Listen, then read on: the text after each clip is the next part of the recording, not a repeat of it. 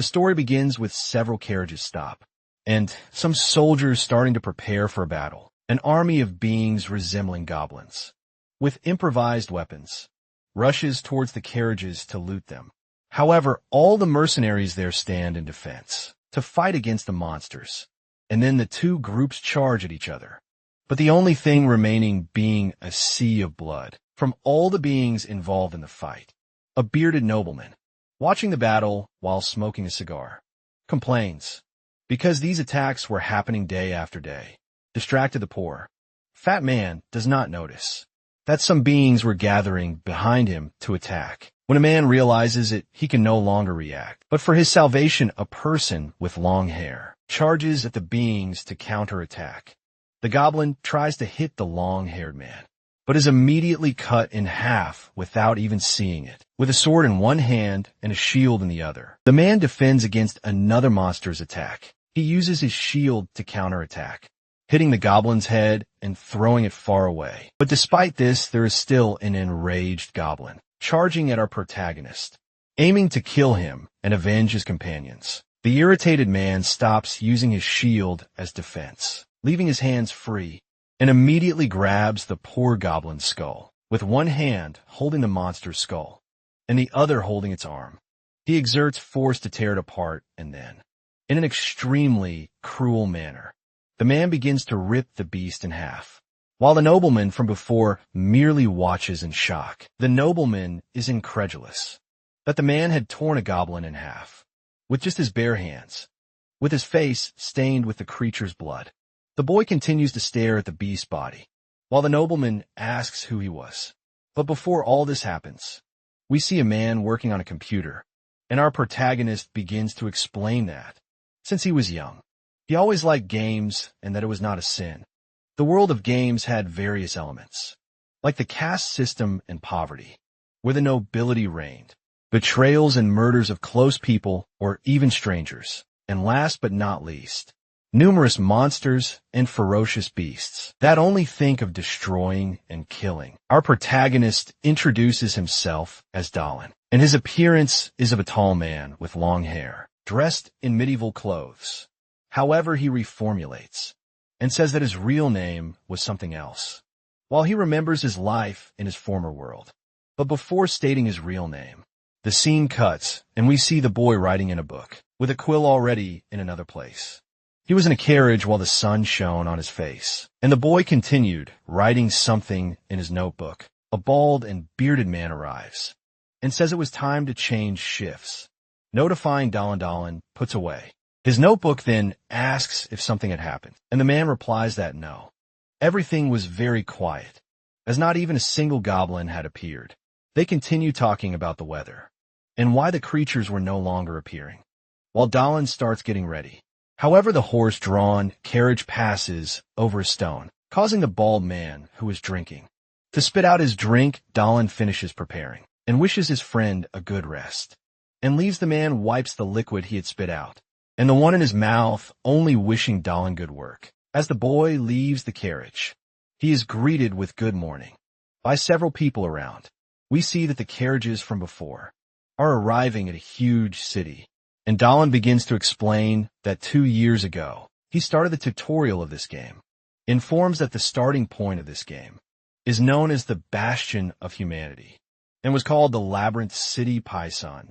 Looking at the huge castle and all the structures, the boy says that it was on a completely different level from what he saw through his computer screen.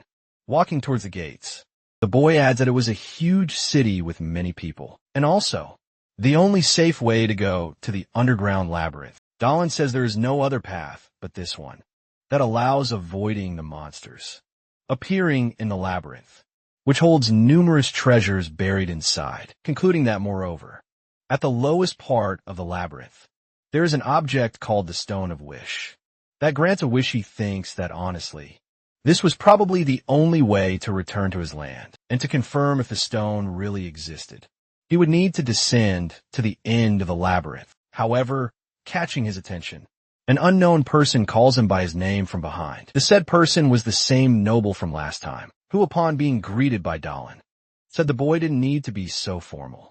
As Dahlin approached, it was noticeable that our protagonist was much taller than the man, and Bulma mentioned that they were companions, and thus didn't need formality. Our protagonist assumed that the man wanted something, and the noble was surprised, saying Dahlin had a keen perception, which is why he liked the boy. With all this elegance, Bulma said he had something to offer, and asked if Dahlin would be willing to join his emporium as his personal mercenary. Hearing this, Dahlin was somewhat confused, because he thought he had never seen such an event in that game before.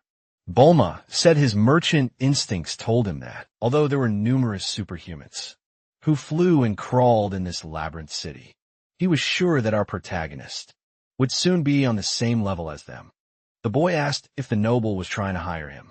Before that happened, and the dwarf confirmed, he emphasized that this would also be advantageous for our protagonist, asking once more if the boy would accept the offer. However, unexpectedly, the boy refused, and then the dwarf began to pull something from his jacket, saying he knew this would happen. The man took out a bag of coins, saying it was the commission fee. 15 shillings. Dahlin was confused, noting that his commission fee was 10 shillings, and he even thought you would receive less, since he joined halfway. But Bulma said the rest was an investment. Bulma concluded by saying he wanted to solidify his relationship with a talented warrior, and our protagonist smiled, hearing the man to finalize the negotiation. The dwarf asked the boy not to ignore him in the future, and he accepted, saying it sounded good. The boy extended his hand to greet and say goodbye, saying he would see Dahlin later. Dahlin extended his hand, returning the gesture to the noble and smiling at him, realizing that the man truly seemed like a good person, and the conversation ended with a handshake. Later that day, when it was about to get dark and the sun was setting, we see several people walking through the streets of the labyrinth city. Our protagonist was one of them, and the boy seemed confused, immersed in his thoughts, ignoring everyone around him. He recalled the offer the noble had made, thinking that during his gameplay, he had never seen anything like it. The boy thought he had never seen such an event before, which meant that the game's events could change, depending on his actions.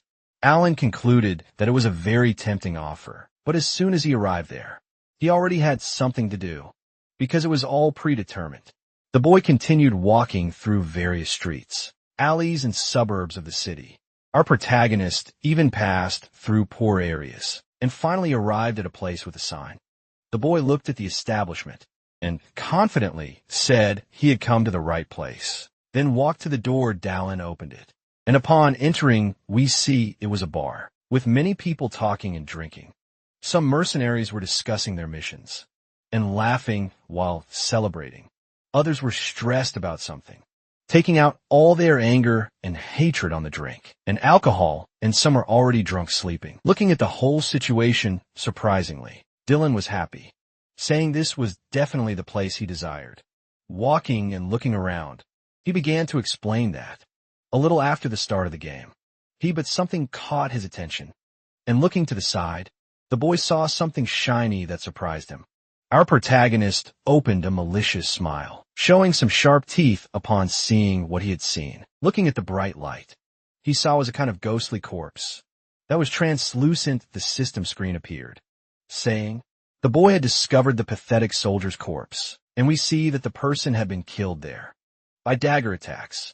The system informed that if the boy collected the body, he could inherit the abilities, as well as the skills and items of the dead person. Smiling and staring at it, our protagonist began to think, wondering what the best weapon to deal with that ridiculously difficult game would be. He extended his hand, and all the green energy began to flow into his arm, and the boy collected the corpse, saying he would reach the end of this game, no matter what.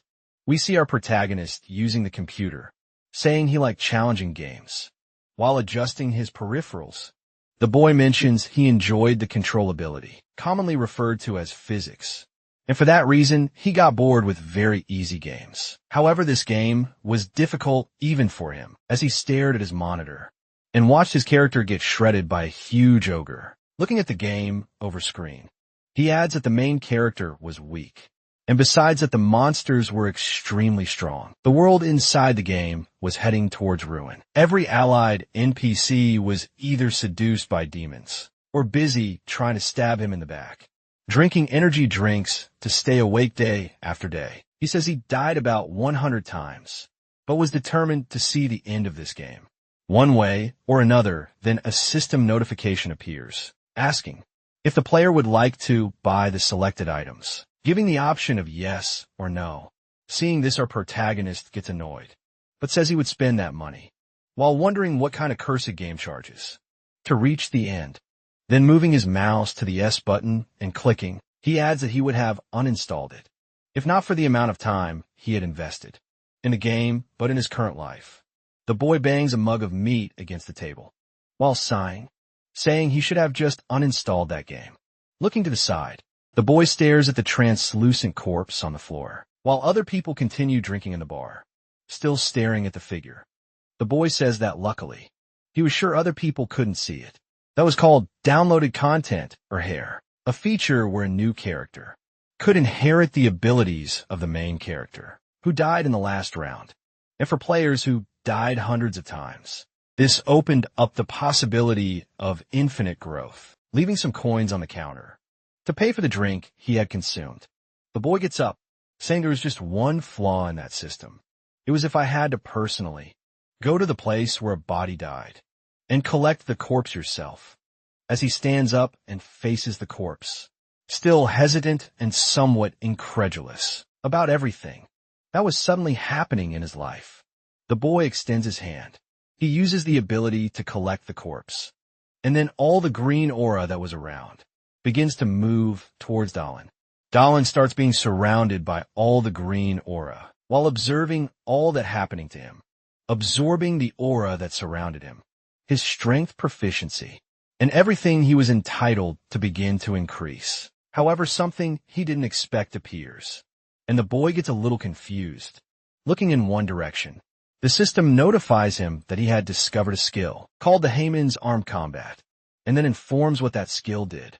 Looking at his hand that had a purple energy ball, the boy closes it using the skill, and wonders how that character had this ability. But ignoring this fact, the boy smiles, saying it was all great, while thinking about the possibilities I would give him. The man says his business there was over, and so he would leave. But person sitting at one of the tables turns their attention to Dylan, next to his henchman, the crime boss.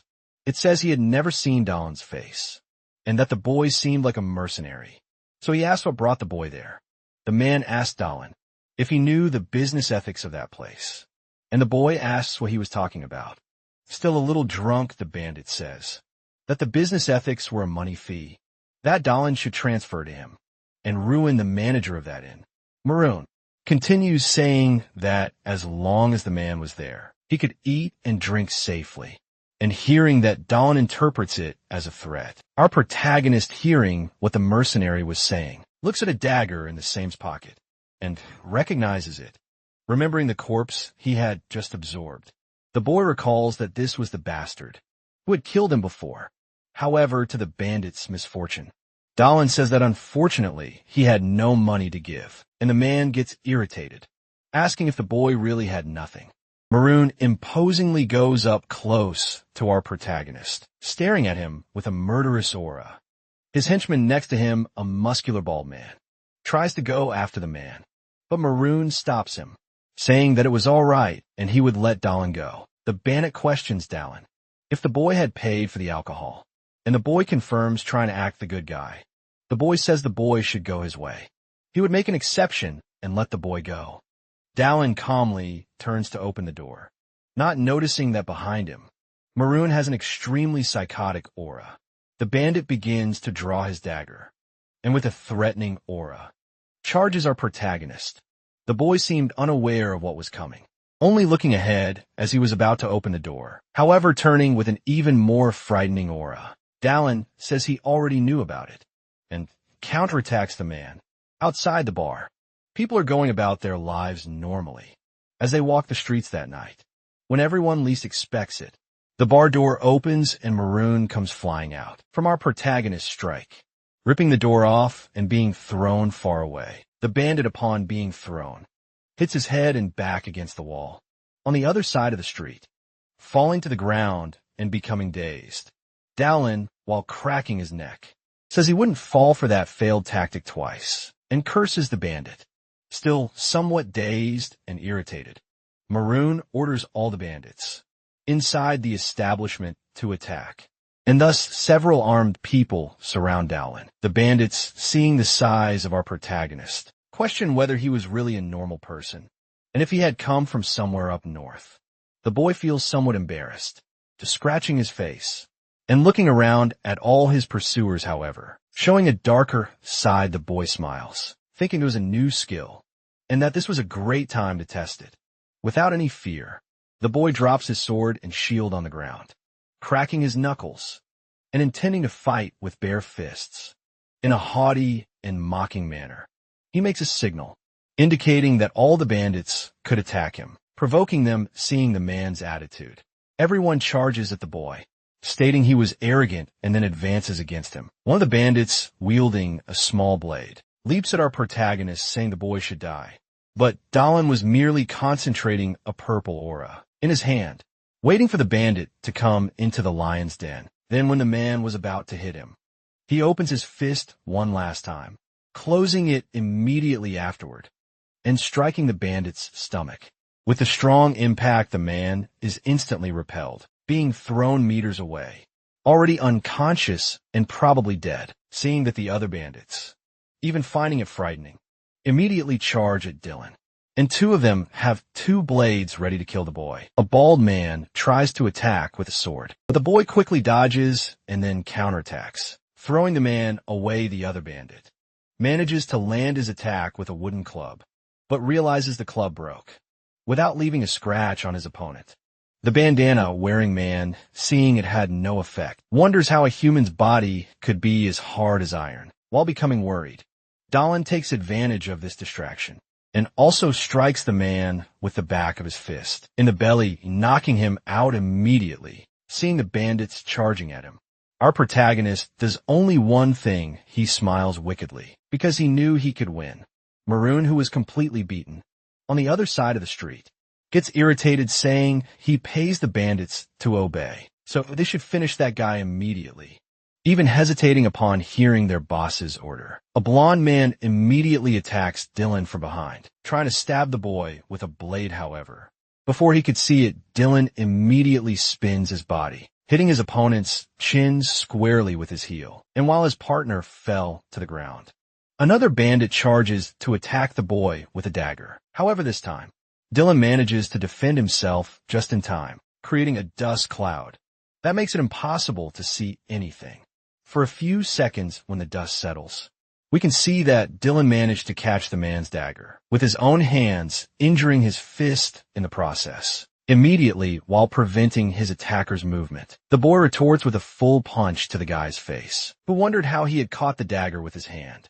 Upon receiving the impact of the blow, the man also goes rolling backward meters away. Already unconscious, Dallin seems unhappy, complaining that it was crap, also wiping the dust off his chest.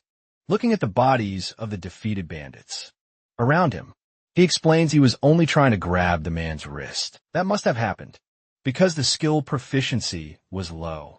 Seeing his stats, Dallin realizes his skill, the Hammond's arm combat, had only increased by 1% proficiency, saying the game was damn hard. Looking back, a bald person appears, asking the boy what he had done.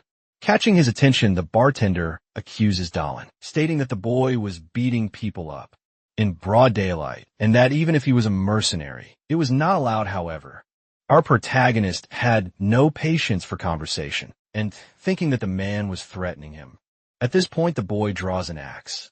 The bartender continues complaining, saying that if the guards found out about this, he wouldn't get away unscathed. And before he could realize it, an axe flies in his direction. The bald man only manages to see the object hitting near his head, becoming completely terrified. Our protagonist then apologizes, saying that it had slipped from his hand by accident. He walks up to the bald man, removing the axe that had gotten stuck in the wood, and the boy remains nervous. With a murderous aura and the axe in his hands, he asked the bartender what the man was saying, At night, near a cabin, we see Dalin tossing a bag of gold into the air. The boy says that before threatening someone, you should know who your enemy is. And since the guy was the innkeeper, he had made a lot of money as he walks through the city streets. He adds that with this he could stay in a good place, without worrying about anything, already in a few meters away. The receptionist welcomes our protagonist, saying that this was the Sword and Shield Inn. The man asks the boy how long he plans to stay, because this inn even offers discounts, depending on his mercenary rank. Dalin then says he would stay for a week, and pulls out a silver necklace from his pocket, informing that he was a silver rank mercenary. The receptionist explains that since he was silver rank, breakfast and lunch would be completely free, but dinner would be extra, and the price of the bowl was 7 shillings. Looking at the bag of coins, the boy feels somewhat disappointed, thinking that it was still expensive. However, with few options, he leaves the coins on the counter and then heads to his room. Número 412. Upon arriving there, the boy removes all of his armor and weapons. Placing them on his bed, the boy goes to the window to look at the moon in the sky and says that this was the true beginning, because the most important thing, before completing the game, was survival. Dalin continues immersed in his thoughts, thinking that to prevent this world from collapsing, he would have to become stronger. And for that, he would need money and experience. But unfortunately, with his current equipment and skills, that would be practically impossible. He needed money to buy good equipment, and had to level up to use the hair skill. Thanks to his countless rounds, the corpses of his characters are scattered throughout the entire continent, and this would allow him to evolve exponentially. Clenching his fist, determined with his desire, the boy concludes that if he collected all the corpses, he could become extremely stronger than before. While imagining the creatures in that world, he notes that time was short, and he would have to prepare as quickly as possible. Thinking more deeply, the boy tries to find a special mission where he can earn money and collect corpses. Simultaneously exploring the country, the boy finishes by saying that for this, you would have to meet the owner of the nest. The next day, in another place, you can see the establishment with a logo of a raven. Inside this place, everything is illuminated by a purple light, while on a table there are various equipment, books and magical potions. A beautiful girl rests part of her face on her hand while she says the name Dalin. Reading some papers, we see that the girl was sitting in a chair, near a table reading a specific paper, with information about our protagonist. The next day, the sun finally rises, shining on the whole hotel and other apartments in the Labyrinth City. The man in charge of the hotel reception wishes our protagonist a safe journey, and the boy quickly leaves the place. Looking around and still a bit confused, the boy asked himself he should go now, or wait for a more appropriate moment. He starts walking through the streets and suburbs of the city, heading to the location he wanted to visit. After some walking, he finally sees the Raven logo and says, "It looks like he has arrived." Looking at the establishment, everything was completely run down, even overtaken by vines that were growing, and down on remarks that was very neglected, entering without asking anyone. The boy asks if there was anyone there. It's possible to see that it looked like a bar, illuminated by a purple magic crystal. Searching the establishment, Dalin notes that the door was open, but the owner of the nest didn't seem to be there. Something catches his attention, and he diverts his gaze to a door, saying it might be an uninvited guest. Behind the door, the same girl from the previous day was hiding the crossbow, and when the boy notices this, he says he has to clear up the misunderstanding. The boy goes to the door he entered and knocks with a secret code that only he and a few specific people knew. Hearing this, the girl remains silent for a while, then sighs and realizes what it is. Before opening the door, she asks how many times she has to say it, and as she opens the door, she says that outside business hours, one should only come if it's urgent. Upon seeing our protagonist, she notices that the boy is much taller than her, and comments that she's never seen him before signing. The boy says that the girl needs to expand her customer base to do well in business, as this place should be thriving, and the girl remains silent, smiling the hint of mockery. She explains that she is quite capable, and that the boy talks a lot. for a customer from the north. She reframes and asks how a savage dares to hint at someone like her, then asks if the boy understands. And Dalin confirms the boy says, "It wouldn't be good if you were just a savage, who migrated at the age of 2. And the girl is a bit confused by the phrase. He explains that he was civilized from an early age, and unlike an informant, she wasn't very good at foreign languages. Hearing this, the girl laughs despite trying to hold it back, saying the boy is a disappointment. The girl apologizes, commenting that she didn't expect to be fooled in such a gentlemanly manner. She turns around, smiling, and walks back to where she was, saying that since our protagonist is a customer, he'll be served tea as she turns. Our protagonist notices the girl holding a crossbow and feels a bit nervous sweating. He thinks that his chest was almost pierced, and with a knowing smile, the girl simply ignores him. Inside, the girl serves tea to Dalin, saying that even if he has heard about her, they should introduce themselves.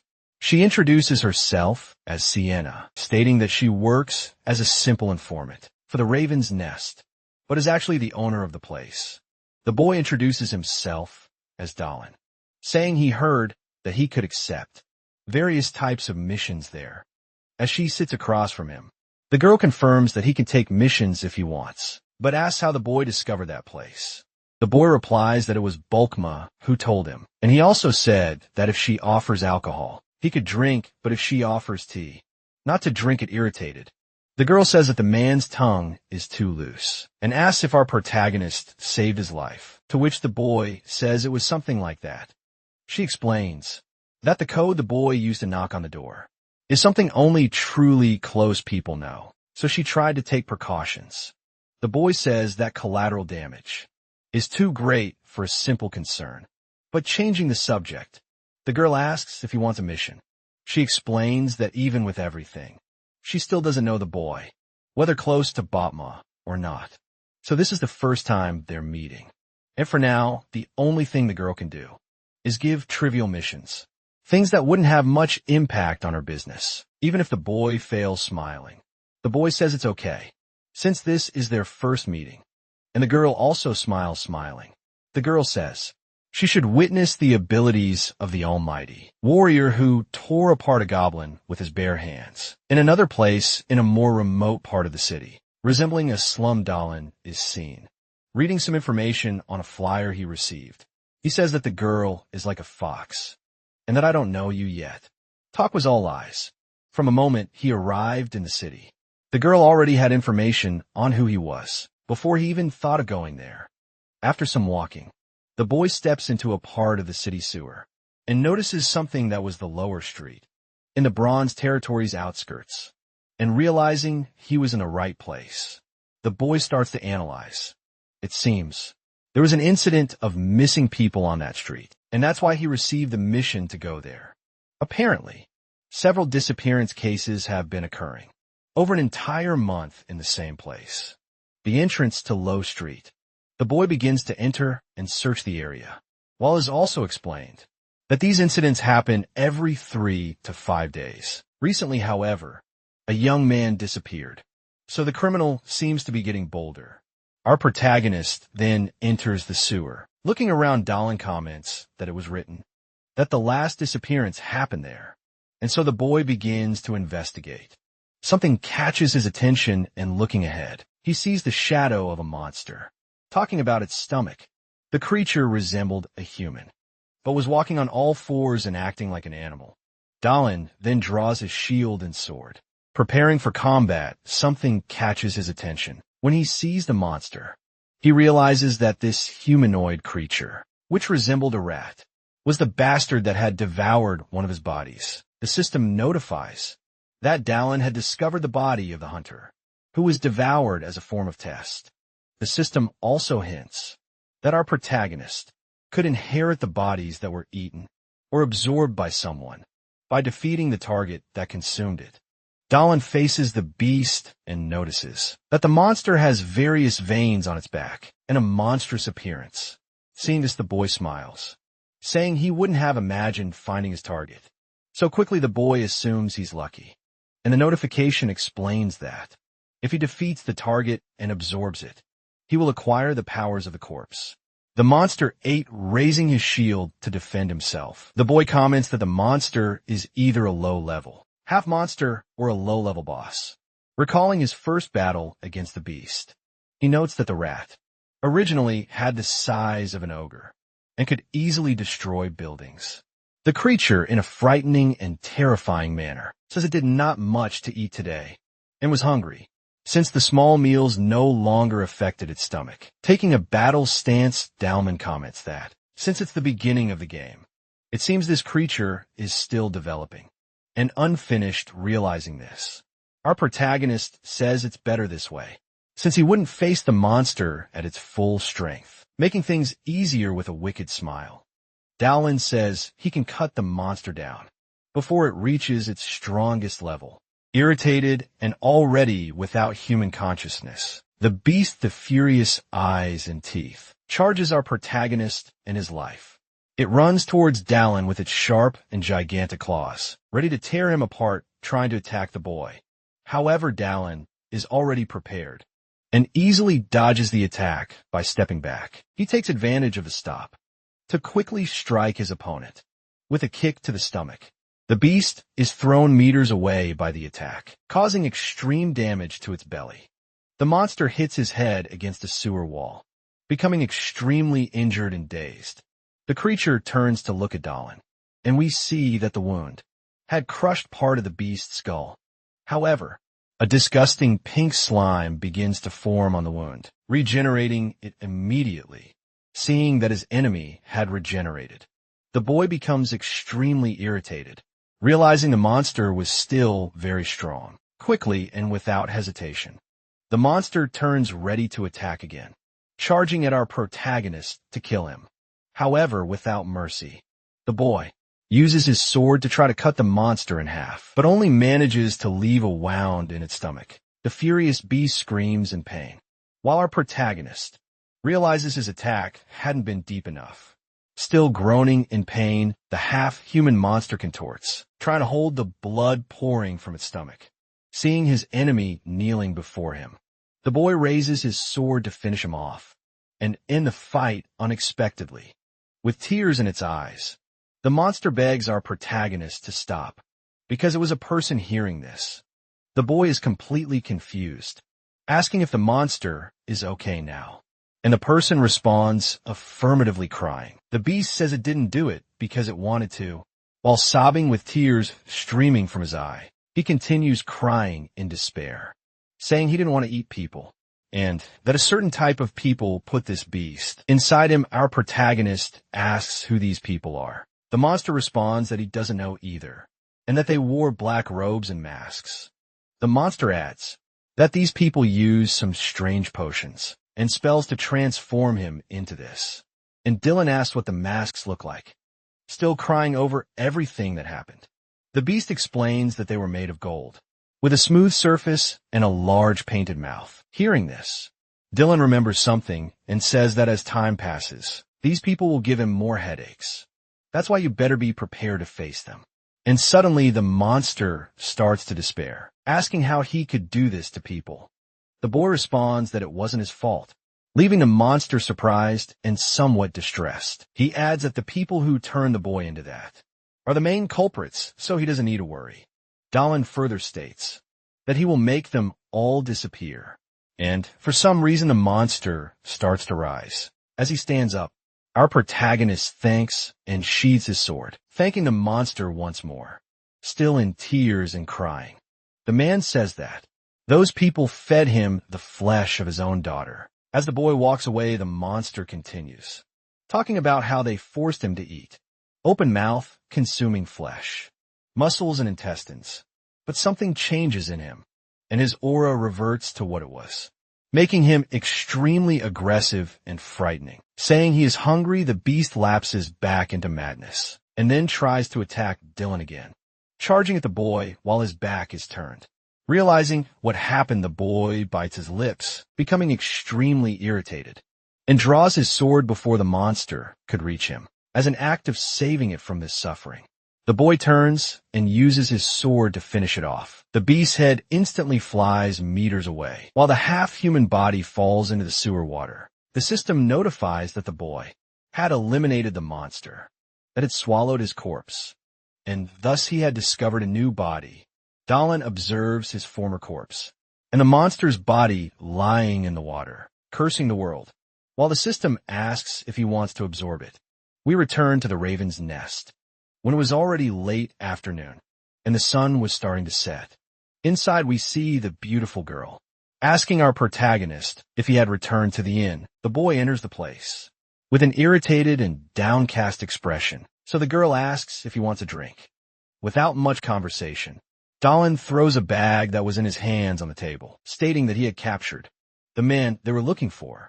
The woman opens the bag and, seeing what was inside, has a disgusted look but says nothing. Seeing this, she realizes that tearing a goblin apart wasn't a lie, and says she now has no doubt that Bolt was. Words were serious after all. Santa takes a bag of coins from behind the counter and says that anyway, you did a good job, and thus pays the 15 shillings, with a somewhat embarrassed face. The girl says, the boy completed the job faster than she expected, but that doesn't mean he'll get more. Still saddened by the situation he saw, the boy says, that amount was more than enough for a single trip. He also pulls out another bag from his pockets and places it on the counter, leaving Sienna intrigued and questioning what it was. With a cold expression, he explains that what's in the bag are the belongings of the murdered victims, leaving the girl confused and somewhat scared. Looking at it, the girl questions what she should do, since he was handing it to her, and Dale explains that he wanted her to give it to their families. Alan offers to pay, but the girl says she is not an informant who extorts money using some excuse, and the boy could keep the money she would make. Smiling more relieved, as if a weight had been lifted off his shoulders. For the girl's kind act, Dahlin thanks Sienna. He turns and begins to leave, saying he will see her tomorrow, and the girl, irritated, responds that for the 10th time, he should come during business hours. Dahlin retorts that he would think about it if she offered him a drink instead of tea, to try to kill him proud and somewhat happy. She sighs while watching the boy leave, realizing he had a good heart. Watching all this, she asks if it was really serious, since this wasn't the action of a typical mercenary who only cares about himself. Santa also says that he doesn't seem like a man who would simply be driven by a sense of justice and be stupid, getting a bit interested while looking at the bag. The girl sighs once more, of saying that he's a very interesting mercenary. She says she is sure Dylan is capable of everything she commands, and already at night. We return to the inn where our protagonist was. At the inn, the boy is writing something again in his notebook.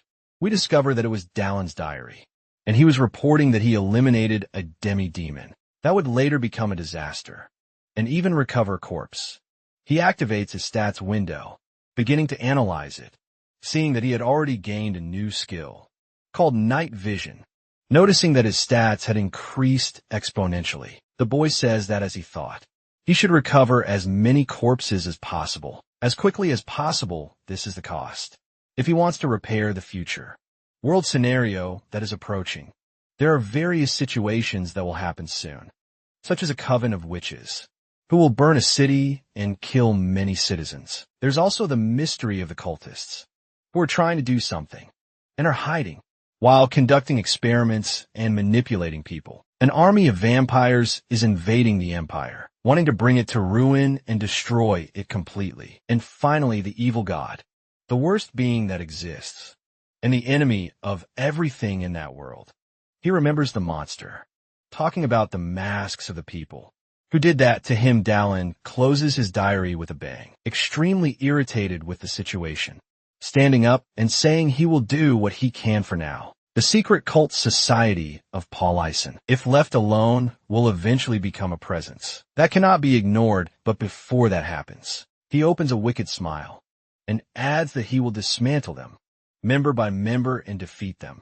The next morning, we see the Raven's Tavern, where our protagonist picks up his missions. Inside, a bartender is cleaning some glass cups, when something behind him catches his attention. Dylan arrives and sits on a small chair in front of the counter, asking the bartender for a glass of whiskey. The man quickly nods and rings a bell near him and hands our protagonist the drink, which he quickly consumes, however. Surprising the boy, Sienna appears, asking how long he will ignore the instructions to come only during business hours. Dallin responds that if there's a customer and a bartender, it's business hours, and the girl says the boy is talking too much.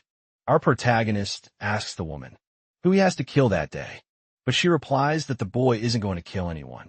Senna points to her office and says he needs to go in now because they need to talk about something. The boy is a bit hesitant, not understanding what the woman meant by talk. She turns and starts entering her office, stating that a specific job has come for a certain person. The girl calls him the Low Path Hunter and then enters her office laughing.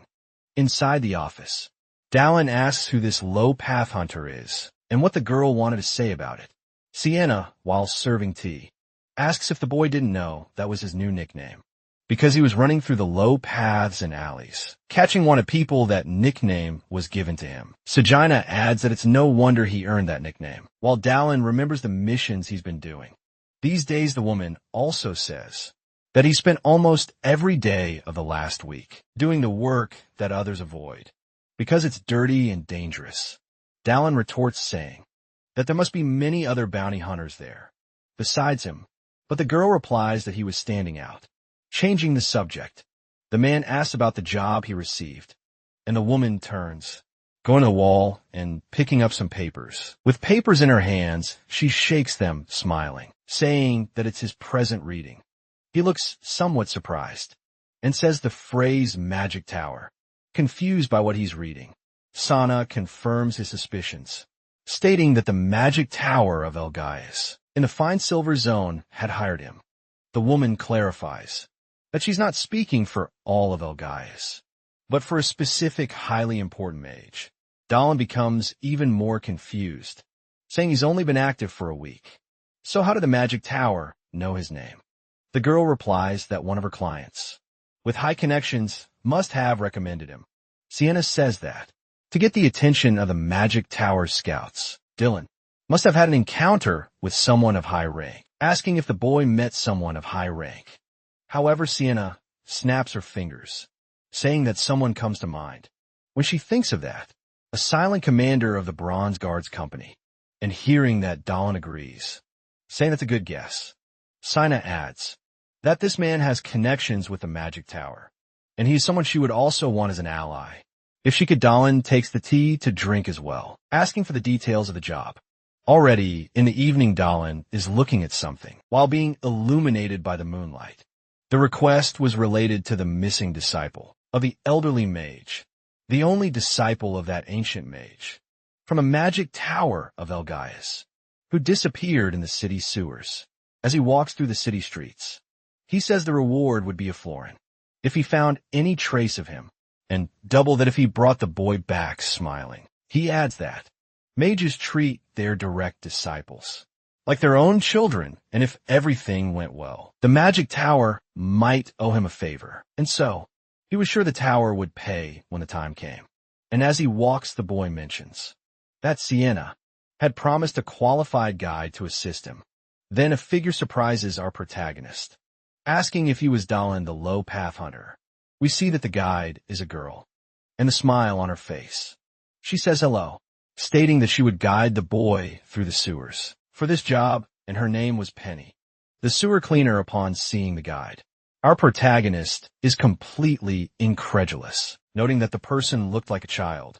Down in the sewers, lighting the place with a torch, Dallin asks if the sewers are the foundations of this great city, and the girl responds that they are, and that she takes care of everything.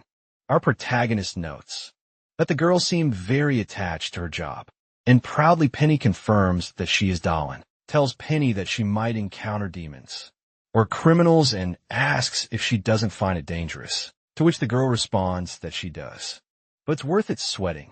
Impressed with the young girl's personality, our protagonist notes that she is very positive and high-spirited. Dylan also asks how long the girl has been working there, and Penny replies that it has been about 3 years. As they walk, Dylan is impressed, noting that most people don't last more than a year in that job. So the girl is a veteran for a moment. The girl stops and says they are close to the spot marked on the map. Hearing this, Dylan diverts his attention and looking to his side, asks if the young mage disappeared there.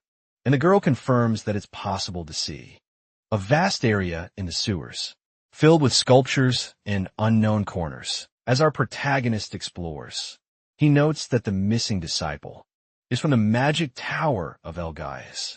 Who are earth mages, so the underground sewers are advantageous for them in a fight. If he was a direct disciple of the ancient mage, the boy must be highly skilled, and for someone of his caliber to be kidnapped, then the person responsible must be that guy.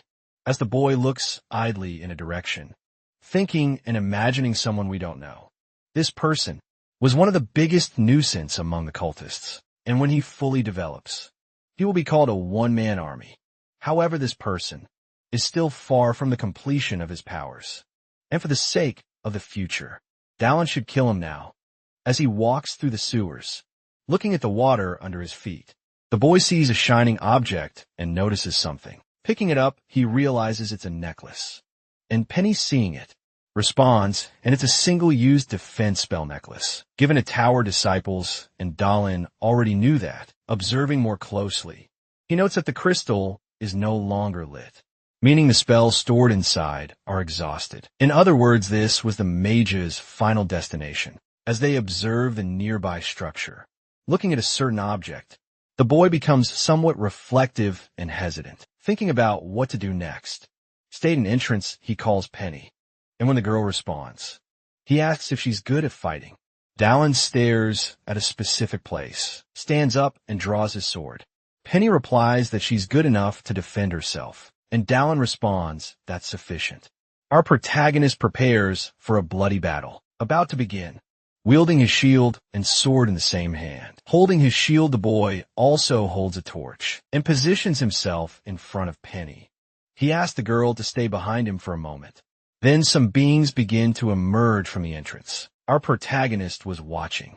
Several monsters, resembling humanoid frogs walking on two legs, appear, with their grotesque appearance with their tongues out. The monsters drool, as if eyeing two prey ready to devour them. Seeing this, Dylan calls the creatures frogmen, noting that even though they are lower-level monsters, they have high intelligence, making them difficult to combat. Looking back, Dylan sees Penny wielding a knife in a combat stance, and nodding, realizes he has nothing to worry about. However, immediately some frogs charge at our protagonist, aiming to kill him once and for all, and accomplish their goal. Reaction right after seeing this. Dallin positions his sword for an attack. As soon as one of the monsters gets close to him, is about to attack, the boy swiftly cuts it in two before the monster can react. The other two creatures, which were behind the fallen beast, also move to attack, intending to use the moment when Dallin is distracted. However, with extreme ease and coldness in his eyes, the boy also cuts the two creatures in half, killing them instantly. Penny, however, is startled, making a face and staring at something in front of her, asking Dallin to look immediately. As Dallin pays attention ahead, he notices that one of the creatures is starting to come with a certain tool to attack. Not only that, but an army of frogmen is coming from the entrance, ready to kill Dallin and end his life. While wiping his face from the blood of one of the beasts, the boy starts to laugh, saying that maybe it's not an army, but a company there smiling wickedly, ready for battle. Our protagonist adds that none of that matters, preparing for battle again. This time he charges at the monsters, saying that nothing will matter after he kills all the beasts. After a while of a bloody battle, we see Penny holding her blood-stained knife, surprised by something.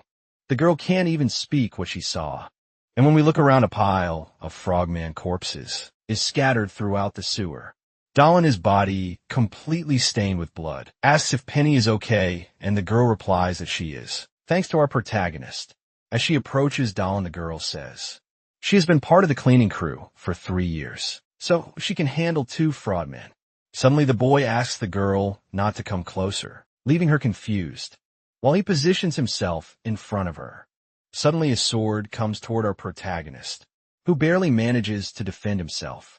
He then throws his tool aside to draw his axe, intending to throw it in a dark passage, where nothing can be seen. The boy throws his axe, which spins towards something. It seems to hit one of the frogmen, making a monstrous noise. Suddenly Penny, scared, asks how our protagonist knew there was a beast there, and he explains that monsters become more ferocious when hunting humans. Actually, the man was using his night vision ability, allowing him to see in the dark, and he notices that only 2 remain, with the last one fleeing. Penny asks what they should do, and Dallin explains that they will chase the monster, since its lair is probably not far away. The woman, staring at our protagonist, feels somewhat embarrassed, saying he is extremely incredible.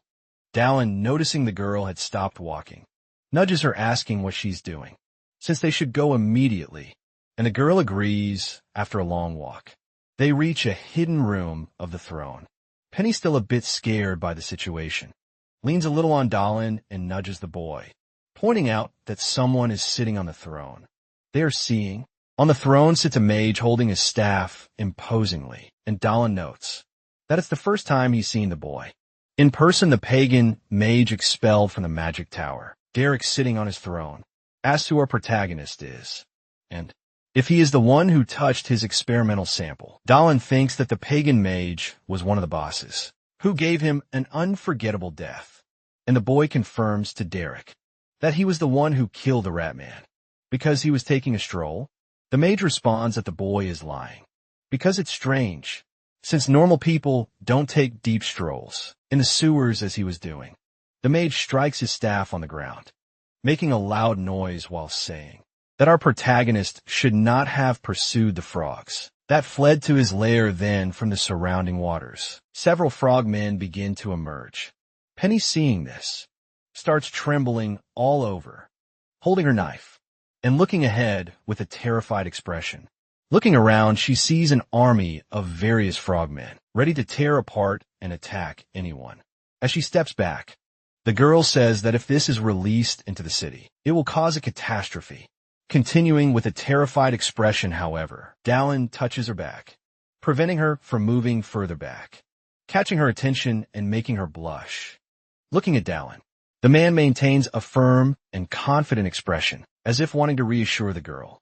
Seeing the protagonist, she understands that the boy can defeat as many frogmen as there are, so she doesn't need to despair. With a look of extreme psychopathy, Derek orders his frogmen to tear them both to pieces, then revealing they even had enormous teeth. The frogs charge ferociously to defeat Dallin and Penny. Dallin remains motionless before an army of frogs, rushing towards him ready to kill him, holding a blood-stained sword.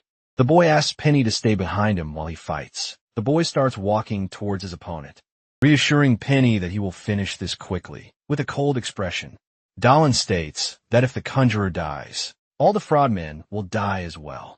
Observing hundreds of these creatures coming at him, with only a shield and a sword in his hands, he says there is only one answer, swinging his sword with fluid and rapid movements, in one direction and another. The only thing visible is the splatter of the creature's blood. One of the frogmen, about to attack Dallin, only sees his arm being cut off, groaning in pain before he can react. Still with a cold and frightening expression, our protagonist begins to shred several frogs, while saying he would kill everyone in the way. To get to the summoner with just one step for momentum, the boy leaps forward, passing and eliminating several frogs, without giving them a chance to react. After dashing forward, one of the frogs comes at him, opening its mouth and revealing immense, sharp-pointed teeth, ready to devour a protagonist. However, quickly, with a look of disgust at the sight, the boy splits the frog's jaw in two, preventing it from attacking him. As he lands on the ground, several frogs surround the boy from all directions, not allowing him to escape. With just one hand, he prepares himself, clenching his fist, and quickly punches 2 of the frogs, eliminating them. He notices one of the frogs trying to attack him from behind and swiftly reacts, cutting it in 2 before the frog can see. The battle continues with several creatures attempting to attack our protagonist from all directions.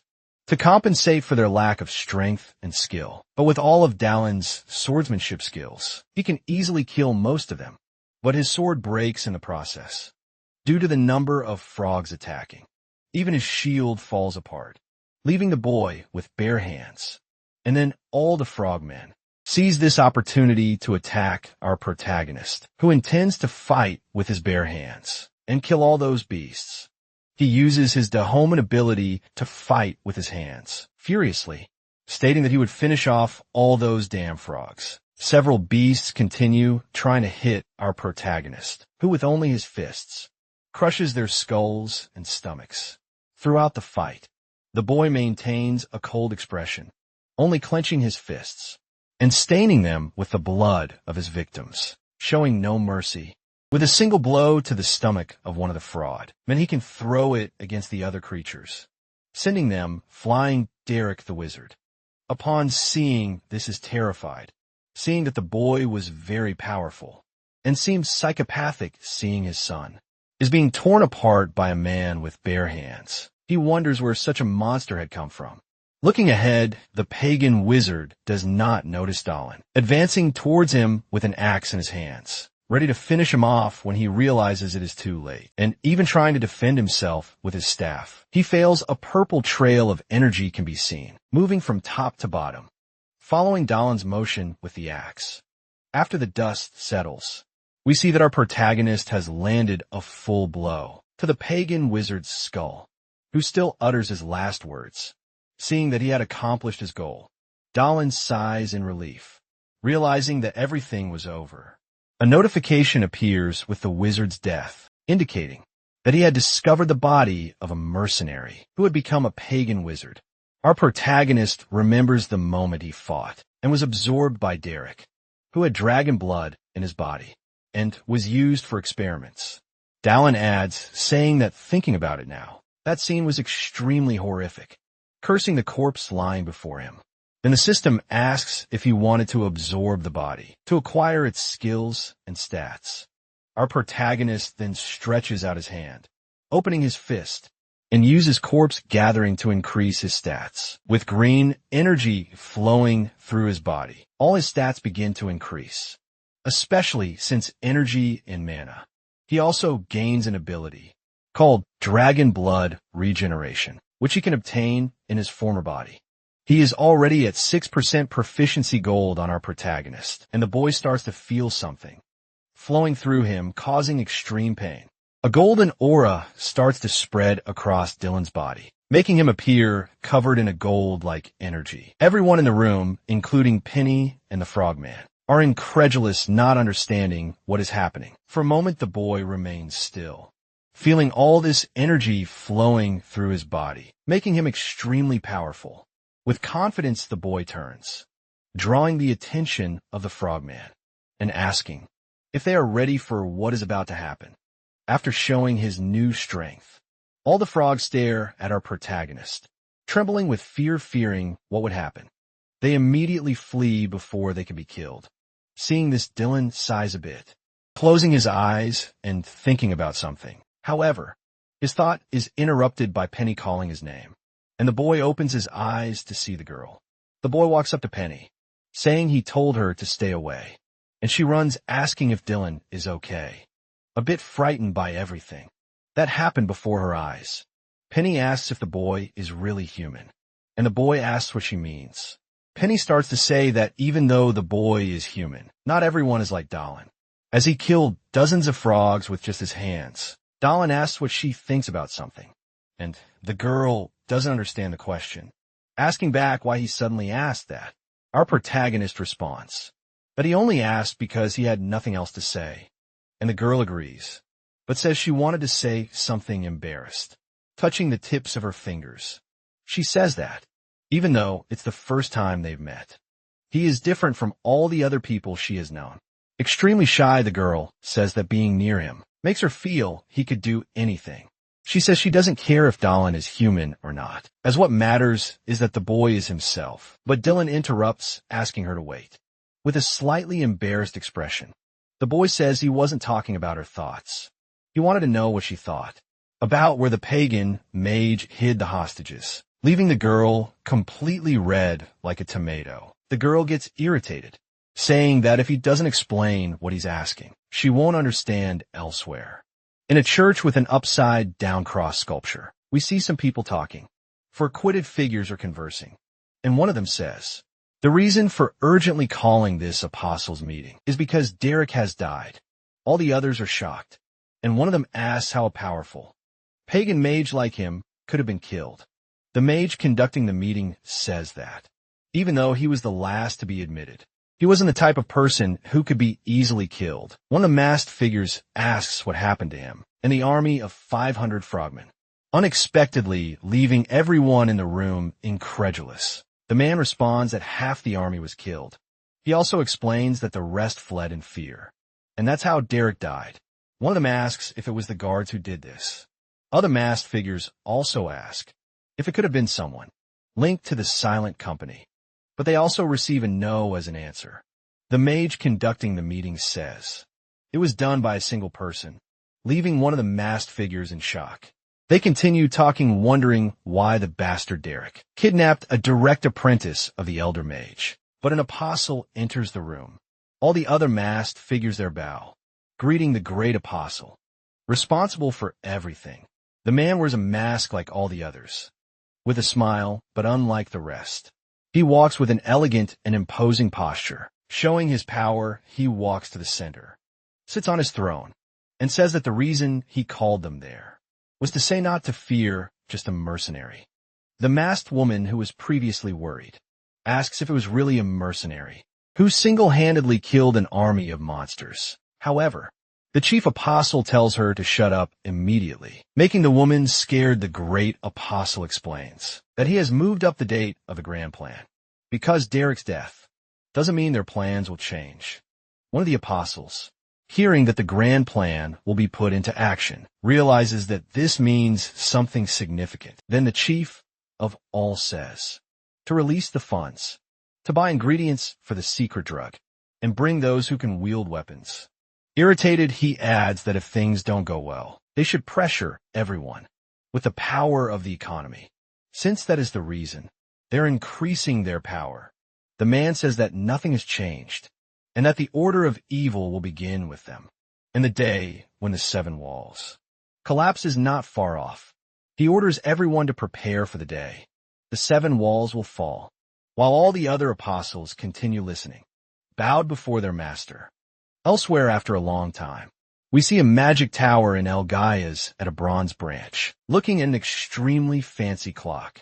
Watching the hours pass, we see Dahlin sitting in a comfortable armchair. The boy remembers Sienna, saying that the person who had given the mission wanted to see him personally, to give him extra compensation. Happy Galen continues looking around, saying there's nothing wrong with him, receiving an additional reward, and that's why he's there. Bored, and with no one calling him yet, the boy opens his status window, making it appear immediately. He begins to read about the skill he had acquired. Dragon blood, regeneration.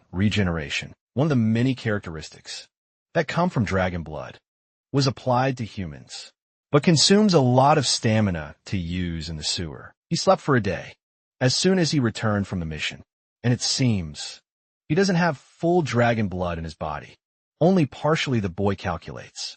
That would be impossible to use that skill continuously in a fight without exhausting himself completely.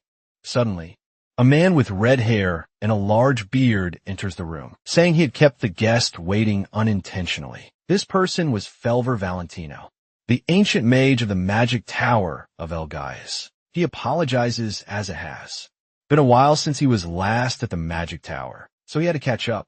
Felver says he will ask for a cup of tea and ask if Dahlin would like some, to which the boy replies yes.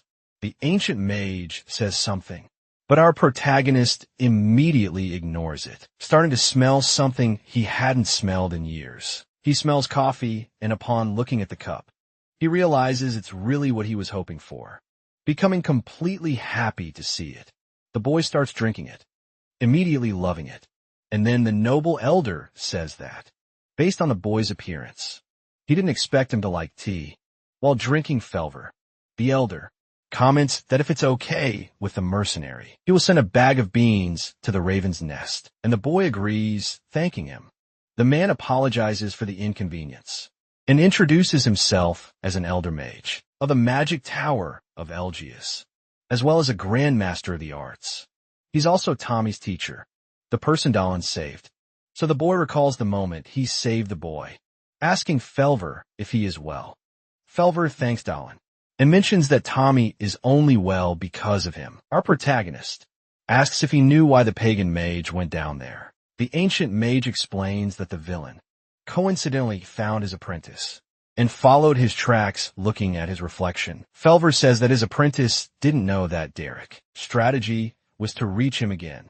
The great elder thanks him for defeating the army of fraud men alone and says he couldn't believe Dallin was just a silver rank. Malkanavi Allen replies that he shouldn't judge people just by an identification plate, and the mage agrees as everyone has their own story. The man throws a bag full of coins on the table, saying that is the reward, and it contains 100 silver coins, equivalent to 1 gold coin.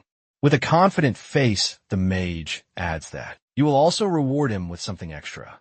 Picking something up, he places a beautifully crafted bag on the table, saying that is the present.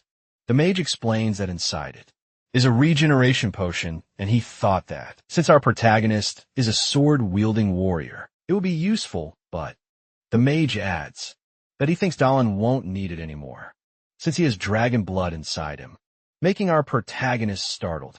Seeing Dylan's reaction, the mage quickly asks the boy to calm down, as he's not there to threaten him, but to make an offer. Irritated and almost ready to attack, the boy tries to calm down, asking what the mage's offer is. Felver, with a completely different face and posture, offers our protagonist the chance to choose a different reward. At sunset, after a long conversation, we see Dallin leaving the place. He remembers Felver, saying that the boy chose the right thing. So Dallin says that it's probably better than the potion. As he leaves, our protagonist remarks that he never imagined that the mage was so skilled, that he could even recognize dragon blood in his body. Our protagonist also recalls the moment he finished fighting the mage and saw his axe shattered. Dallin feels somewhat sad as it was his last tool, since his sword and shield were also destroyed. Penny notes that he can't do anything more with those, and says Dallin needs to buy new ones. Catching the girl's attention, a bit embarrassed, the girl says her uncle is a blacksmith and asks if Dallin wants to visit him, because since the boy is special, she will ask her uncle to give him a good discount. In the present moment, the boy sighs, saying that if he's going to get a good discount, he should go there since he has no other option. Far away, we see the Forge Street in the Bronze territory, with many people walking around.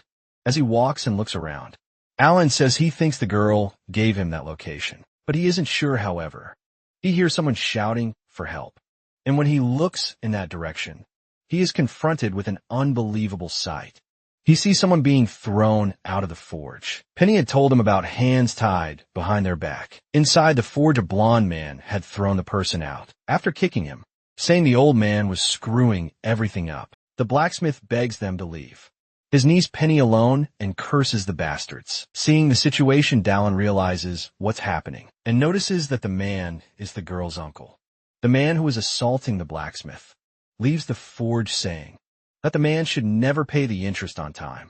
The blonde thug says that if the blacksmith doesn't have money, he could use his knees to pay the debt, causing Penny to despair, trying to get up. A bit hurt from the fall, the blacksmith tells the thug that if he continues saying those things, he will make him pay with his mouth.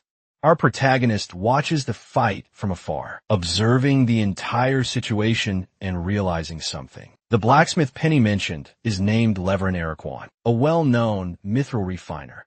Our protagonist explains that by the second half of the game, this blacksmith develops exponentially and creates the greatest weapons for humanity. He's a very important NPC blacksmith, necessary for the strategy.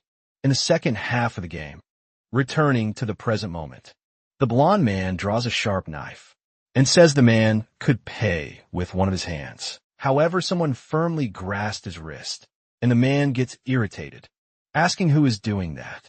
Our protagonist snatches the sword from the thug's hand, saying that if an old man's hand cost a gold coin, how much would a young man's hand cost? The last thing we hear is the thug scream, echoing through the city, and some time passes. We see a mug of beer on a table, and the blacksmith thanks our protagonist for saving him and his niece. The man says he had heard about the boy because his niece had mentioned him, and asked our protagonist who is drinking if he needs a new weapon. Unfortunately, the blacksmith explains that he cannot make a suitable weapon for the boy now, because as he saw earlier, he has a debt with the shop. Wiping the drink from the corner of his mouth, the boy asks what the man's debt has to do with making weapons. Blacksmith gets irritated, slamming his hands on the table, saying that people confiscated all his tools as interest, and with this debt a shop told him that if he worked for them for 5 years, the debt will be paid off. However, for a neighborhood blacksmith like him, the moment he closed the shop it would end. And when the debt was paid off, the only future left for him will be to work in someone else's forge. Our protagonist, as soon as the man tried to maintain his position, and in the end the thugs came to threaten him. The blacksmith ignores what our protagonist says, only mentioning that he hates those bastards from Telia, which catches the boy's attention.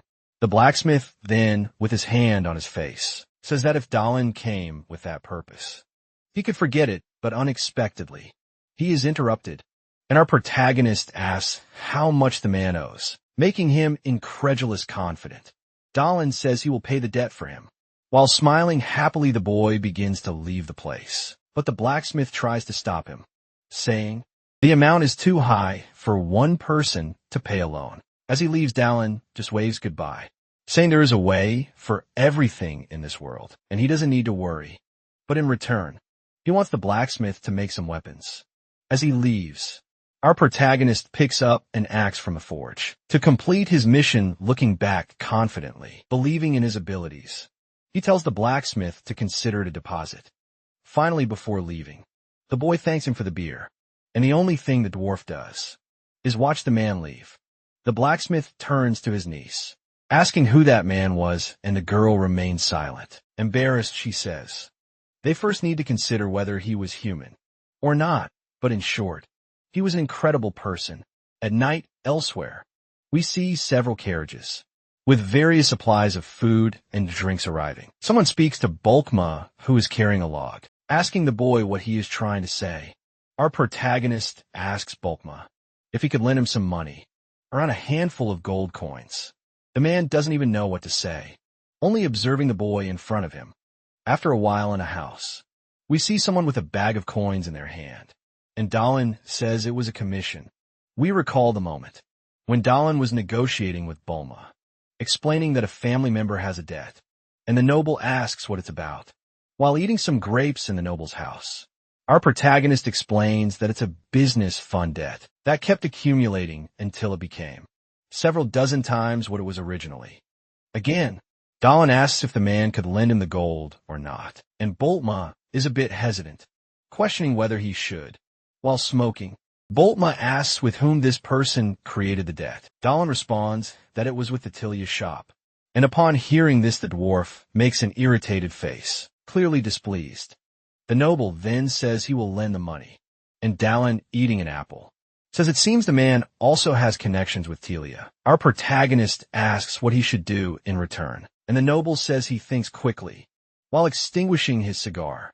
He says that the Telia shop is an organization with dirty funds, so he arranges to meet Dahlin tomorrow. At the same time, Dahlin starts to explain about the Telia shop, an organization illegally created by the Apostles of Retrograde, a group of cultists. They control most of the commercial power in the Bronze Territory, a place that is essentially the life of the cultists. Dahlin didn't plan to meet them so soon, but since they got involved, he will have to crush them. Our protagonist says he would confront them now, but there's still a legal merchant association, meaning fighting them openly is very risky. First, he needed to get Leverin out of their clutches, and something comes to mind, making the boy a bit shocked. The boy, looking ahead, notices something he doesn't want to see as he looks at Leverin and Penny's forge. Irritated, The boy realizes it's in front of the blacksmith shop, meaning the Telia bastards have started moving quickly to protect his allies. The boy begins to run towards the forge. Without stopping, he sees a group of people armed with knives and clubs in front of the forge, ready to kill Penny and her uncle. One of the men tells the old man to follow them obediently, as they're not doing this. Just need a few coins with a hammer in his hand.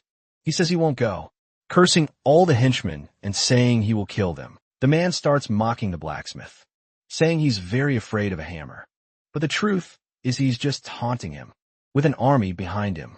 The leader of the group of thugs says that even if the old man could defend himself for a moment, he wouldn't be able to fight them all. The old man, no longer in his prime physical condition, starts trembling in fear, knowing he can't face them all. The thug leader then finally gives the order everyone was waiting for, to attack the old man and Penny, calling her a bitch in the process.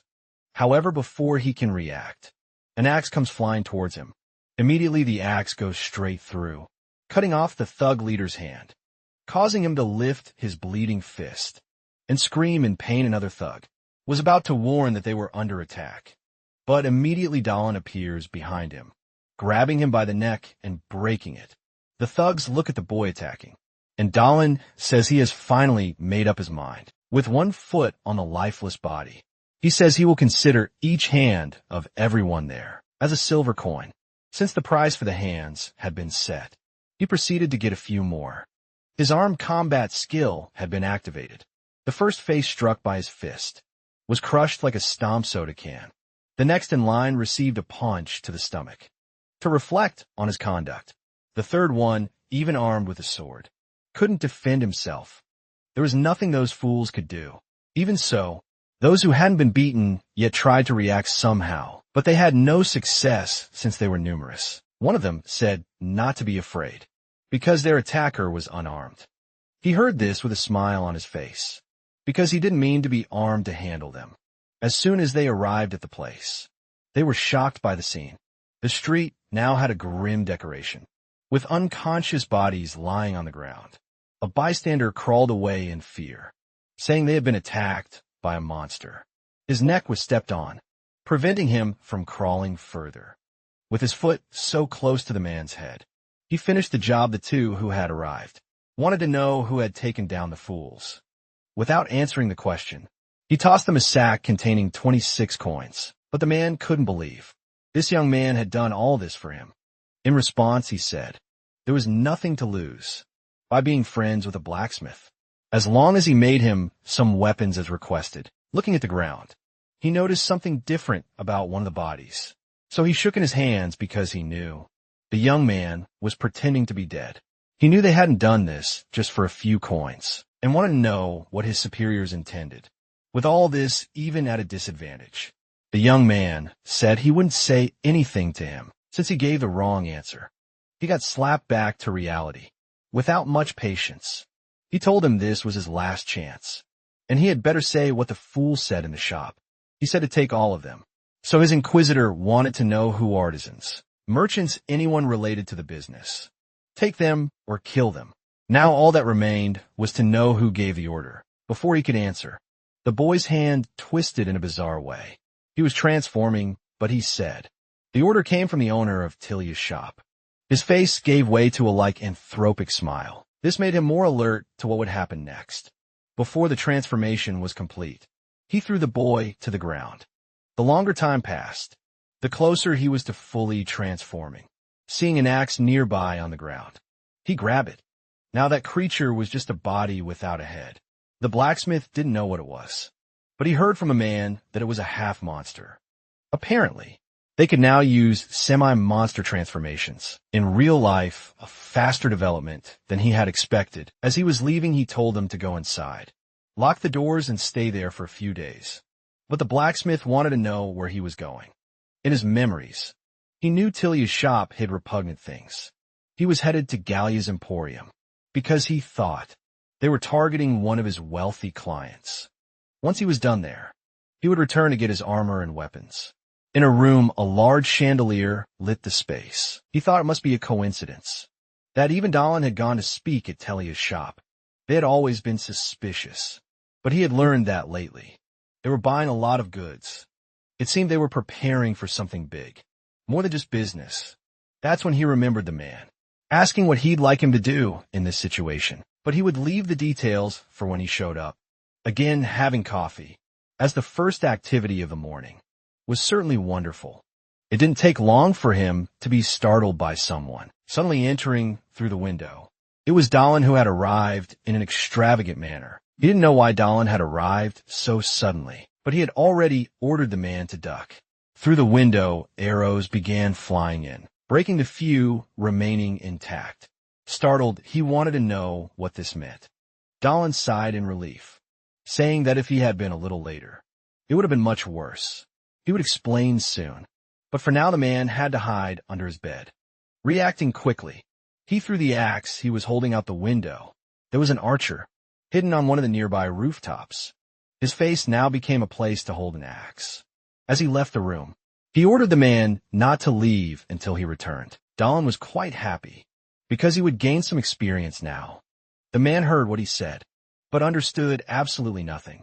He jumped out the window toward the nearest roof. Beside him was the small body of the archer, who had tried to hide, and the axe holder was a white mask. He looked around to get a sense of his surroundings. There were several of these men, with masks on their faces. They began to appear in numbers on the rooftops. This was their main military force. White and gold masks in motion. This indicated they wouldn't just stand by and do nothing, preparing for what was to come. He gripped the axe in one hand. There wasn't much time left before their grand plan would be put into action. A projectile flew in his direction. With skill, he used the axe to defend himself. Standing still wouldn't help, so he started to move. Before him were already a few of the fools, who looked surprised. They tried to attack him in vain, but what they threw at him only hit the image he left behind. The first axe strike landed perfectly. It didn't take long for him to be close to the next one. This time, the axe brought about a separation of head and body. Now only 3 were left, and another projectile came his way. Once again, the axe was useful as a tool of defense. Someone said he must be the soldier who killed Derek. This man calmly approached him. They stood face to face, but on different rooftops. As soon as the masked man realized it was him, he expressed his desire to taste some of his blood. For the blood of valiant warriors is always a delight. This was a silver mask. He hadn't expected an executive member to be there. This was Stray Lederhafen, a low-class assassin vampire, who used poison and memorization. In the game, it was difficult even to react to his attacks. Still, he was excited to see how things would go. Now, there was no other option but to face him alone. Confident, he hoped to resolve everything in just a single strike. The vampire waited, smiling for him to approach. Dahlin noticed something was wrong. He was now in the middle of a trap. He did his best to defend against the stakes. Now he felt he had been too reckless and should have been a little more patient because of his character's body that this guy had consumed. A notification appeared he had discovered the killer, who dismembered bodies under the night sky. Not to mention, the recent attack wasn't made by him alone. The vampire had a help from the other fools Dahlin hadn't dealt with yet. If that was the case, he needed to take care of those guys first. Attacking the vampire said he was growing impatient because he already wanted Dahlin's blood. The henchmen attacked in unison, just like the crossbowmen on the other side. Dahlin found himself surrounded on all sides. With exceptional mastery, he disappeared and was already upon some of them. His axe found the first of many targets. There was no time to waste in this situation, and his attack continued. His strikes were precise and lethal. The long-range shooters were no longer breathing, leaving only the others. He then prepared to throw his axe toward them. Without time to react to the speed of the attack, one had already been hit, preparing to finish them off. He used his combat ability as quickly as his axe advanced toward them. It had no trouble taking them down. The survivor of this strike called him a monster. Dahlin was relieved that only one of them remained now. Without patience, he let his axe sing. However, he noticed an attack coming from behind. He had to defend immediately, using the axe to stop the projectiles. But what he didn't expect was for poison to come out of them. Realizing the gravity of the situation, he tried to move away from the smoke immediately. but he was already poisoned. The vampire said that a simple human couldn't resist a deadly poison. He hadn't used it earlier because of his companions, but now with only one of them alive. It was a reasonable loss, even so. The vampire was relieved not to have faced him head-on, as he had taken down all the others without difficulty. Knowing this, he needed to make sure to get rid of him completely. Being a vampire, the poison didn't affect him, but he hoped the human wouldn't be able to resist. Amidst the smoke he approached what he thought was the body of his victim. As he got closer, he realized it wasn't him. That body wore a golden mask. Alan is already behind him, ready to let the blade of the axe sing.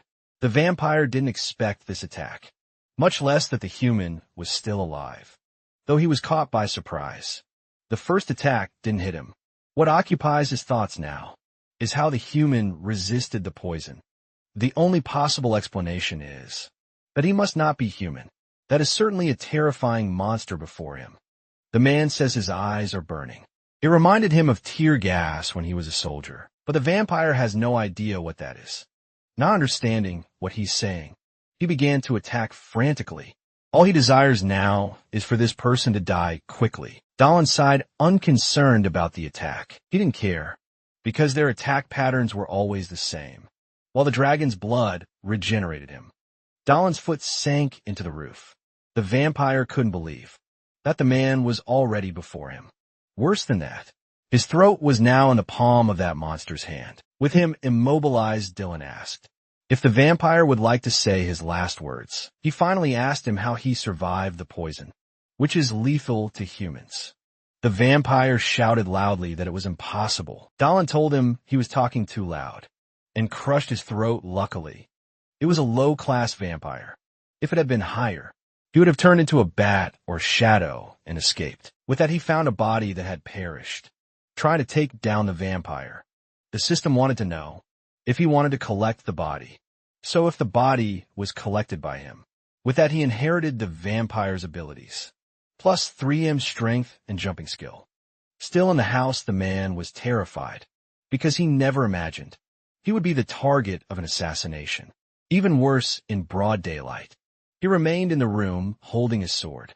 Looking out the window, he tried to calm down, because his head was still attached to his body. Contemplating the scenery, he wondered if it was all just a dream. Whether it was or not, it was wise to call his guards just in case. Preparing to open the door, he hoped Dallin was still alive. A loud noise erupted behind him. He turned ready to defend himself. However, he felt ill and collapsed downstairs. Dallin said he needed to better control his strength. Now returning, he told the owner of the Emporium that he had completed his task, but found him unconscious. He thought he might have been poisoned, but even the man didn't know why his mouth was foaming. In the room, someone entered, wondering what all the noise was about. The person who entered was Sienna, and to her, it made sense that the noise was caused by Dallin. Even so, he wanted to know what she was doing there. She brought the information he had asked for. The three of them sat in the room drinking tea. While they talked, the man wanted to know if she was the informant from the Raven's Nest. She confirmed that she was. He couldn't believe she had an infiltrator in the Emporium, but if that weren't the case, she wouldn't have known where Dallin was looking at him. She spoke again, saying she had the information he requested. She discovered which organization those silver masks belonged to, since she had obtained it from the sewer incident. He hadn't thought she'd have enough time, but the girl had proven more capable than he expected. The question was whether she had done it right. So they asked who they were. They were heretics serving an evil god and called themselves apostles of regression. Additionally, there was one more thing. That book was the ledger from Tilia's shop. Upon inspecting the book, he discovered a few more things. The owner of Tilia's shop was one of the executives of the Apostles of Regression. In recent days, they had been buying large quantities of medicines, metals, and weapons. All these goods were stored in a warehouse they had purchased a long time ago and had neglected. Dylan knew the place and hadn't expected them to have been there. All this time, there were signs of the masked men there, as well as the people they had kidnapped, along with their henchmen. It seemed they intended to turn the hired thugs into semi-monsters. and use the artisans to make weapons. This was the prelude to a war that would soon take place. He wanted to know if there were any updates on the Bronze Guards. Since she was close to the commander of the Silent Company, she had spoken with him, and it seemed he would cooperate. But it would be difficult to attack the place without concrete evidence, and it was also outside his jurisdiction. However, for Dahlin, that wasn't a problem. They just needed to create a justification for the guards to intervene. After the conversation ended, night fell over the city. A man complained about the cold, saying the winter was harsh. They could have sent the henchmen for that task, not the faithful followers of the cult. Even so, they were there, standing guard at that building. His companion told him to stay quiet, because if a golden mask heard that, he would be killed. The apostles have been working hard, and the grand plan will soon be put into action. Without warning, his companion fell to the ground. He had no idea what was going wrong, and Dahlin was already behind him, much to his misfortune, standing before the young man. Dahlin wanted to know more about those white and gold masks. After all, he had killed them all. Hearing this, the young man was incredulous. Without waiting for his reaction, Dahlin struck him thus. There would be no resistance from those two. Besides them, there were a total of 30 people there. Many were on the rooftops and in the alleys of that place, but most of them were already unconscious, so there was no one left to stop his attack. Now he jumped from the roof and headed for the ground. His descent was perfect and silent. There were no addicts or beggars on the street. At this hour of the night, it's possible they had been captured and monstrified since they accelerated the plan. They no longer feared staying in the shadows. In the morning, he received confirmation that the Bronze Guards would assist them in this matter. The plan was simple: invade the building, deal with the enemies, and start a fire. Once the fire began, the guards, who would coincidentally be nearby, would help extinguish it with that. They would gain access to heretical evidence. And theory was a perfect plan. Only one thing bothered him at the moment. The building had 5 floors in total, and the owner of the tile shop must be inside. If an invasion occurred, he didn't know if that person would flee or stay in the place regardless of what happened. Dahlin was prepared for what might come. After all, whenever possible, he had to step on them. Took a moment to catch his breath. The worst outcome of the plan would be losing the shop's intel. To avoid that, he would choose another method. With that, he began to move. Dahlin ran with the speed of an Olympic sprinter who never took a doping test. His steps were powerful and firm. He prepared to jump using his newly acquired ability. Without apparent difficulty, he was almost at the top floor. In midair, he chose a spot to gain access to the building. His hand prepared a punch to make an entrance. The window shattered, and he was inside the building now. It had been some time since the last time. There were cells in the place, but no one was guarding them. This prison held captive the half-monsters. They tried to break free through the bars of their cells, but without success. Seeing all of this brought back unpleasant memories. A man said Dahlin was making too much noise, and that he and his apostles had witnessed the presence of God. However, it was the first time. He doubted what his eyes were seeing. He wanted to know if Dahlin had cast a spell. This was Achilles, the owner of the shop. Dahlin said he didn't know much about spells, but as a rich man, Achilles could go to the doctor to get his eyes checked. The battle between the two began. At first, they both seemed evenly matched in skill level. The Dahlin was good, Achilles countered in equal measure. Their blades clashed and sparks flew from the impact. He knew Dahlin was stronger than an ordinary man. It wasn't for nothing that the other apostles had perished in his hands. If someone told him Dahlin was a giant, he would believe it. Dahlin didn't seem pressured now and pushed him back with a single blow. Achilles caught his breath and remembered that the grand apostle had a reason to hasten his plan. Faced with this, he needed to get rid of the obstacle in front of him. So he began to chant a dark incantation. Dahlin seemed to recognize the spell. A red aura formed, and it looked like he was awakening the half-monsters in the place in the cells. The monsters were growing stronger, as if they were drinking some juice. It would take some time for the spell to take full effect.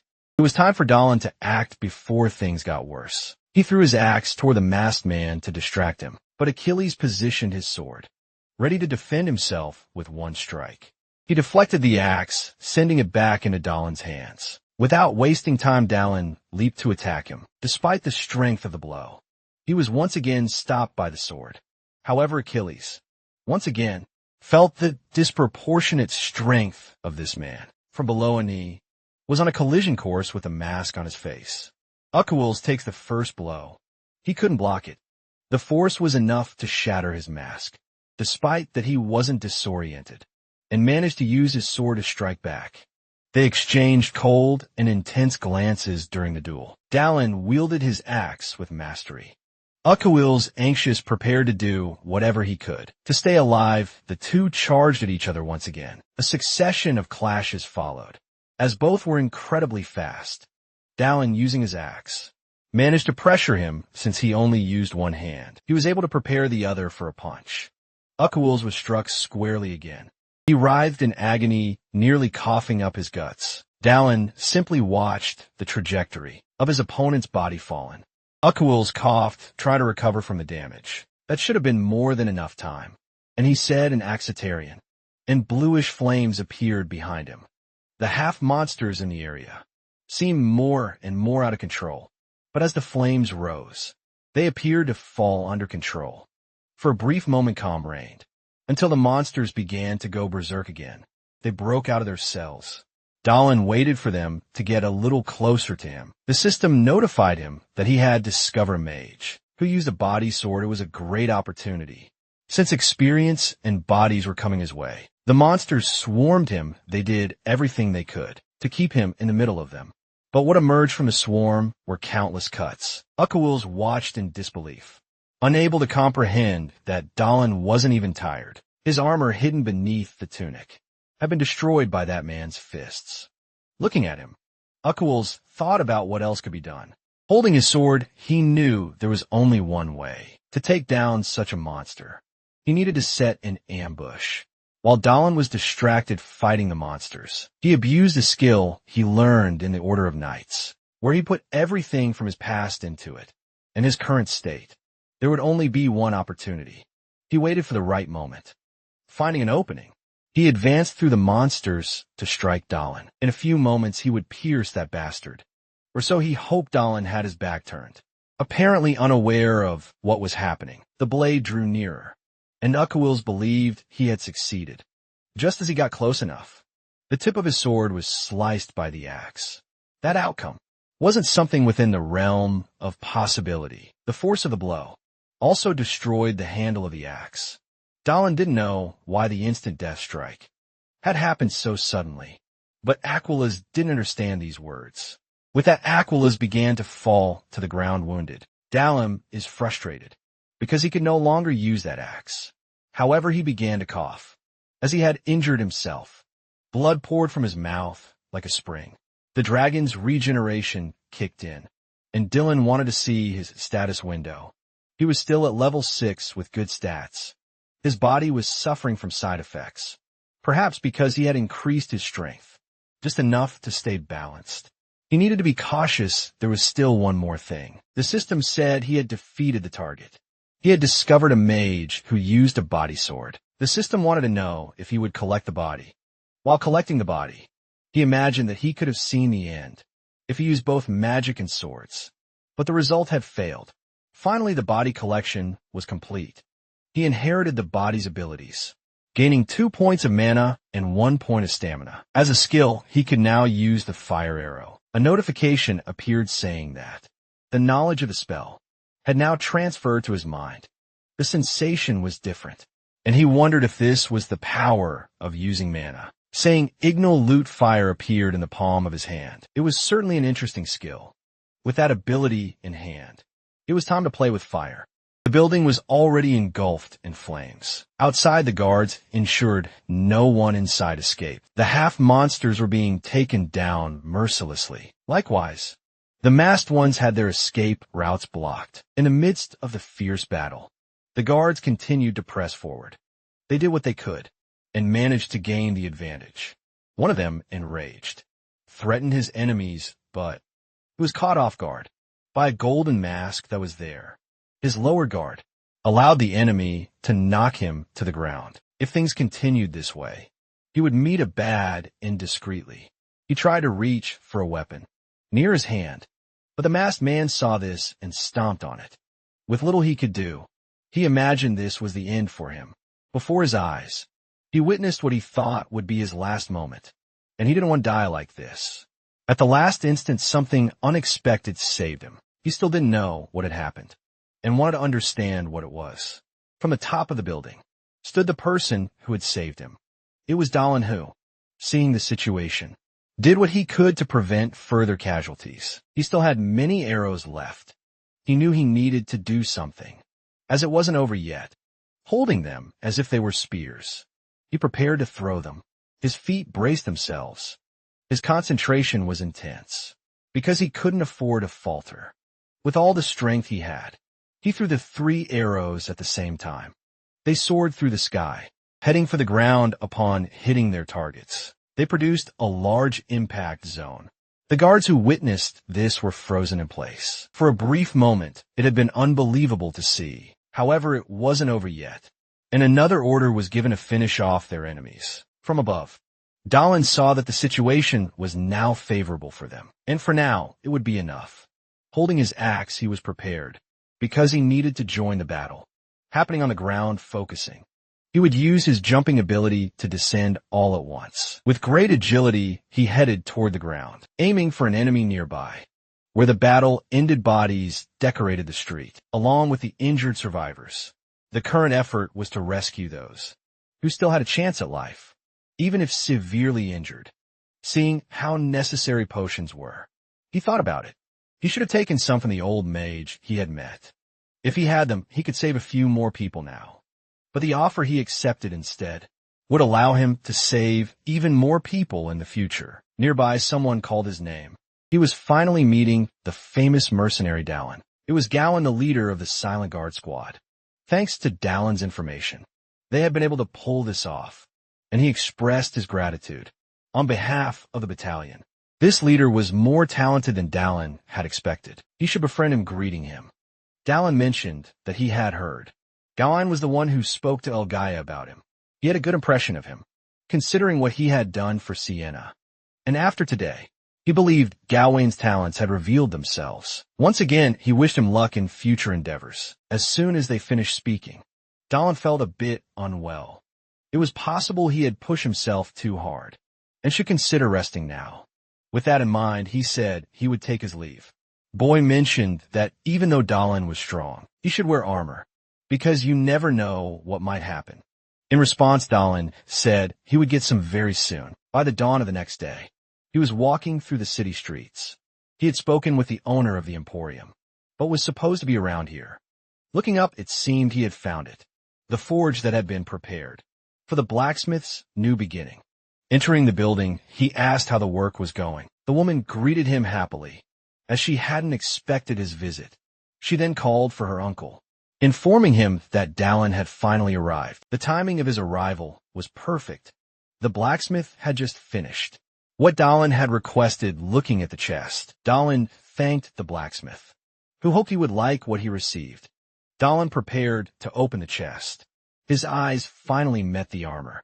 Once dressed in it, he expressed how much he liked it. It had been a great decision to ask the blacksmith to make it. This made the blacksmith happy, and he said Dylan could also choose some weapons, since his axe had just broken. Dahlin was grateful while he was there. Someone entered the forge. Dahlin bid farewell, apologizing for not being able to pay the full amount. But the blacksmith said he was only in this new forge because of him. That equipment was wonderful and would be of great help. Dahlin hoped the blacksmith would continue making pieces like that. Hearing this, the blacksmith expressed his gratitude. Outside, someone said Dahlin had come faster than expected, and that the situation must be serious because of it. He apologized for interrupting the conversation, but indeed the situation was dire. At that moment, he truly needed Dahlin's help. The remaining forces of the heretics had gathered. The 8th Territory was entirely under their control. At this moment, mounted on their horses, they left the city. Dahlin wanted to know how the 8th Territory had fallen. There had been evidence of that. The tile shop and They had discovered where their fortress was located when they joined forces to enter. The heretics had already flooded. In the 8th region, they had a hidden refuge. No one had expected the attack, and that's how they managed it. They almost did manage to establish a defense perimeter. In the region, all the forces gathered in one place. Events different from those in the game were unfolding constantly. Something like this, happening just 2 days after the attack on the shop. But this wasn't entirely bad. If things were changing, it meant they were moving further away from ruin. He definitely couldn't miss this opportunity. At the Bronze Guard's fortress, they were gathered, a hand slammed on the table, furious. The chief guard of the 7th territory said that if they entered there, they would be annihilated. And he wanted to know who would take responsibility for it. But they couldn't just abandon those people. That's not what the chief was saying. What they had to do was establish a defense until reinforcements arrived.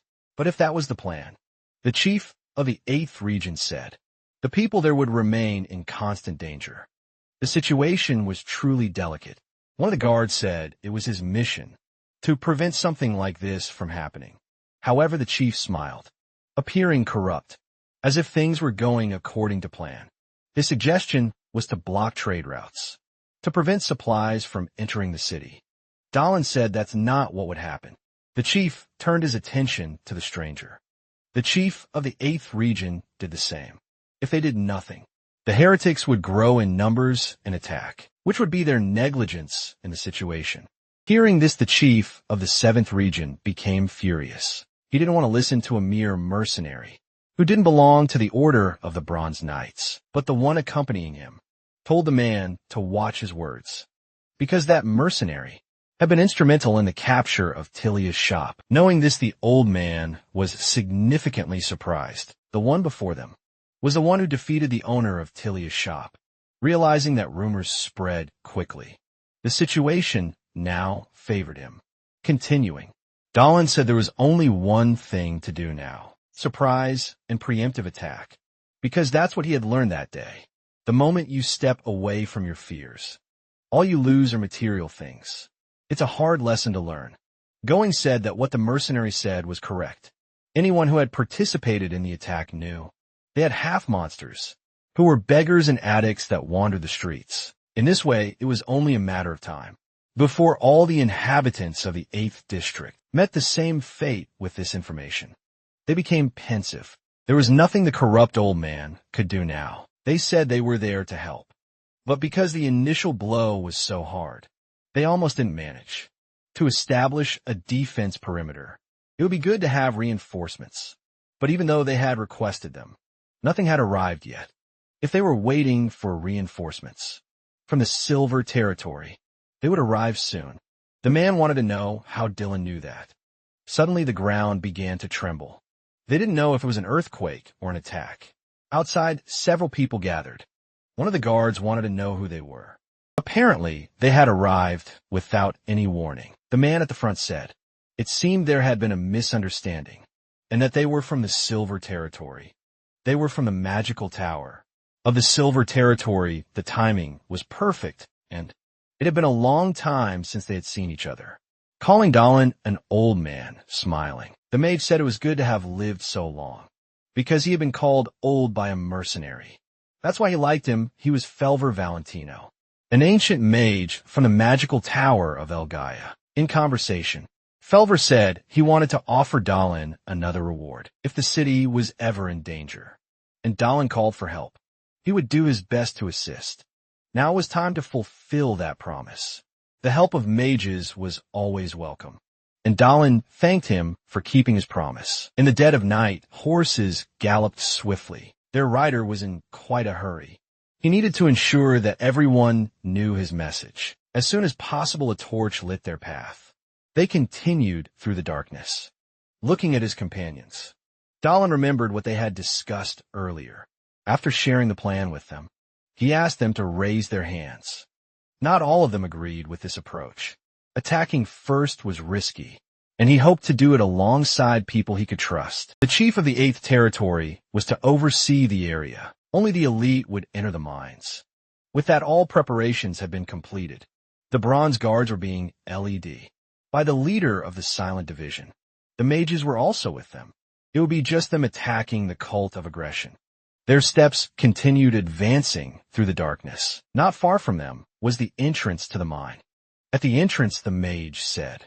He could feel a sinister magic coming from within. Inside, a dreadful scream echoed down the corridor. It might be a half-monster. As they waited, a human figure came running towards them. His face was disfigured and terrified. He begged them to save him.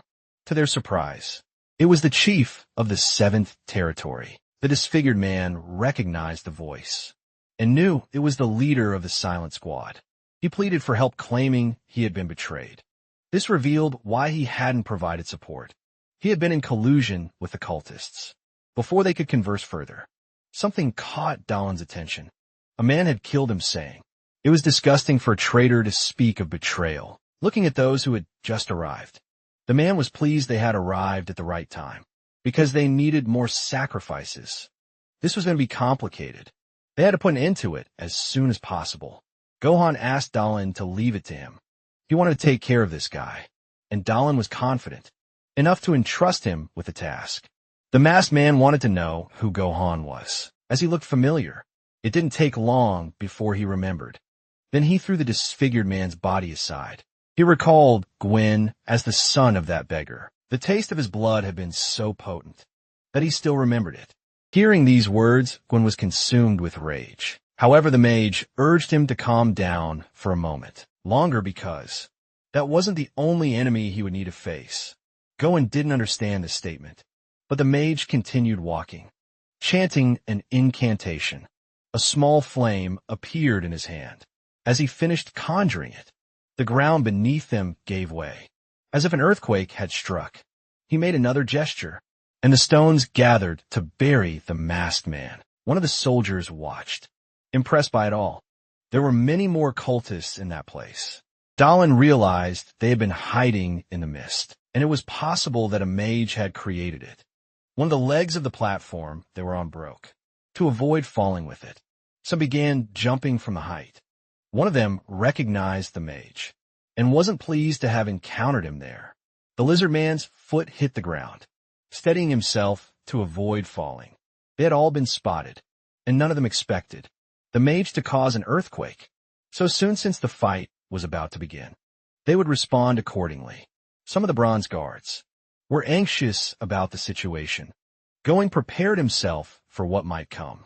Dalin observed the cultists' next movements attentively. Someone behind them placed their hand on the ground. The half-monsters were approaching. Their misshapen bodies reflected the suffering of those who had formed them. One of the soldiers thought these were creatures from hell. Even the mages struggled to maintain their composure. On the other hand, Dalin was quite pleased with what he saw. The cultists must have been having a great time. If they had brought even the monsters, they would do anything for the grand plan, and he couldn't wait to turn them into sacrifices. The mage would handle the enemy mages. Gohan would take care of the lizard man and the monsters, and Dalin would have the pleasure of dealing with them. The battle had finally begun. Each engaged with their respective enemies.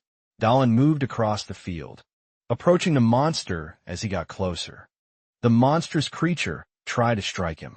The powerful blow hit the ground, but Dalin had already moved away. Leaping from above, he decided to attack from above. His axe descended toward the creature. A precise strike hit the disfigured body of the beast. Seeing the creature in pain brought him great joy. It was time to find out how much experience this creature would give him. The axe struck the monster's head, but nothing happened. Even though it had sunk halfway into its face, the creature remained alive. Dalin tried to pull his weapon out, while the creature raged in agony. Its screams were so loud that he worried about the integrity of his eardrums. This was a monster created with mana from hell. If that was the case, it must have a mana core in its body. And indeed, that was true. The axe finally dislodged from the creature's skull. With the axe free, the wound began to bleed profusely. This was an incredibly resilient creature, and Dalin knew he had to approach it cautiously. With that in mind, he attacked the monster again, this time with care to avoid his weapon getting stuck once more. This time, The creature reacted in time to block the attack, but its effort was futile, and Dahlin dodged it. He found leverage on one of its arms. His position now gave him the advantage, as he was once again on top of the creature. Due to its misshapen body, the creature couldn't look up. Dahlin's strike was devastating. There was no longer a head on that body, and its excessive size made it lack agility. He had to take advantage of this lack of mobility and aim his next attack at the chest. However, something made him stay alert. A mass of arms and hands advanced toward him. That would be a hindrance, and he did his best to defend against the attacks. Even so, the hands were too many, and they kept closing in on him. The attack pattern was as ugly as the creature's face. Despite being at a disadvantage, Dahlin didn't want to remain in this situation. Using the strength of one of his arms, he managed to attack the monster at close range. Now he was using his combat ability for this. It was time to strike that hideous face once again. With an elbow, his forearm connected. With all the force he could muster, the monster's face sank further into its body. Dahlin was now back on the ground, and the creature's body had sustained a lot of damage. But it wasn't time to stop yet, and once again he charged for an attack. What followed was a barrage of blows to the monster's flabby belly. After all those impacts, its manicore was exposed. Alan had found what he was looking for. Using his fire-producing ability, he prepared to incinerate everything in his path. A fire arrow formed in his hands. He prepared to launch it toward the manicore. The arrow flew, leaving a circular trail as it passed, and shattered the core, piercing it completely. With that strike, the remaining heads of the monster began to scream. Even louder, the noise was deafening, and Dylan's ears started to ache. Inside the mine, numerous half-monsters began to emerge. They poured out in a frenzy. The situation was growing more frustrating, and even at the end, Dahlin was becoming more irritated. In the face of all this, they needed to find the Grand Apostle. As soon as possible, a soldier called out for support for the mercenary, noting that the heretics weren't the only threat present. Dahlin turned intrigued by what he had just heard. The knights knew they had to eliminate all the monsters present. A mage prepared his incandescent bow. A barrage of magical arrows was fired by them. The monsters were pierced as if they were made of paper. With cover from the magical arrows, the soldiers advanced on the front lines. Dahlin hadn't expected any less from the squad leader and the old mage's men, leaping over the head of a monster. It was time to leave that area, but he needed that shield. For a moment, he left the place, leaving the soldier without his shield, and confused about what had happened. With the shield in hand, Dylan leaped along the walls of the mine's corridor, avoiding the monsters emerging from it. The lizard-like masked man didn't want the mercenary to get ahead of him. Seeing him distracted, Goen seized the window of opportunity to strike. The lizard man's head was nearly severed, and the squad leader continued to press his opponent. The masked man taunted him, saying that no one would have imagined the son of a beggar would become someone like Gohan. To provoke him further, he said he would show Gohan how much he enjoyed the day he devoured his mother. He pulled out 2 large axes from his back. His mask had fallen to the ground. The crocodile man wanted to discover the taste of the beggar's son. He'd hoped that at least Gawain's taste would be similar to his mother's. Gawain didn't respond to the provocations, and declared that before that happened, he would cut out the lizard man's mouth. Without hesitation, he leaped toward the crocodile man. Their battle was becoming increasingly fierce. The mage commented that he wouldn't assist the squad leader because Gwen wanted to handle it on his own and would merely observe for now. Besides, it seemed they were winning on all fronts. He then asked if the masked enemy before him didn't agree. The masked man replied that even if they lost, it would be impossible to stop the Grand Apostle. The grand plan would inevitably be fulfilled in a way no one expected. This left the mage intrigued about their methods, but the masked man said nothing more, only smiling cynically a way no one would imagine. That could mean many things.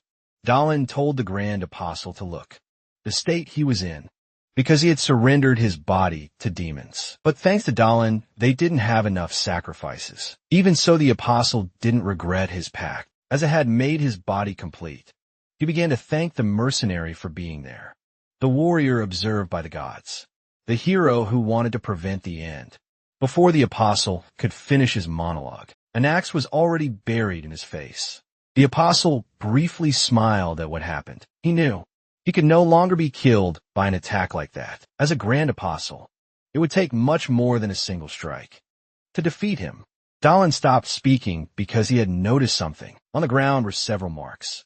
He hadn't expected this. He had just found the body of the sixth apostle, and that of the great warrior. After playing this game, many times Dahlin had committed himself to completing it, saying it was just for fun. At times he even LED'd the downfall.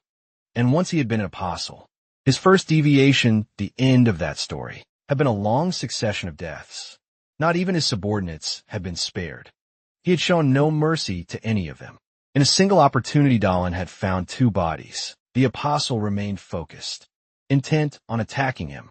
His goal was to make Dahlin another sacrifice. Tentacles made it difficult for Dahlin to find an opening.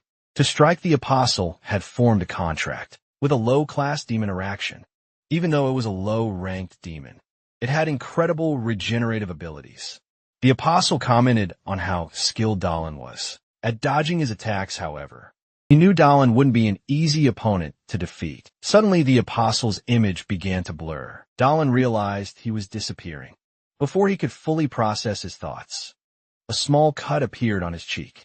Now the apostle was moving incredibly fast, and there were no openings in his movements. Dahlin tried to defend himself, but his enemy was already at his side. Facing imminent danger, Dahlin did his best to react in time, but unfortunately, he was already trapped by one of the tentacles. This situation was not looking good for him. Struggling to free himself, Dylan attempted an attack, but the apostle had disappeared once more. Feeling more exhausted than usual, Dylan suspected he might have been poisoned. However, the dragon's blood within him began to regenerate his body. Even so, it was taking longer than usual, keeping up with the apostle's speed. In this state would be no easy task. Still, Dahlin had no other choice but to take the risk. The apostle leaped along the walls of the place with immense speed.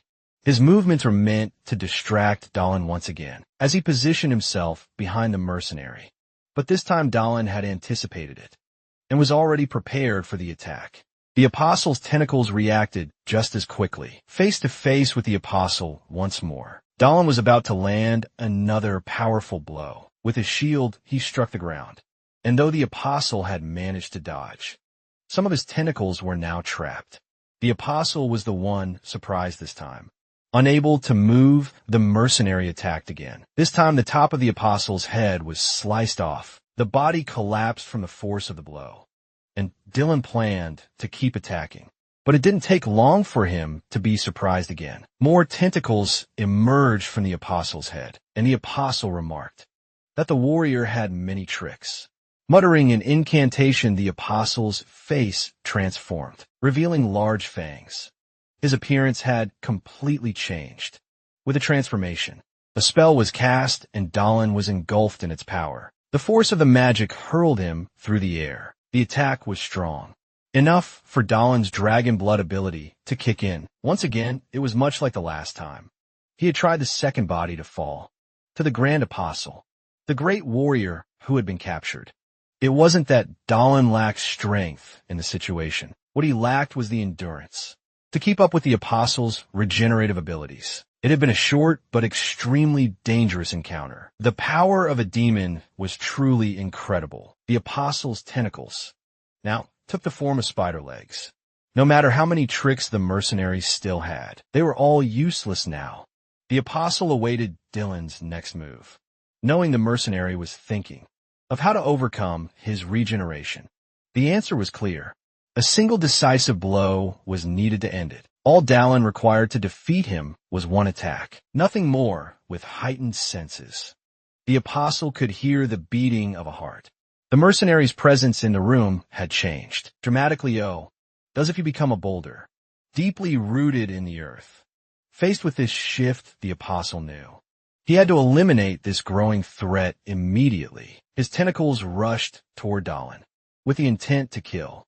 They were just inches away from striking his face. Fatally, but with a single punch, Dalin stopped them in their tracks and called out to the apostle, telling him to listen with his combat ability activated. Dylan wanted to know if the apostle had ever been punched before.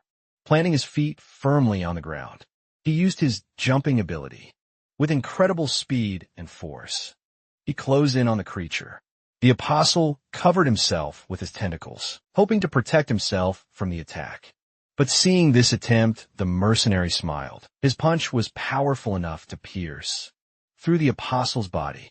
The apostle recognized Alan's skill, acknowledging that it had forced him to retreat. But this, according to the apostle, was the end of Dalin's journey.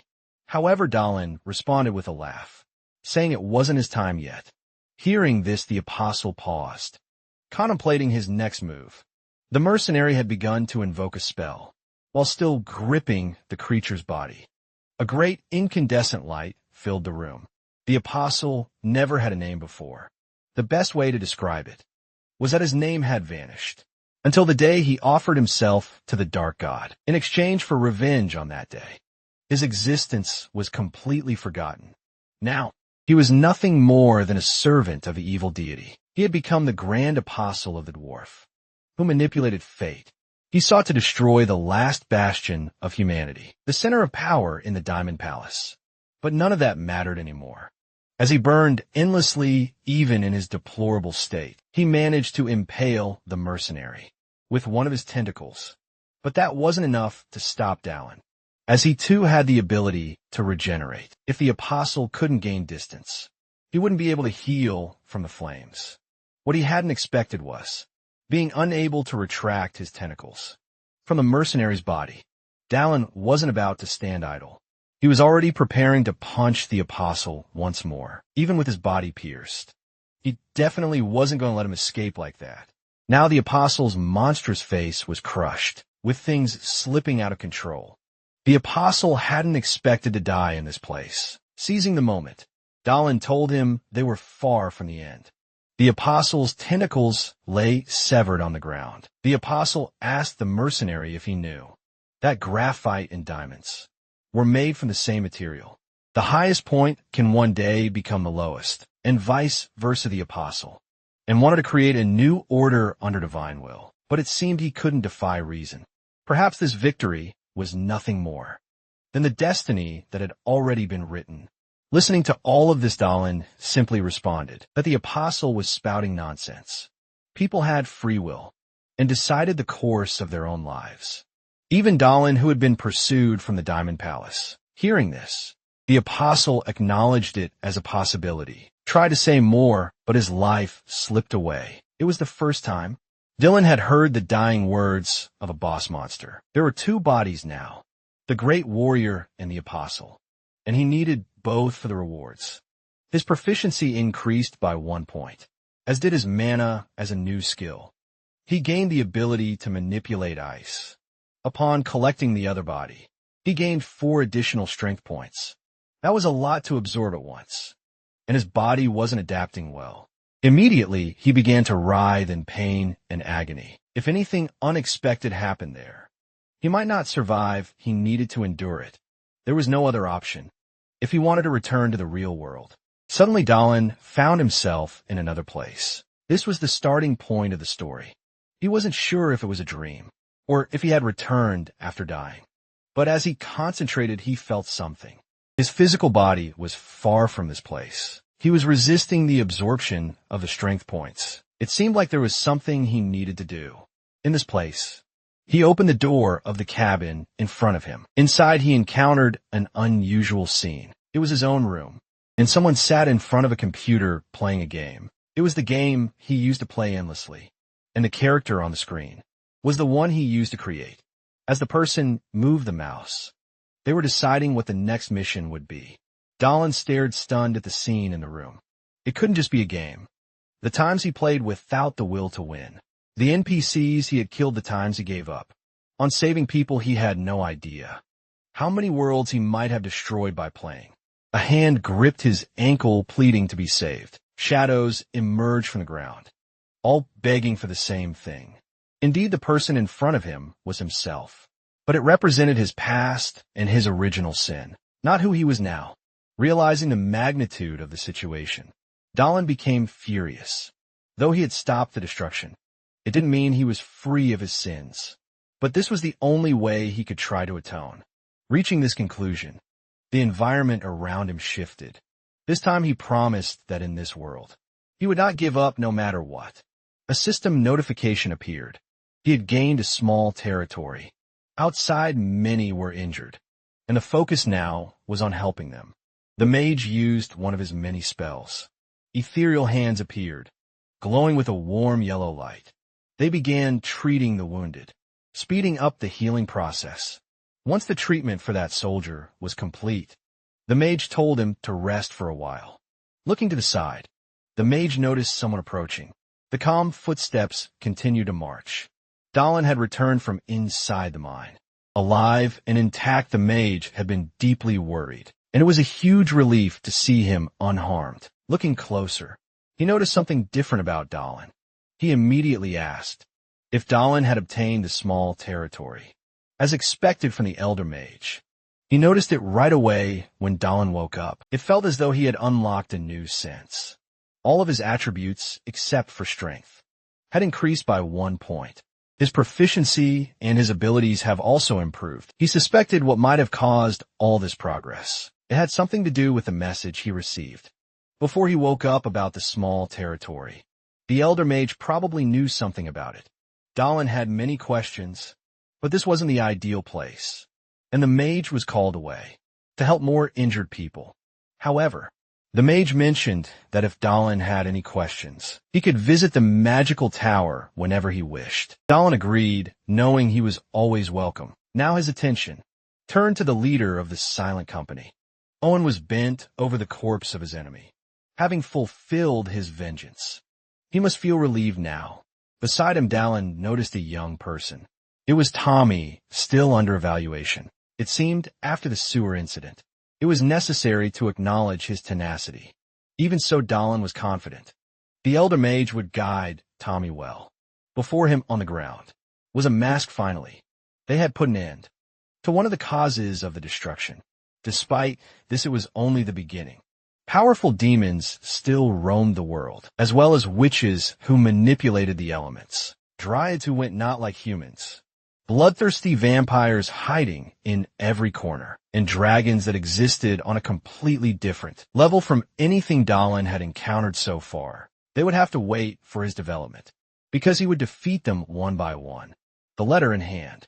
Dahlin continued walking as he read it. Because of his deeds, many commissions were seeking him out now. Even important figures were frequenting the tavern, hoping to catch a glimpse of him.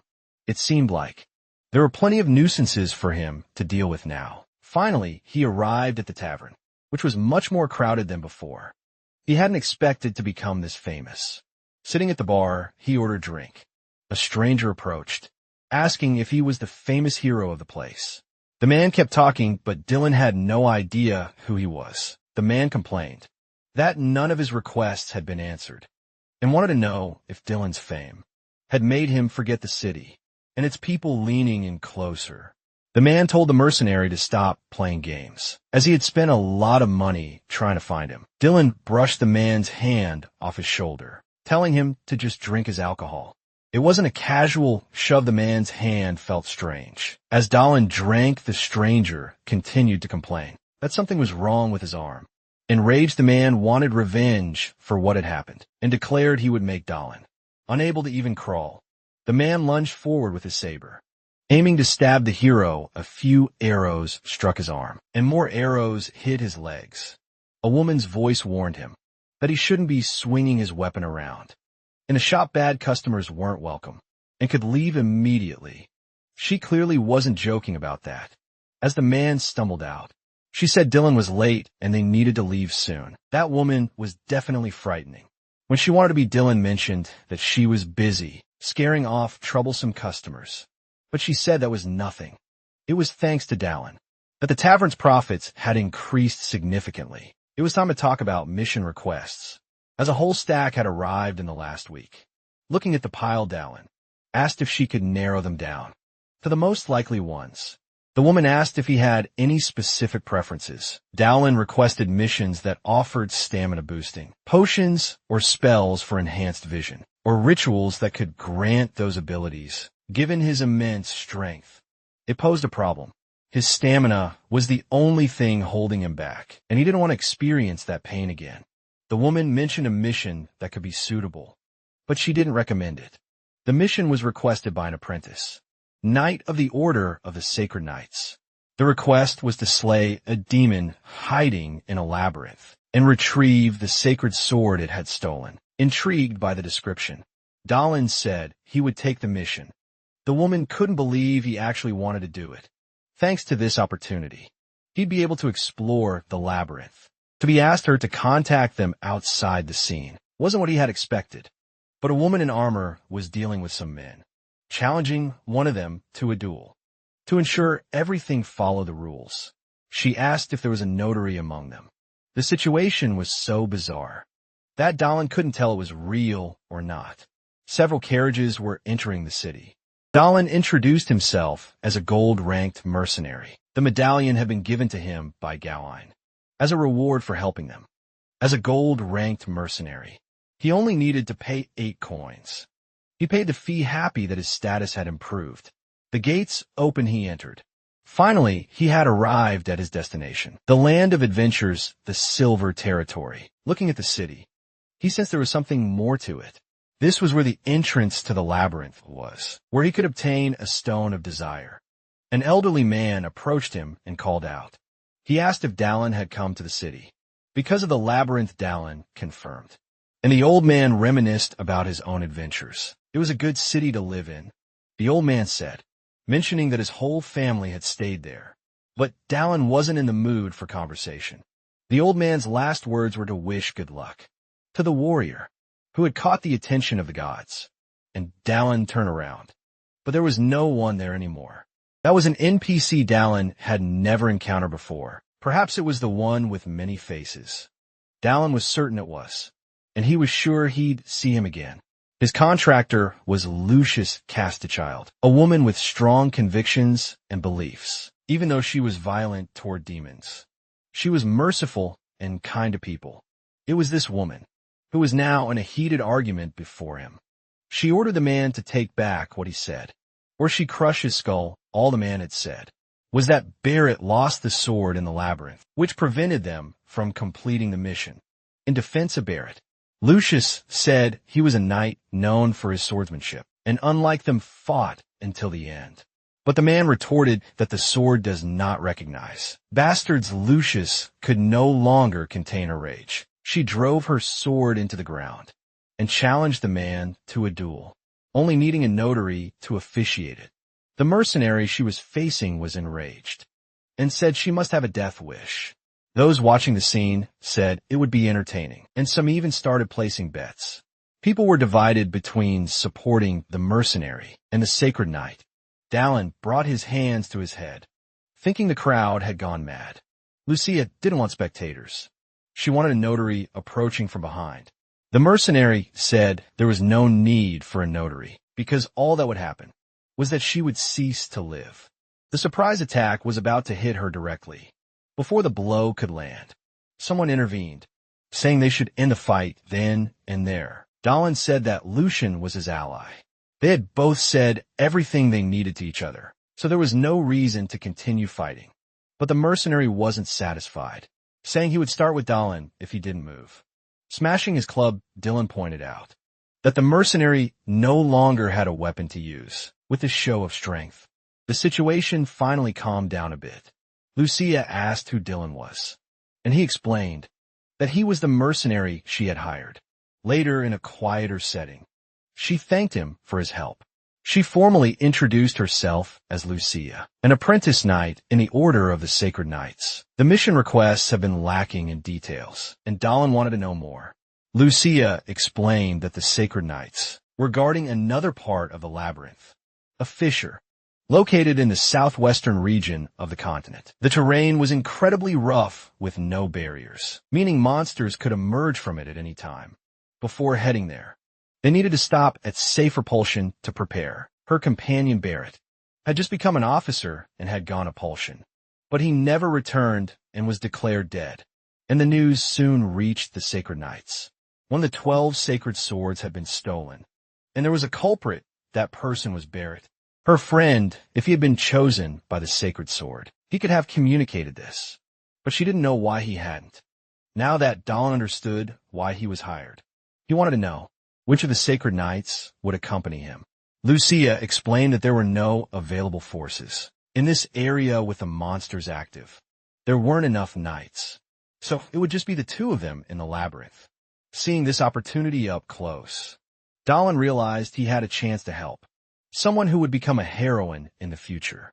He told her he would wait for her at the entrance of the labyrinth the next day at 12 o'clock.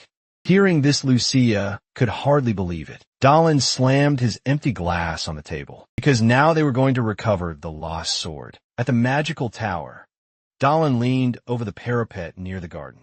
Approaching the elder mage, apologized for keeping him waiting so long. The lecture had taken more time than expected. Another person accompanied him, introducing himself belatedly. It was Tommy, one of the elder mage's best students. Tommy had clearly learned something, as he now appeared much more mature. He was likely there to discuss the matter they hadn't had time to address earlier. And indeed, that was the case. A great light emanated from Dallin's body. What Dallin wanted to know was about these territories. A large aura formed around him. The elder mage was impressed, because Dallin always exceeded his expectations. It proved that Dallin had the potential for even greater power. Only those who made peace with their past could achieve this. Dallin listened to these words attentively. Overcoming his past. It was almost exactly what happened to him. The elder mage asked if Dallin knew how to handle his domain, to which Dallin replied that he didn't. The mage explained that a domain was essentially the construction of a fantasy world. Unlike reality, which had many restrictions, in a world of fantasy, anything was possible. Having a domain meant Dallin had access to this world. As well, Dallin wanted to know how to access this place. He had taken hold of the elder mage, suggested that it would be better for Dallin to see for himself, and he sent Tommy to rest. The boy agreed, but left disappointed. Balf and Tommy also bid farewell to Dallin. For now, it was too much for the boy to witness a domain. The flow of mana could cause confusion. With that, it was time for them to begin. After casting a spell, a bright light enveloped the elder mage's body. This was half. His domain was being summoned into reality, bringing impossible possibilities with it. This was the essence of using a domain. Dallin could sense the place. The mana flowing from the elder mage was distorting the world around him. Dallin remembered that when fighting the apostle, the flow of mana around him had changed. Now he finally understood what had happened. The mage asked if, after seeing the demonstration, Dallin could use his own domain now. Dallin didn't think he could just yet, and the mage said it would take time. Powerful mages have limitations, as great as their powers. Dallin wanted to know what the elder mage's domain did, and he explained that it had many abilities, but primarily, it allowed him to see the memories of the land. Everyone who passed through it left their mark in some way. He could not only see the past, but also glimpse parts of the future. Dallin pondered the fact that the land recorded the passage of time. For all with that, he had one more question he wanted to ask the mage. Since coming to this world, one question had lingered in his mind. Who was he outside the labyrinth? The time was almost upon them. On the first floor, Dallin was already with his contractor. He asked Lucia if she was nervous, and she admitted that she was a little. This was the past of someone who would one day be called the Demon Slayer. Even Dallin was curious about how someone so young would one day become a sacred knight. Near them, Dallin overheard a conversation about the source of some information. It was the mercenary he had encountered before. The mercenary was claiming that he had seen it with his own eyes and had no reason to lie. The sacred knight had mortally wounded the demon. Low-ranked demon wounded was good bait for adventurers. Those who slay monsters in labyrinth are greatly rewarded. But this way of thinking was flawed. because the demon wielding the sacred sword would only grow stronger. So the demon would hide the sword and accumulate power over the years. With the demon vulnerable, they could now do whatever they wanted with it. As the doors began to open, Dalin told Lucia to prepare, but she had expected a portal to appear. Instead, a large light formed beneath them on the ground. The labyrinth was below them, and the doors opened in the floor. Lucia hadn't anticipated that small detail. They fell through the portal, with Lucia terrified by the drop. They descended into a valley-like formation. Dalton managed to land without injury, but Lucia hit the ground face first. Now, they were finally inside the labyrinth. Lucia asked where the others were, but Dalin explained that the mana waves were unstable. Here, because of this, pinpointing precise locations was complicated, and they had fallen randomly into the first floor. Lucia was curious how Dalin knew so much about the labyrinth, given it was his first time there. Dalin responded by calling himself a veteran novice. Looking at the constellations, he determined they were northeast of the return location, the opposite direction from where the sword had been lost, meaning they would need to cross the forest.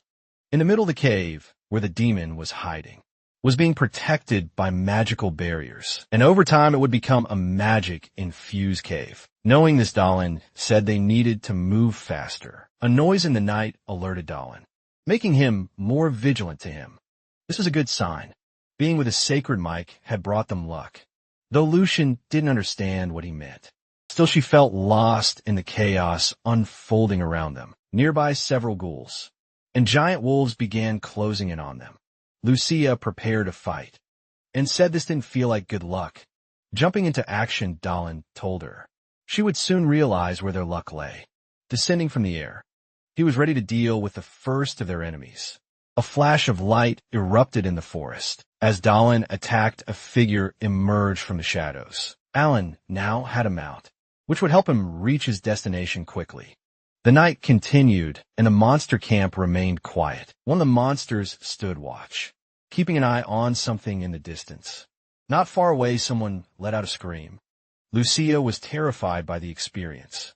She begged Alan to stop, saying she was too afraid, and feared they were heading straight for the nest of monsters. The monster on watch howled, warning its companions they were getting close, and were about to collide with the barricade. Dalin dodged, but Lucian crashed into the wall. Dalin rushed to her side, asking if she was all right. Lucian said she was fine, but was surprised by how he had used the animals' instincts to return home. Thanks to that, they had covered a great distance in a short amount of time. Now all they had to do was get out of there. But Dalin had other plans. They were in a monster nest, so they needed to eliminate all of them. He instructed Lucia to follow him carefully as he prepared for battle. Using his jumping ability, he was already in the thick of the fight, calling the monsters to attack him. Dalin fought with skill. Lucia watched, knowing she couldn't stop this behavior. Gripping her sword, she prayed to the god of battle. Her eyes gleamed and her focus intensified. In the blink of an eye, she darted through the monsters, slicing them with her blade. Dalin hadn't expected much from her, given that she was still just an apprentice. But she was undeniably talented, and had the potential to become the heroine. She was destined to be watching her abilities now. Dalin realized he had no reason to worry. He continued to move through the battlefield. Two of them didn't stop, fighting the monsters around them. After a long battle, they both positioned themselves. Ready, they were surrounded. But now they stood back to back. Lucia complained that the monsters seemed endless. Dalin asked if she knew how to make them give up. She responded that they learned it during training. So she knew what to do. The monsters growled, and Lucia said they were nearing the point of annihilation. But before she could say more, a loud growl echoed from a nearby building. A spear struck the ground, and a massive creature held it. This was their leader, and if his necklace was cut, the monsters would retreat. Upon the leader's appearance, the remaining monsters bowed before him. It seemed the commander didn't like watching his subordinates die endlessly. The system notified Dalin that he had discovered two more bodies, the first traveler to the labyrinth and the experienced fighter. Dalin told Lucian she could rest, while he dealt with the monster. But Lucia insisted she could still be useful. Just as she finished speaking, pain surged through her body. She had overexerted herself. She realized she shouldn't have spent so much energy dealing with the scouting group. Despite everything, was curious to see that Dalin didn't seem tired at all. Lucius was curious about what kind of commander this wolf-like creature was, who didn't fight and yet seemed eager to deal with him. The beasts to charge forward, and soon their weapons clashed with force. Dalin recognized this monster. It was Bargroth, soon to become a subordinate of the Eagle God. Bargroth asked the mercenary who he was. He wanted to know who this person was that had invaded his territory, massacred his people, and what he wanted. Dalin was surprised, not expecting the beast to speak. Dalin responded that he didn't need a reason to take down those who devoured humans. And from what the wolf was saying, he must have made a pact with Evil God. To do so, 10 human hearts were required, and a monster remarked that Dalin wasn't an ordinary human. Dalin, irritated with his chatter, said he didn't have time for this and wanted to finish things quickly. The monster accused him of arrogance, declaring he would torture him thoroughly before devouring him. Dalin sarcastically hoped that the beast would at least do his best. The two were about to collide again. A massive wave of debris was kicked up from the force of their clash. Lucia anxiously waited for the dust to settle to see what happened. Dalin had been captured, held in the wolf's grip. The monster mocked Dalin's courage, but Dalin brushed off the comment. He had expected Bargoth to be stupid, but not to leave his hands free. Using his newly acquired ice magic, Dalin froze the wolf's arm. In his wild past, Dalin often relied on magic, and now the wolf's arm was completely encased in ice. Bargo snarled, warning Dalin that things wouldn't end the way he expected. But Dalin was already activating his combat ability, ready to break the frozen limb with a single powerful strike. The wolf was now missing an arm. In disbelief at what had just happened, Bargo flew into a rage. Dalin took the opportunity to gain some distance, preparing his next move. As he approached the monster once more, the wolf, shocked and confused by what was happening, staggered from the blow, oppressed by the human. Bargo growled that he hadn't intended to use his full power. With 10 hearts, he had gained intellect. With 20 the strength to crush stones. With 30 more hearts, he had gained regeneration abilities. Now furious, he wanted to tear Dalin apart. Dalin calmly encouraged him to try his best. Their battle continued, but despite the wolf's strength, there wasn't much he could do. Dalin wasn't sure if his actions were affecting events in the game, because Bargle wasn't supposed to have made the contract. Yet another cloud of dust rose from their clash, and Lucia anxiously watched, hoping everything was all right. She felt uneasy, not wanting to be just an observer. Behind her, some wolves began growling. This lifted her spirits a little. Now she could do her part, covered in magic. She provoked the monsters into attacking her. The exhausted wolf leader growled, asking Dalin what he thought of all this. His wounds had completely healed, and there was nothing Dalin could do to stop him. Dalin acknowledged that regeneration was a useful ability, but forming fire in his hands, he was curious about something. He wanted to see what would happen if the wolf were completely incinerated. The sight of flames frightened Bargo off. Dalin's next punch was strong enough to pierce his chest. Now, with his sword in hand, Dalin was prepared to continue his attack. He had no intention of stopping his attempt to burn the creature alive. But things didn't go as planned. The sword didn't cut as Dalin had hoped, and the wolf offered him a deal. Margrove claimed he had a chest in his cabin, filled with the relics of humans he had killed. If Dalin spared his life, he would give it all to him. Dalin thanked him for the information, and the wolf believed he would be spared. Slowly Dalin dropped his sword, but just as quickly Dalin decapitated the wolf, ignoring the offer. Even though Bargo, if had gained power from the evil god, the things he spewed were revolting. With the final battle over, Dalin turned to Lucian. He had thought she would be exhausted, but she had managed to deal with the remaining monsters. He praised the sacred Meg for her efforts, and she returned the compliment to the mercenary. Now it was time to continue. But Lucius seemed startled by Dallin's blood-soaked appearance. Seeing her reaction, Dallin asked what was wrong. For a brief moment, she had thought he was a monster. Elsewhere, a demon sensed that another pawn had lost its life. After the cultist, the wolf had been next. The demon couldn't believe they had both lost to humans. A dwarf who sways the future was watching Anaxagoras. The demon desired nothing less than to overthrow the god from his throne and usurp it. In the hall where he stood surrounded by bodies, more people arrived. A hunter, among them, declared that he would cut off the demon's head and keep it as a trophy, but Anaxagoras, bored by yet another group of dungeon explorers, gave an order for his corrupted knight to rise. At first they believed it was just a puppet, but with a gaping hole in his chest. The knight revealed himself to be none other than Lucius' deceased friend. The hunter, eager in this, quickly stated his plan to take care of the puppet before dealing with its master. Before he could finish his sentence, a sword was already on its way to his throat. All of them were cut down, without a chance to defend themselves. The demon smiled at the scene. This was the work of a masterpiece. Before Dallin stood two bodies he had discovered. As he began to collect them, his proficiency increased by 1 point, as did his stamina. He gained another point in proficiency and a new skill, Lapentella's pulverizing sword. Far better than yet expected. Now Dallin sat before a campfire reflecting. With all he had recently gained, he opened his status window to get a better sense of where he stood. In addition to his new skill, his proficiency and stamina were steadily approaching the level of his strength. Now only 10 points separated his stamina from his total strength.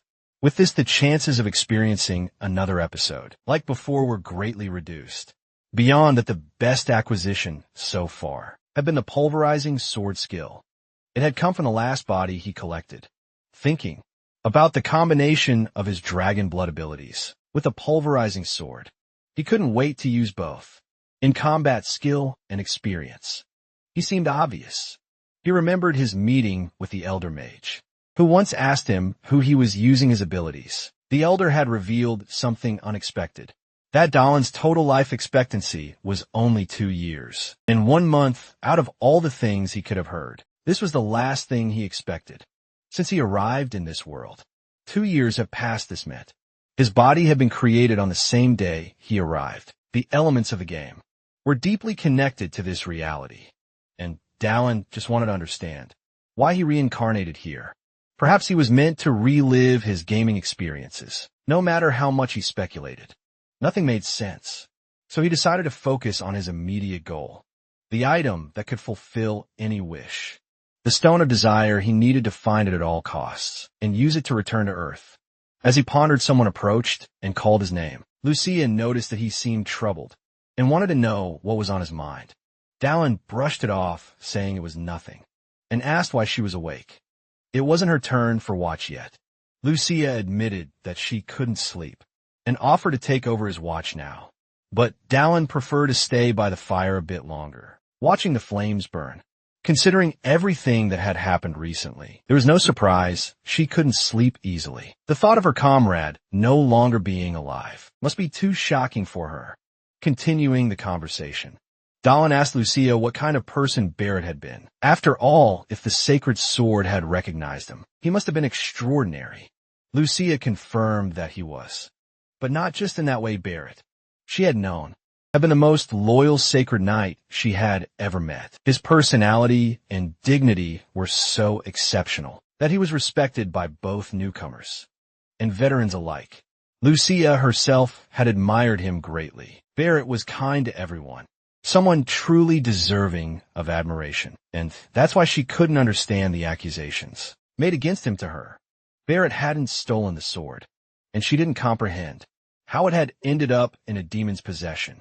Thinking about this, Dallin admitted that the story didn't make much sense. If Barrett had been recognized by the sword, he wasn't a mediocre knight, and if he had companions with him, a low-level demon shouldn't have been a problem. According to the other mercenaries' account, Barrett had even wounded the demon in the belly. If all this were true, the demon should have been an easy opponent. But before Dallin could dwell further, Lucia interrupted, saying that if Barrett had fallen fighting evil, she was proud to have been a knight alongside him. Dallin responded that, if Barrett had friends who thought so highly of him, he was surely grateful to her wherever he was. Though Dallin's words were kind, it made Lucia emotional. As Lucia was thanking Dallin for his kind words, a swift arrow came dangerously close to striking her head. Dallin reacted in time, preventing it from being a fatal hit. Not yet fully aware of what was happening, Alan was already on high alert, prepared to respond to any threat. He shouted that only a fool would fire an arrow like that and swiftly return the projectile in the direction it had come from. His aim was flawless, and it had a shadow lurking among the trees. The mysterious figure couldn't dodge it, and in their final moments, couldn't comprehend how Dallin had made such a precise shot. As the body fell lifeless to the ground, Dallin was already inspecting the surroundings. More enemies approached, grumbling that they should have ambushed him. While he was sleeping, Dallin found this odd. His heightened senses should have picked up their approach. Then a familiar face stepped forward. A mercenary Dallin had encountered before claimed that he had lost a companion, mocking the bald mercenary, joked that it had been a while since he had seen that foolish girl too. Lucia, angered, called him ugly. Dallin quickly recognized him as the bald-headed man from earlier and demanded to know how long they had been followed. But the bald mercenary scoffed, saying it wasn't Dallin's business. He was there to settle the score from their tavern encounter. He then ordered his men to attack. Comp, as ever, Dallin called over to Lucia, asking if she didn't deserve to hear testimony from someone who witnessed her comrade's last moments. Lucia hesitated as the image of Barrett flashed through her mind. She then gripped the hilt of her sword. With renewed resolve, she agreed, saying she indeed deserved to hear it. Now, it was time for the two of them to show what happened to minor characters in a story filled with dismemberment. Dallin charged toward the first group of attackers. The fools shouted loudly for him to die, believing in the power of their positivity. Their swords clashed violently. Dallin and one of the fools exchanged a series of blows. After toying with him for a while, Dallin taunted that the fool was slower than the senile. Old Man the Fool, on the other hand, couldn't understand how his opponent was so fast. While he pondered this, his head was slammed into the ground, cracking it beneath the impact. Dallin pressed the fool's head even harder into the dirt to make sure he wouldn't be getting back up.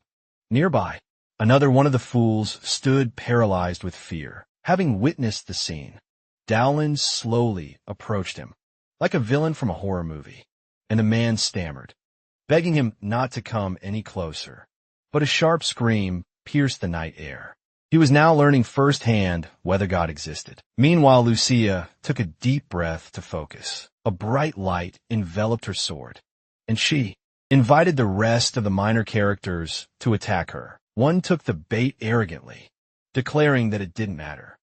If she was a sacred knight, bones were still bones, and his sword was brutal. But Lucia easily dodged now airborne, mocking the chunk of metal the man called a sword. She remarked that he was slower than drunk infant. She unleashed a flurry of strikes. While still in the air below, the mercenaries did their best to survive the onslaught. With a piercing, unrelenting blow, one of them lost a piece of his body. Lucia found it so easy that she scoffed, saying all they could do was talk. But when it came to fighting, they were useless. Dallin was pleased with her performance. She never ceased to surprise him. Frustrated, the bald mercenary called his lackeys useless bastards. Seeing the tide turning against him, he decided to slip away casually, hoping no one would notice. Dallin called out to Lucian, telling her to handle the second-rate minions, while he went after the bald mercenary. What the man had done couldn't go unpunished, as Dallin pursued one of the fools. In a desperate attempt to hasten his own death, attacked Dallin from behind. Dallin glanced back, incredulous at the audacity. He activated his jump ability, leaping so high he was out of reach, leaving the fool alive, so Lucian could continue learning.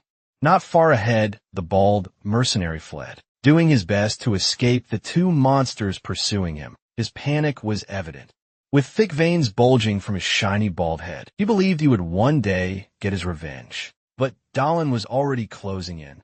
Suddenly, a loud crash echoed as Dahlin landed right on top of him. Dahlin called him pathetic for abandoning his companions. As Dahlin pinned him down, a voice unexpectedly called out, surprising Dahlin.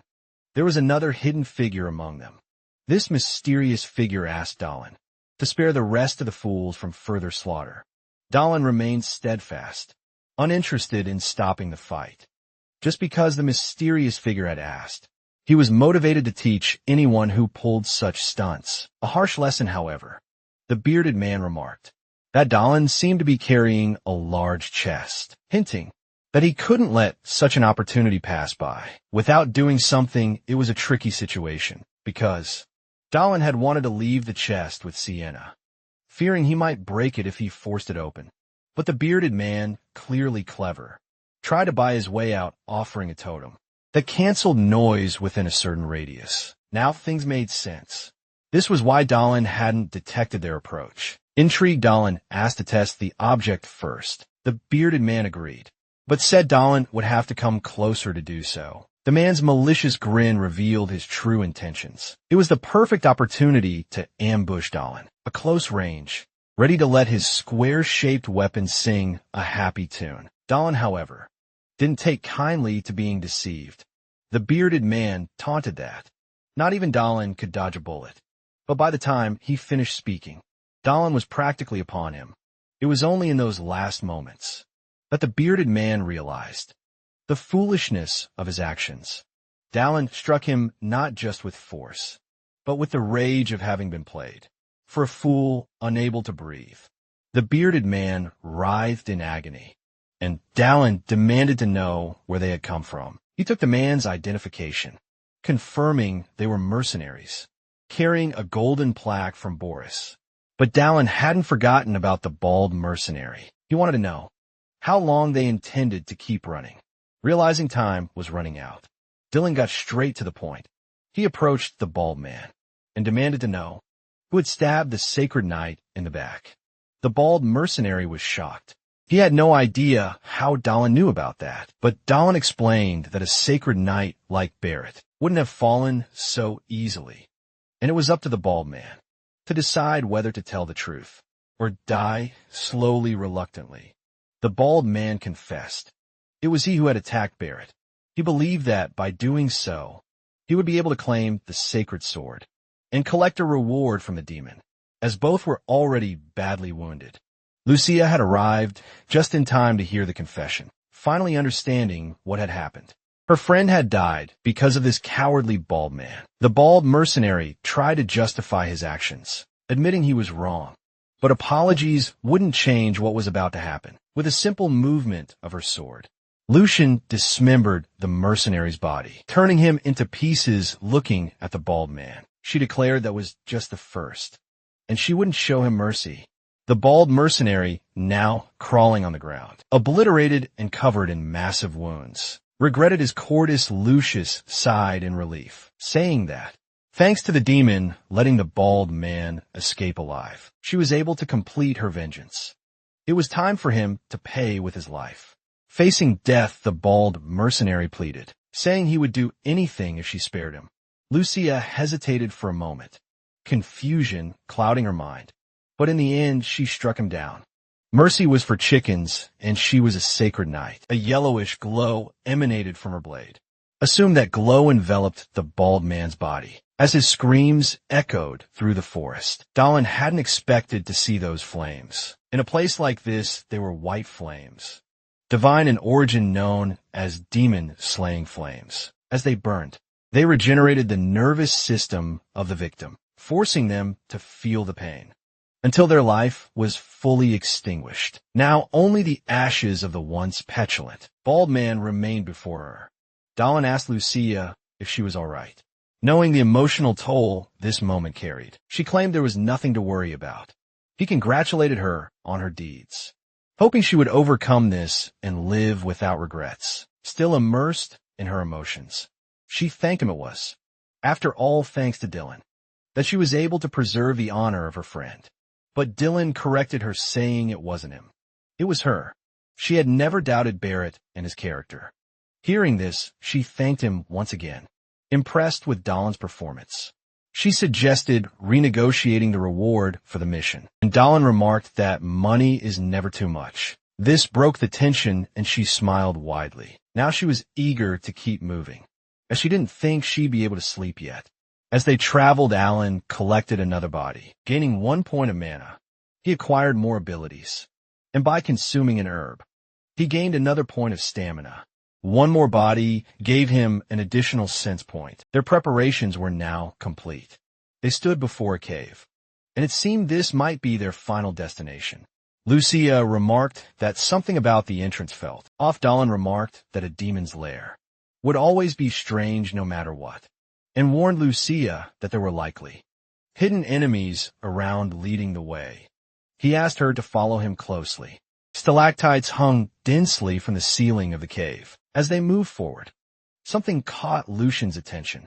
The path had seemingly come to an end, with a massive stone wall blocking their way. Dahlon placed his hand on the wall, suspecting it could be opened with some kind of spell. Immediately sensing something, he warned Lucia to brace herself for what was coming. Suddenly, a powerful explosion occurred, nearly catching them off guard. A demon's voice echoed, laughing, as he asked if his greeting had been too violent. He welcomed them and boasted that he had been watching them from the stars. Lucian, furious, could hardly wait to tear the demon's body apart with her sword. Dahlon, on the other hand, thanked the demon for his warm greeting. It was time for him to return the favor. The demon, excited by the challenge, invited Dahlon to do his best, promising to respond with care and kindness. After exchanging sarcastic pleasantries, the two began their fight. As the combat intensified, Lucia used Dahlon as a step, launching herself into the air. Now airborne, Lucia prepared to strike the demon with all her might, determined to avenge her fallen comrade below her. The demon, seemingly oblivious, didn't react, but Dahlon quickly realized it was a trap and shouted for Lucian to abort her attack. As she neared her target, the demon unleashed a powerful attack, like something out of a platform game's final boss fight. The blast was so strong that Lucian coughed up blood. Dahlon had to catch her, to prevent her from crashing violently to the ground. Both were stunned. This demon was supposed to be low level, yet he was incredibly strong. But there was no time to dwell on it.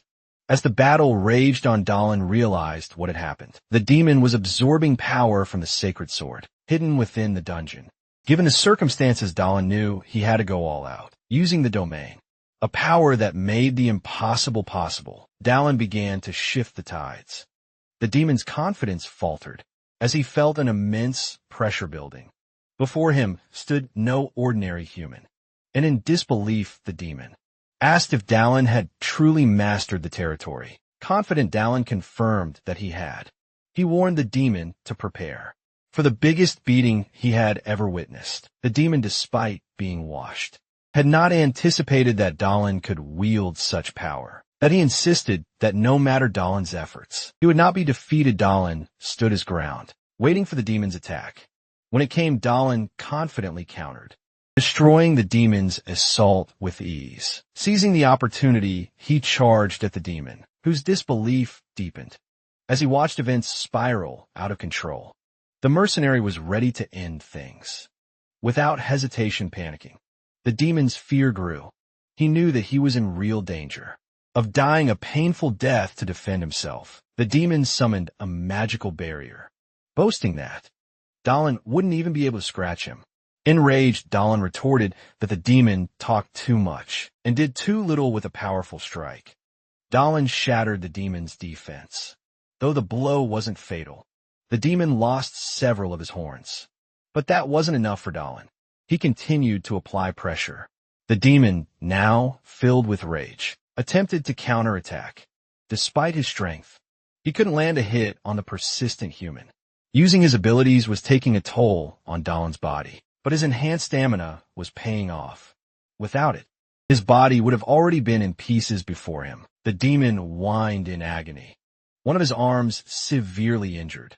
The demon moaned, realizing his malicious body wasn't regenerating from blows. Despite his injured state, the demon still couldn't believe Dahlin, a human who had just entered the labyrinth, could wield territory out of desperation. The demon called for his corrupted knight to defend him. A mournful figure stepped between Dahlin and the demon, the knight with a gaping hole in his chest, prepared to engage Dahlin, though just a body. The knight was skilled enough to block Dahlin's attack. This was a setback for Dahlin's plans.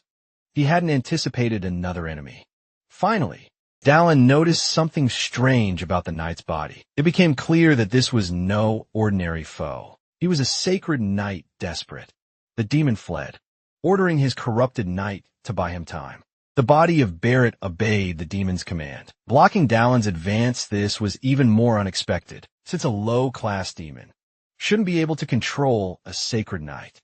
That's when Dahlin noticed the strange chain around Barrett's neck.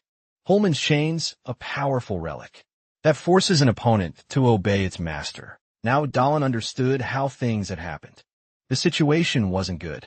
He needed to end this before the demon could fully regenerate. Lucia, behind him, began to apologize, feeling the weight of the situation. She said that her friend Barrett's body had been taken by evil, and it was her responsibility to resolve it. She urged Dahlin to continue pursuing the fleeing demon, as she still had things to say to her stupid companion. Gripping her sword tightly, Dahlin confirmed that the body before them was indeed Barrett's, given the circumstances. Dahlin decided to trust her. Lucia cast-shelled an apprentice knight, an investigator, who eradicated the corrupt among the sacred, now had the duty to purify Barrett's body. She led towards the corrupted knight, who advanced in response following his master's orders. Their swords clashed, and the fight between them was fierce. Meanwhile, the demon, who had managed to regenerate slightly, felt elated. Dahlin caught up with him and asked if the demon had absorbed more power from the sacred sword. The demon, with a wicked grin, confirmed it, adding that things would be different from now on. Once again, the battle between Dahlin and the demon began, but this time it was harder, as the demon now wielded a new weapon. Dahlin knew it was time to use his newly acquired ability. A red glow enveloped him. As Dahlin activated the pulverizing sword, the demon, now desperate, realized that not only could Dahlin wield territory, but he also possessed incredibly dangerous skills. Furious, the demon asked how someone as mediocre as Dahlin could do all of this desperate. He launched an attack, but his sword was completely shattered by Dahlin's defense. Dahlin's strike was too powerful for the demon, who was finally sliced apart. The blow had been devastating, and Dahlin, surprised by his own strength, smiled with the demon's defeat. 2 more bodies were discovered in the now silent dungeon. Meanwhile, the fight between Lucia and Barry continued. They exchanged blows without stopping, but Lucia hesitated to do what needed to be done. Memories of the past flooded her mind. She remembered a wooden sword falling to the ground. Lucia had once told Barrett he was too strong, which irritated her indeed. The future commander had extraordinary physical abilities, but Barrett, not seeing himself as a prodigy, asked her not to put so much pressure on him. Nevertheless, the compliments made him happy, though his change in posture frustrated her. Eric remarked that Lucia had improved a lot since the last time they trained together. Lucia, proud, stood up, saying she had practiced a lot and would one day defeat him. With a calm smile, Barrett promised to face her whenever she wished. Now, however, they fought, but not in the way Lucian had wanted. She didn't want things to come to this. She didn't want to see the man she admired so much in this state. The confusion and the gravity of the situation were hard for her to bear. With skill, she managed to close the distance between them, pressuring Barrett with precise strikes. Lucia shouted at Barrett's body, saying she didn't want him to appear before her like this, especially not the last time they would meet. But Barrett's unresponsive body didn't react to her words. The clash of their swords lessened, and they distanced themselves once again. Now Barrett was just a body devoid of reactions. Lucia was resolute that the right thing to do was to end his life there. Barrett prepared to attack again, with no emotion whatsoever. He raised his sword to block her next strike. When their swords clashed once more, Lucia was precise. but she suffered a minor wound on her face. Barrett, too, was injured, and his wounds were more severe. Lucia, catching her breath, acknowledged that he was still talented, but this time he had lost. Barrett's body began to be engulfed in holy white flames soon. His entire body was consumed by the fire. Lucia, standing before him, was determined to end it all. But then something made her hesitate. As she looked at Barrett, she noticed something that stopped her from delivering the final blow. A look of emotion appeared on Barrett's face, and a brief word of gratitude escaped his lips. Lucian struggled to hold back her tears as she witnessed what was happening. She tightened her grip on her sword, determined to finish what they had begun. This was her final farewell to Barrett Struman, the Sacred Knight, a great and talented prodigy, with impeccable conduct and exemplary ethics. Finally, Lucian delivered the strike that ended everything. Though wounded, a faint smile formed on his face. Frustrating herself, Lucia gave in to her emotions. This was not the ending she had wanted for her friend, who vanished like sacred ashes. Dylan remarked that the knight must have been happy, knowing that his last moments were spent in her company. Tears streamed down Lucia's face. Overcome with emotion, she cried like a child. The dusk lit the sky as Barrett fulfilled his purpose in life. In another scene, two men discussed how the demon had also perished, calling him useless, incapable of protecting the sword he had been given. One of them warned the other to be cautious in criticizing a demon, as the other was a traitor among the sacred knights. The man reprimanded the older one, reminding him they weren't in a place where they could raise suspicion. Indeed, there was no harm in being careful. As they left, one mentioned that the other was welcome to visit the cave at any time, as the demon had authorized it. Now it was time for them to plan their next move. Standing before a simple gravestone, Lucia lamented that Barrett would be missed. She added that he would be remembered as a sacred knight who fell while performing his duty. With the mission completed, it was time to discuss payment, and Lucia asked Dahlin if he had any amount in mind. Dahlin indeed had something in mind, something that only the sacred knights could provide him. At the Order's headquarters in Paulschen, they were received by the knights. A man greeted them, saying that their efforts in coming this far were appreciated and recognized. He introduced himself as Albus, administrative officer of the Order. The mercenary introduced himself, and Lucius mentioned that it had been a while since they had been formally presented. Although their achievement warranted recognition from the captain himself, he wouldn't be available to meet them personally, and he hoped they would understand. Their reward would be 30 gold coins, and a recommendation for a sacred tattoo. This was a unique ability, granted by the god of war to the Order of Sacred Knights, allowing for the efficient use of divine power. The tattoo was primarily used to enhance physical and magical power, though wasn't limited to just that. Now, Dahlin would need to go to the Fissure, a place teeming with dormant divine power. Only the captain and vice captain could perform the ritual, so they would need to meet with one of them. Dahlin was already planning to visit that location, so he would be seeing them soon. But Albus added that there was something else he wished for them to accept. It was a corrupted relic, the Chain of Holman, which had been lost for 400 years. In its current state, they couldn't use it. But Albus thought Dylan might make better use of it. Dylan's eyes lit up with joy at hearing this, but he knew there was more, and he urged Albus not to beat around the bush. Indeed, Albus had something to ask of the mercenary. Lucia felt embarrassed by the blunt way Dahlin spoke. Turning to the officer, she said that this mercenary wasn't someone who could be bought with compliments and gifts. She then handed her reward to Dahlin, stating that she had received it because of his efforts and hoped he would accept it. This wasn't the reaction Albus had expected, nor the outcome he anticipated.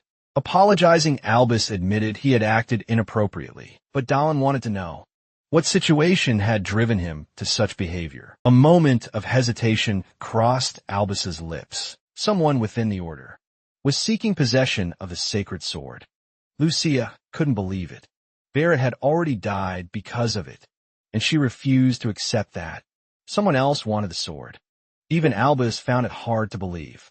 He had received a letter a few days ago, instructing that if the sword was recovered, it should be sent to the order's headquarters.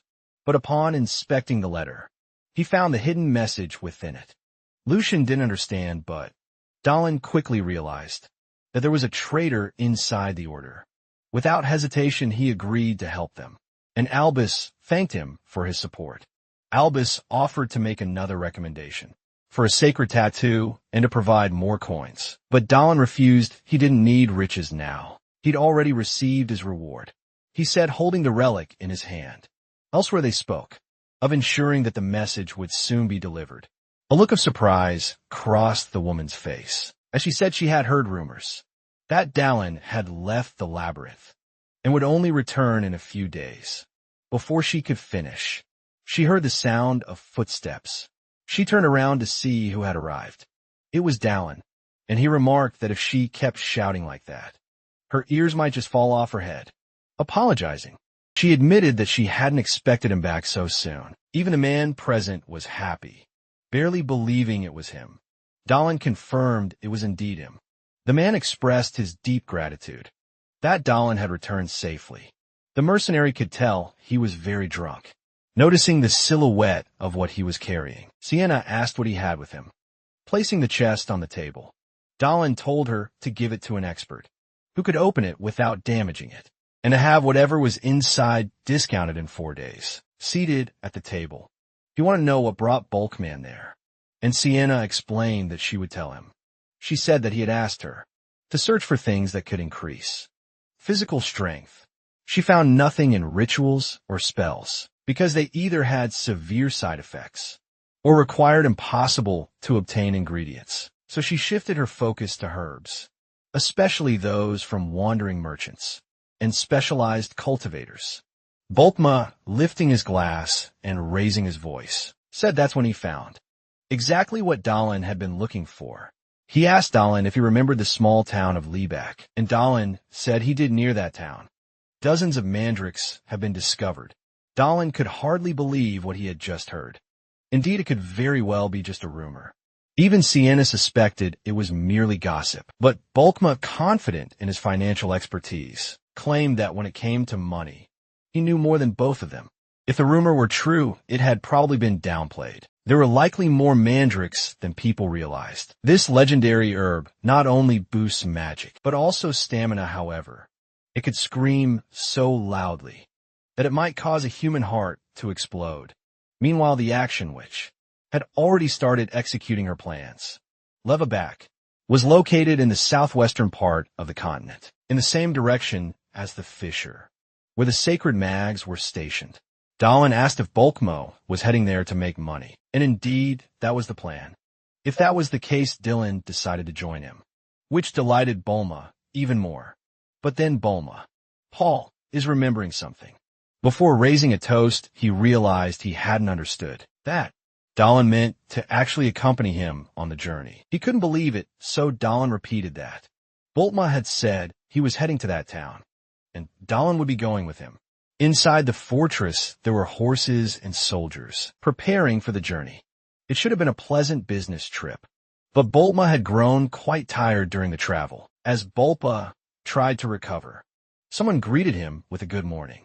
It was Dalin who, noticing his friend's weary expression, asked if something was wrong. Perhaps it was just a hangover. And not knowing who the woman beside him was, Dalin asked about her. Lucia introduced herself as a sacred knight, since they were heading in the same direction. Dalin had decided to bring her along on the journey. Bulma felt honored to meet a sacred knight. He started to flatter both of them, which left them feeling a bit embarrassed. And Dalin asked when they would be departing. Bulma said they would leave early in the afternoon, so Dalin said he would return before them. As they left, Bulma asked where they were headed, and Dalin replied that he had killed a demon and was going to collect his reward.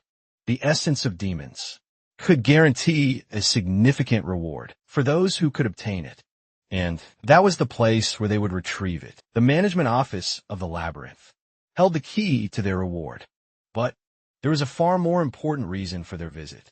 They wanted to speak with one of the Transcendentals of the Diamond Palace. Evan invited Dalin to sit in his office, offering something to drink. Before long, a warm beverage was served. Defeating a demon on his first visit to the labyrinth was impressive, but Dahlin downplayed it, saying it was just luck, and that luck still seemed to be on his side. He even observed him with curiosity after that remark, not only once but twice. Dahlin had encountered the Transcendentalists earlier. Yin recognized Evan, as he appeared quite different from what was expected. In the game, the man of 1,000 faces, Lever and Hakim was essentially a one-man army. Dahlin knew he needed to gain his favor and turn him into an ally. Evan mentioned that Dahlin was being watched by the gods, and there was only one way to achieve that. Dahlin began to mention how apostles and demons, all of them spoke about their gods. Perhaps the gods had some kind of disorder that made them enjoy spying on humanity. Before he could finish the sentence, the energy in the room shifted completely. Even the tea in his cup almost spilled over. The man before him said sternly, "That tone, I just heard borders on blasphemy." Trying to explain himself, Dahlin replied, "I'm not exactly a man of faith." The man continued, "I don't know. Perhaps you have no faith at all. And sure you aren't from this region." It was as if the man knew everything about Dahlin, leaving him unsure of how to respond. Looking at him, the man asked, "What's so funny?" Dahlin answered, "I've never been past the frozen mountains. Maybe you're watcher of 100 eyes and storyteller of 1,000 years. Forgot to mention that." For some reason, this made the man smile. He hadn't expected Dylan to know about the prophet, and he admitted, "Contrary to what I thought. You're a fascinating man," he added. "Talking to you feels like speaking with my friends, the ones people call transcendentalists." It seemed Dahlin had survived the worst, and now had the man's full attention. Cutting to the point, he asked Dahlin, "Do you have the essence of the demon you defeated? If so, I'd like to take a look." The carriages moved through the forest. Inside one of them sat Dahlin and Lucia. On Dahlin's lap was a bag full of gold coins. He hadn't expected such a significant reward, especially with what Sienna had managed to obtain. As well with this, he could now afford high-quality equipment, and even more relics at the window. A young boy brought a message from Bulma, asking how Dahlin's trip was going. Dahlin replied that everything was fine in his carriage. Noticing the boy, he asked, "Are you new here?" The question stirred memories of his earlier days. Curious, Dylan asked the boy's name, and found out he was called Perrin. It was his third mission, and he still hadn't received his mercenary registration.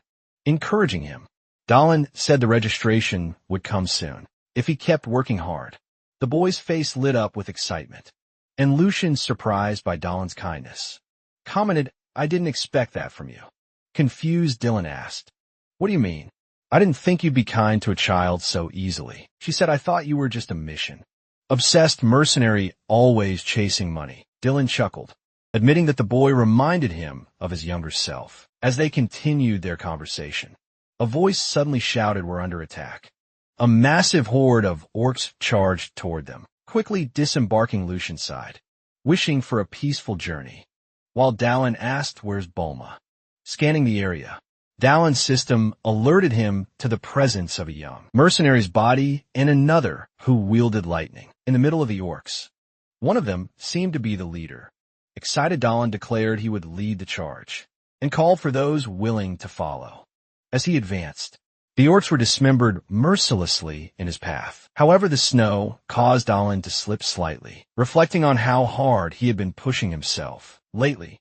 He wondered if fatigue was finally catching up with him as he tried to regain his footing, or prepared to strike him with its club. Against all odds, the young boy parent intervened, saving him just in time. "Are you all right?" Perrin asked as Dahlin thought to himself, "This kid's really good passing by him." Dahlin thanked the boy and assured him, "I'm fine now." He needed to remain vigilant.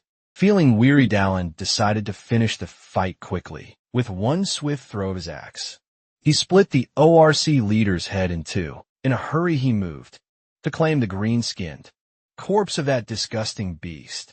As the battle ended, ORC bodies littered the snowy ground. Perrin, full of admiration, said, "Lucian, you're amazing. Do you think I could become a holy knight one day?" Lucia, smiling warmly, replied, "If you keep training, you'll be even stronger than me one day. You're already pretty talented." Curious, the boy asked, "Why are orcs here? They're not from this region."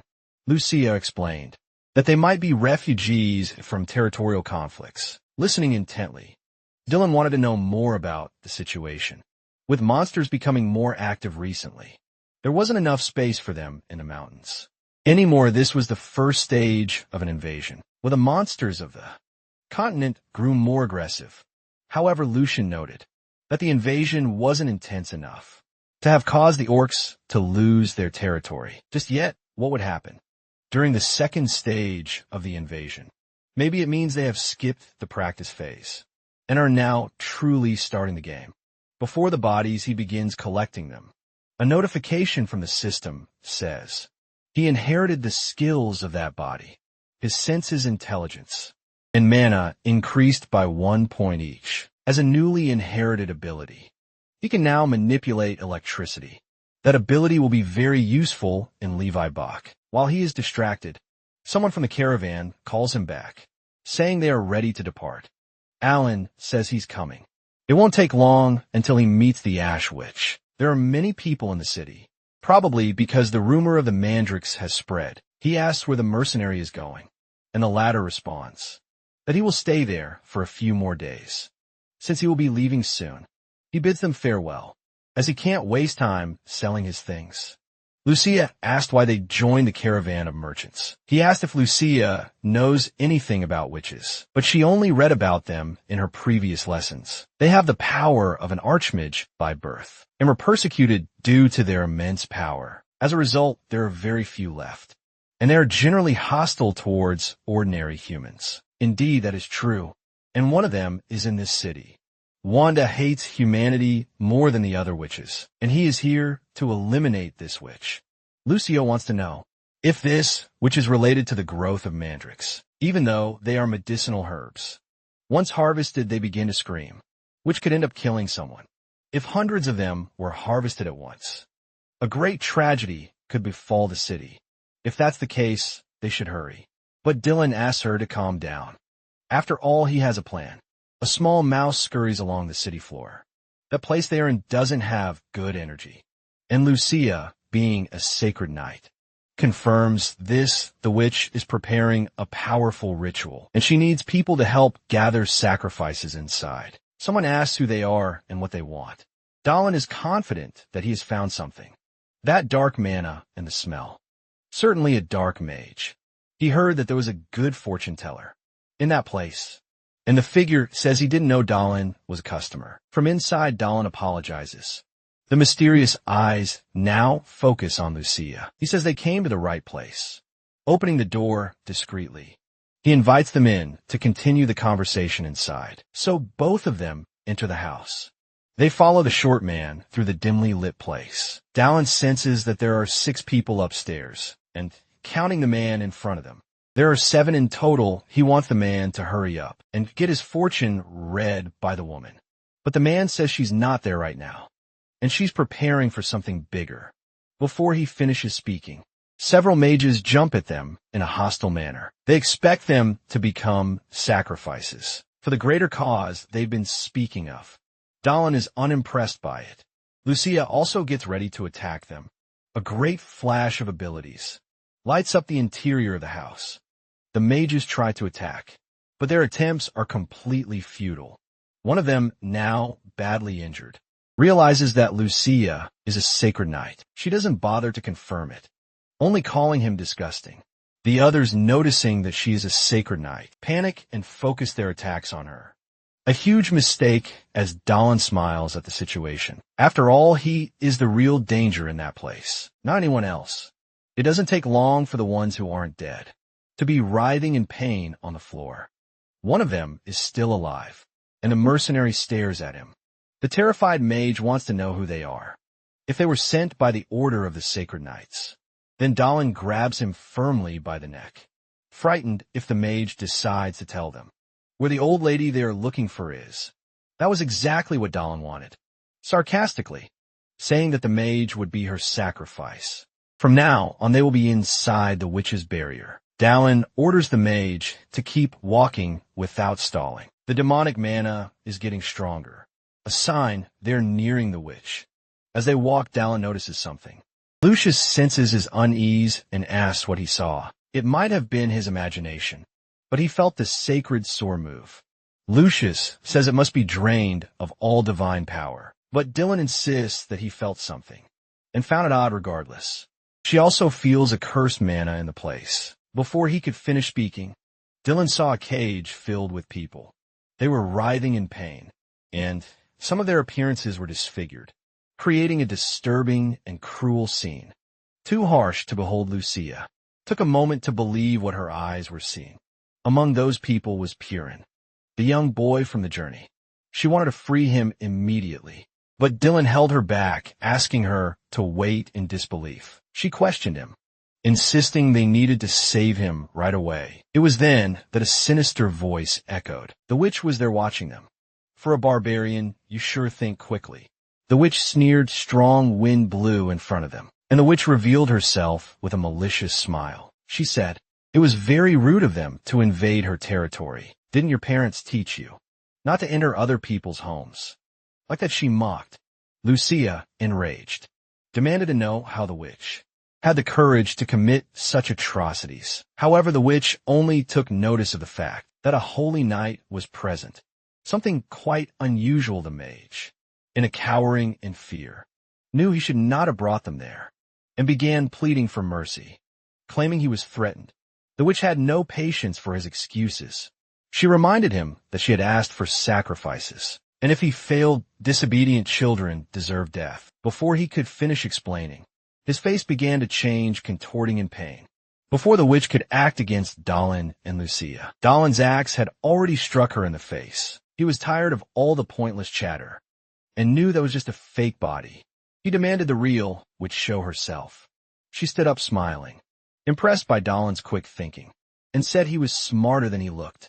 "This is going to be fun," she stated with a wicked look, asking if they wanted to play with an innocent old grandma. With a gesture, she summoned giant wolves to entertain Lucia. Concerned, Dylan asked Lucia if she could handle it, and she affirmed she could, although she was clearly nervous. They moved into combat. Dylan, using his jump ability, leaped ahead, cutting the path to approach the witch. He attempted to strike her several times, but to no avail. She seemed to enjoy the situation, taunting him as she dodged easily. The witch then cast a fire spell, expecting him to show his true power. Alan, however, channeled lightning into his axe, surprising the witch distracted. She didn't notice that he was actually aiming at her true body, which was far away. A loud explosion occurred in the distance, and the real witch's body was hit. Coughing, she admitted she had been careless. The citizens are tense, unsure of what's happening, with some thinking it might be an earthquake. The witch wants to destroy everyone in the city, but Dalin says he knows about the humiliation she suffered there. Still, her actions are unjustifiable. Her methods are cruel and inhumane. Revenge or not, she would never be forgiven for what she did to others. She should use the life she has to pay for the sins she's committed.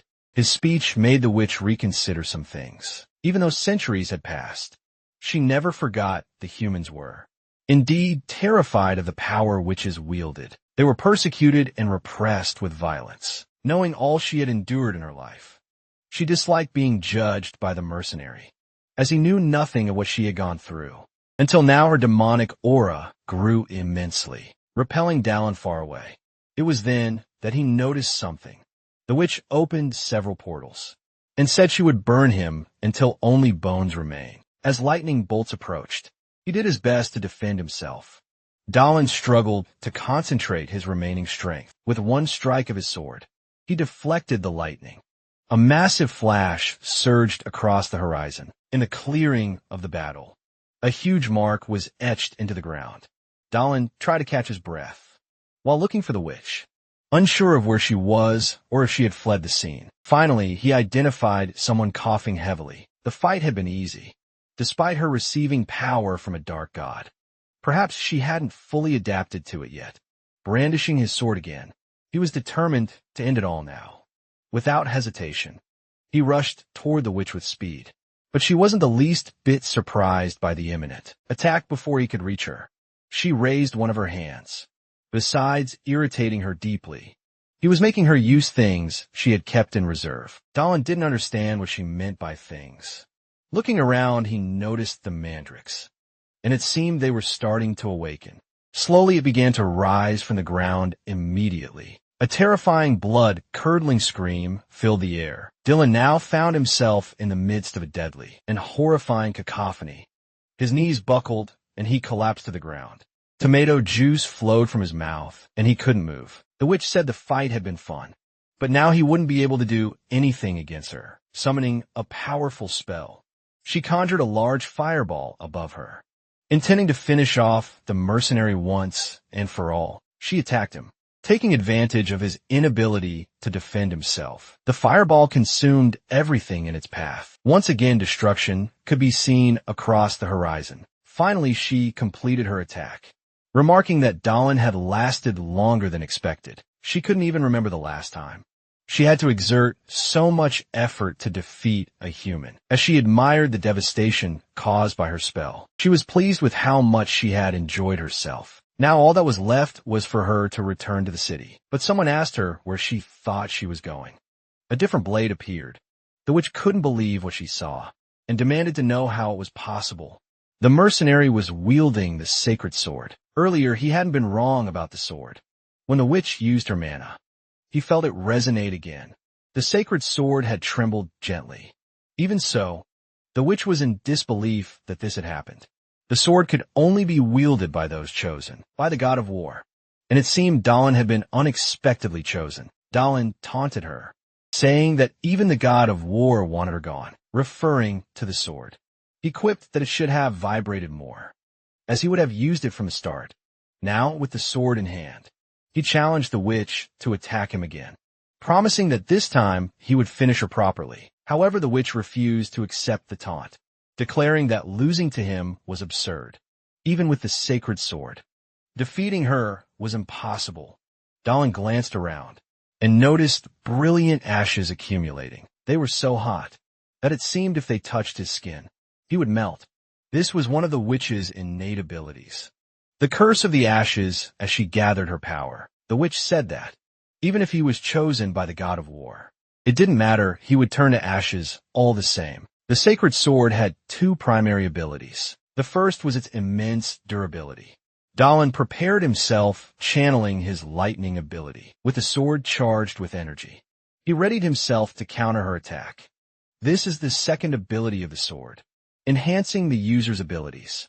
The witch is in disbelief that her attack was repelled so easily. While she is distracted, Dahlin prepares to strike once again. With the sacred sword in hand, he is ready to deliver another attack. The witch didn't think he could still use his territory. This time the attack flies through the air, leaving the witch powerless to stop it. With little choice, she uses her curse once again. It's time to defend herself. However, Dahlin's attack is too powerful now. An explosion of blue light erupts in the clearing, electricity surging through the witch's body. Of heavily injured and panting, she mocks Dahlin, asking if he thinks he has won the battle. Dahlin is confused by her words, and the witch reveals her plan.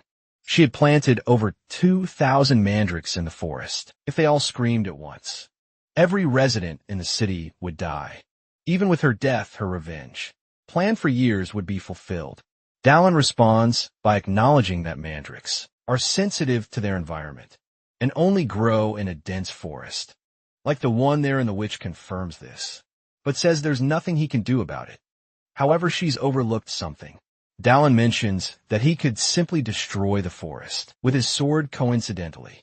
He possesses a skill that would be perfect for this moment, gained from defeating the demon in the labyrinth of fire rain.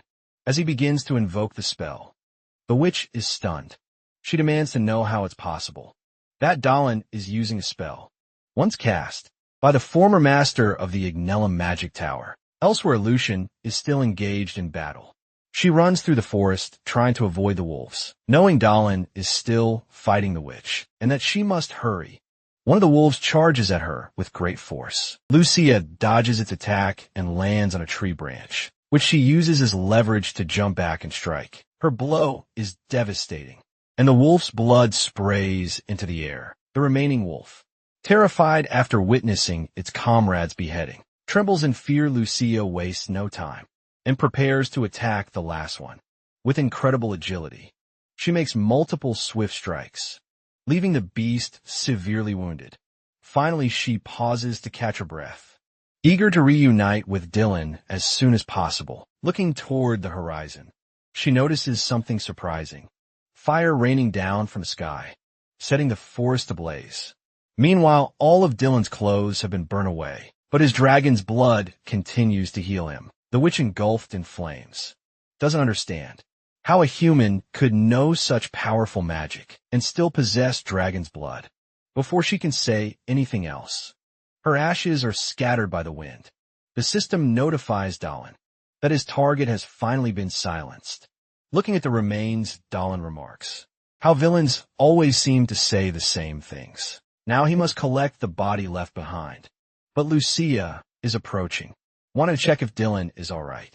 He assures her that everything is fine, but Lucia is left, stunned by the unusual scene in front of her. Her face turns bright red as though it might explode. Dahlin, ever the oblivious one, doesn't understand what's happening until he finally realizes that he's standing naked in front of her. He explains that the fight was more intense than expected. Lucia, mustering all her courage, shouts at him, saying that it doesn't matter how intense the fight was. He shouldn't be naked in front of her at such a moment. She quickly tells him she will find something for him to wear and orders him to cover up until then.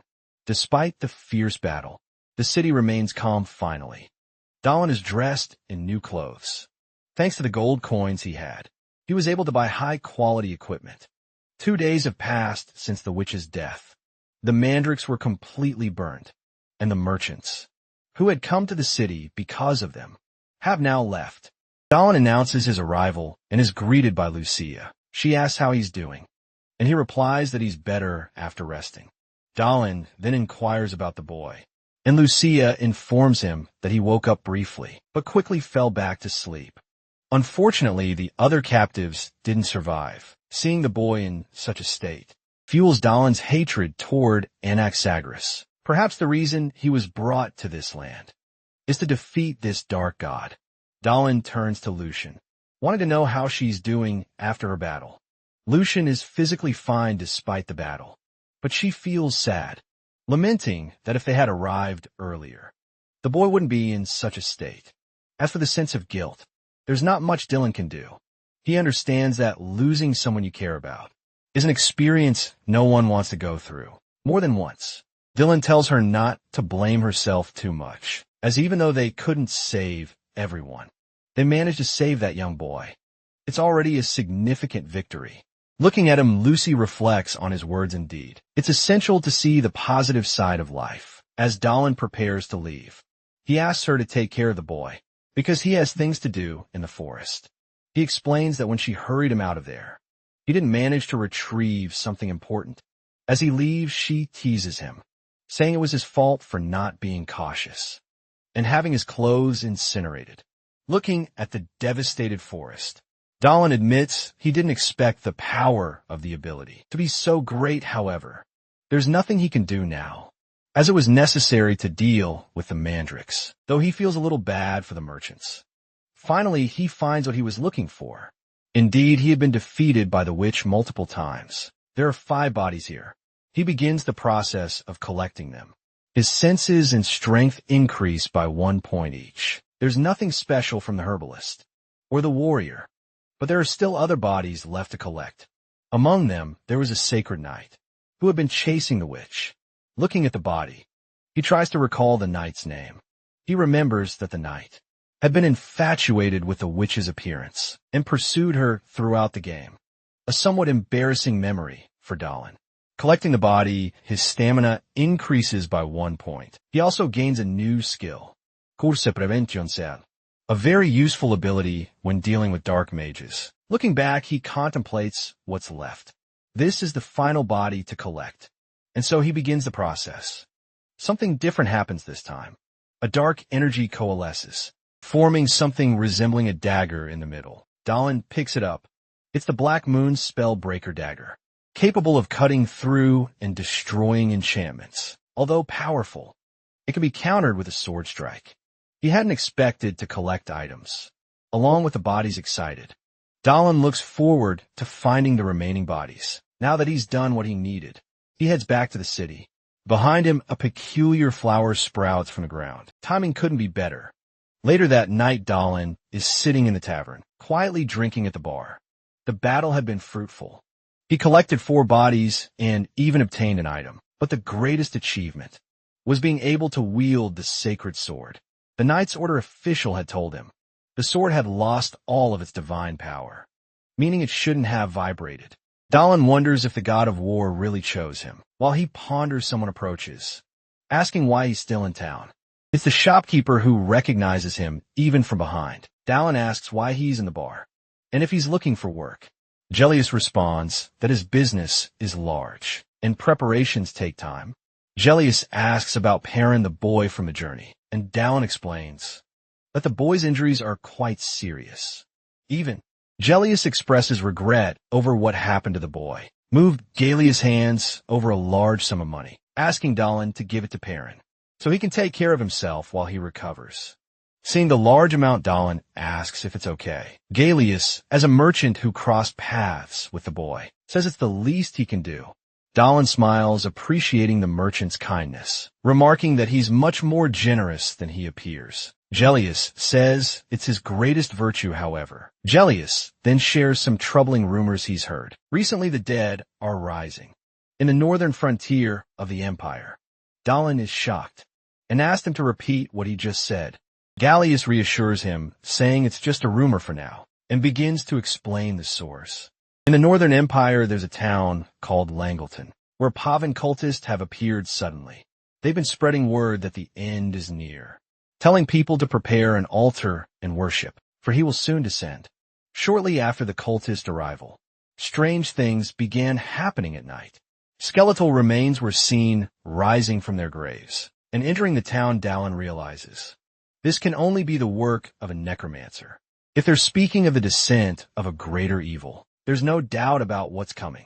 The immortal demon will be released from its sealing. Soon this will be annoying because he is truly immortal, which is why he was sealed. Dahlin is thinking of ways to deal with him. This is taking up a bit of his thoughts, but there's a method that might work very well. Gallius wants to know if Dahlin has any idea of what might be happening, and he says the rumor must be false, but thanks him for sharing it with him. Inside where he is staying, he thinks a little more, since he is busy transporting the sacred sword now. More work has come up to be done. Then he heard a voice in the background, asking to be taken along. Lucia and Parona are arguing. She says that if something goes wrong from here on, the boy could lose his life, but he says he is prepared for that, and wants to accompany them on the journey. Dahlin says he should stay and recover, but he wants to know why they are arguing. Lucia says that as soon as the boy learned about their departure, he wanted to join them. Paran says he really wants to help them. He promises he won't be a burden. Taking an injured person with them is a big risk. The path leading to the destination of the sacred sword is dangerous, and there might still be a traitor in the order. But there's something about the boy that captivates him. Seeing his eyes, he already has an answer. Dahlin wants to know if the boy would be able to pack his own things. Perrin says he certainly could.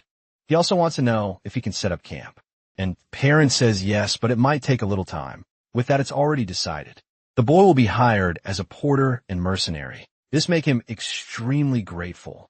Lucia watches the scene, but is apprehensive. She's not sure if things will turn out well, because the boy is still injured. But everything will be fine, because he brought something that could be useful. He picked it up on the way here. Perrin can't believe what he's seeing. What's in his hands is a mandrake. Dahlin gave him the plant, and Lucia wants to know how he got it, as she thought they had all been burned. But one of them was lucky and ended up surviving. With that, Dahlin says they are leaving that night. And if the boy doesn't want to be a burden, you should eat well and recover quickly. Night has finally reached the city. They follow the path on horseback, and the boy is sleeping in Lucian's lap. He is sweating a lot. She informs Dahlin about this, and says they should stop to rest a bit. The boy is too exhausted to continue, since they have been camping for a while. Dahlin decides to stop so they can rest. Lucius said she's glad they are with the boy, and didn't expect Dahlin to allow this. He says he didn't imagine. She had such a poor impression of him. As Dahlin requested, she has been teaching him in recent days, and his skills have improved significantly. His moves during the ORC attack weren't a coincidence, and she is thinking of getting him to join the Order of Sacred Knights. Sacred Knight Perron. That's a title that sounds very good. As soon as she finished speaking, Dahlin felt a strange energy. The same passed through Lucian, who also felt it riding his horse forward. He calls for Lucian, who said she also felt the same thing. They continue on their horses and approach a house. There's a smell of blood in the air. Lucian says they should inspect the place first, and he agrees, leaving the boy leaning against a tree. He hopes he will be fine and safe. They should enter immediately, and the door opens inside. They notice it's strong. A woman greets them and calls them visitors. It must have been hard for them to reach there. Her clothes resemble those of a maid. Dahlin notices that it's not just the smell of blood in the place. It's the foul smell of blood in the air. It comes from someone who has hunted and consumed dozens of people. The woman asks if it's just the two of them, as she prepares meals based on the number of guests. Dahlin says there are 3 and requests 2 rooms and 3 meals. The woman asks them to wait a little longer. He knows she must have deceived many people this way. Every sense in his body tells him this woman is extremely dangerous. Turning to Lucia, he asks if there's anything she needs. Then she says she would like to have her bath prepared. Before the meal, Dahlin tells her to go up first. He'll follow with Perrin. He glances at her discreetly. Lucia knows the place is dangerous, but they need to maintain the act. With the meal ready, the woman expects them to enjoy it well. Dahlin thanks her for having made the meal. As he breaks the bread, he says he hasn't seen other guests and asks if business is going poorly. But she says there were a few last month and wants to know if he had heard anything. On his way there, Dahlin eats the bread while thinking. He said he had heard about bodies wandering in a nearby town. Reanimated bodies. She says she has never heard such a crazy story. The boy asks if she is from the Empire, but the woman became defensive. He says he is from the Empire, and that she has the same accent as he does. And she says she grew up there, but hasn't returned to her homeland in 10 years. Hearing this, he was surprised that she still kept her accent, because has disappeared a year after leaving. He wants to know how she has maintained hers. Silence filled the room completely. Dahlin was pleased with the boy's cleverness. This was an excellent excuse to let his axe sing. As he stands up, some men suddenly appear injured. They mumbled that there was a monster there. Dylan knows that Lucian is upstairs. He asked the men if the monster is a sacred knight. Drying herself, she said. They tried to attack her. As soon as she entered the bath, this is definitely something serious. Looking at the woman, Dahlin ordered her to start explaining, quickly smiling. She said she would have consumed him calmly, but she can't do that anymore. Chanting an incantation, a detestable aura filled the place. Then undead began to reveal themselves in the room. The reanimated bodies were now there. Indeed, this is the work of a necromancer. Perrin defends himself from the bodies using his sword, but after cutting one of them, he was surprised by the result. Even without half its head, the body kept advancing. The woman says they are already dead and can no longer die because of that. Once they are exhausted, she will eat them and suggest they surrender, obediently cutting one of the zombies. Dahlin says she is right, the dead cannot die, but there are other ways to stop them. The dagger he received is a spell nullifier, and it can end the undead. Wielding it, he advances toward the bodies. Dahlin is determined to make sure those bodies don't move anymore. His first strike is powerful. The necromancer cannot believe what she is seeing. Her spell had been completely destroyed. Against incantations and spells, it is necessary to use the right weapon. This dagger destroys most magic with just simple contact, and even small cuts from this dagger can produce a fatal curse on the sorcerer. Meanwhile, Perron tries to defend himself from a zombie. Lucia realizes the boy is in danger. She asks him to hold on a little longer, because she's coming to save him. But he tells her not to worry, because he can handle it. The skeleton keeps getting closer. Before he could do anything, the body loses the light in its eyes and falls inert on the boy, who was disgusted. Even Lucia didn't understand and wonders if the necromancer had died. Now the boy asks for Lucia's help, and she goes to his aid wounded. The necromancer wants to know how her spell was destroyed so easily, but she wasn't in the mood to hear the answer, because she could revive them immediately. But once again the black dagger comes into play. More wounds appear on the necromancer's body. As she agonizes, Dalin wants to know if she ordered sacrifices for the immortal demon, or if she had another plan in mind. It was good for her to speak quickly, because he still had the patience to listen to her. Her cannibalism was just a degenerate pastime. Definitely Illuminati. Lucia yells at him, saying they still have problems. They went down to the basement and found people tied up. Upon finding them, the people told them more things. The immortal demon had already broken free from its seal. Hearing this, he ordered her to rest, because they would leave in the morning. He needs to step out for a bit. And Lucius wants to know where the mercenary is going. Without hesitation, he says he is going to capture the immortal demon. She doesn't understand what he said, because it is very risky and the demon cannot die. Faced with this, she wants to accompany him on this mission. However, he asks her not to worry about him, because he has a plan besides. Dalin didn't mention anything about killing him with a corrupted relic in hand. He repeated that he was going to capture him. 300 years ago, an entity ravaged the world with fear and destruction. This is the immortal demon, who was fought by the sacred knights. However, their efforts were in vain due to his immortality. What they could do in the face of calamity was to use divine power to seal him. That's what the game said.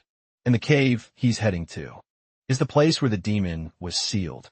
At the entrance of the cave, cultists are gathering to commit atrocities. One of them complains about the slow pace. One person asks for permission from the pagan priest. However, he orders them not to delay anymore and to enter the cave immediately. The young man wants to spare his daughter and have her sent back, slapping a young man. The priest says none of them are in a position to ask for anything, and that this arrogant one would be more useful dead. As he prepares to strike, the man saying the same will be done to his daughter. A furious axe flies toward the cowardly clown before he could continue oppressing that family. His head became the new home for the axe. With one clown down, the others want to know who did it, because as soon as they caught him, he would be destroyed. But Dalin was already stepping forward to claim responsibility. Another fool is now under attack. One tries to warn that there are enemies, but his throat receives a fatal cut. Dalin continues to use his dagger to slice through the fools. The family watches the violence unfold as the cultists scream in pain and horror. After the action ends, he thanks the mercenary. However, one of the corpses' eyes opens mysteriously. Their bodies begin to rise from the ground. That is the work of one of them, who is also a necromancer. Dalin wants to know where this clown came from, since he hadn't seen him before. The necromancer orders the bodies to attack the mercenary with little patience. Dalin uses his combat skills to finish them off. Steve and the bodies are flying through the air, like crash test dummies. There wasn't much the necromancer could do now. Dalin threw his dagger at him. It ended up piercing the clown's leg. This made him flee deeper into the cave, and Dalin preferred to follow him to his base, rather than finish him off immediately. As he walked, a system sound echoed in his ears. His combat skill was just 1% away from reaching the maximum level. Opening the status window, he saw that his skill proficiency was at 99%. Now he can't wait to see what will change when it reaches 100. One of the demon's hands is still chained. He says those with desires are truly a delicacy. The priest tells the demon to enjoy calmly, because more sacrifices will soon arrive. Soon he will have his full power restored. The necromancer had arrived, and says it's an emergency, because there's an intruder in the cave. The cultists say he shouldn't have interrupted the ritual. He finally says that a man appeared, killed his companions, and freed the people who were to be sacrificed. The demon scolds them for being unable to deal with a single human. He can't believe he's relying on insects like them. Then he started devouring them. instead of the sacrifices they had lost. Blood sprays all over the place. That strong demonic energy was a delicacy for him, and Dalin thanks him for doing his job. This way he didn't need to finish off the cultists. Looking at him, the demon realizes that this is the one who attacked his cave. He sees that there's a sacred sword on his back, but this man is not a sacred knight. Either way, it doesn't matter anymore. Breaking his chains, he says Dalin should consider this an honor, because he's about to witness the power of the immortal demon.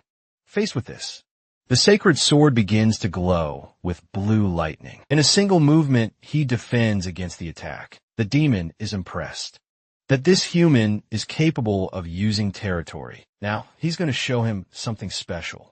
And Dalin remains focused. The curse of the death mist, which melts everything it touches. Even so, the more he observes Dalin, the more impressed he becomes. Dalin uses ability to prevent curses. The demon doesn't know how. The human uses an elven seal, but that only works against minor curses. Now Dalin realizes he's in trouble, and one of the demon's tentacles hits him hard, thinking he had incapacitated him.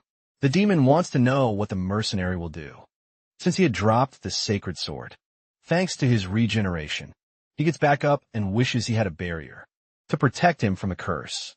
The demon says he will curse him until he dies, while Dalin thinks of a more powerful barrier. Then he used his combat skill again. That made something sudden happen.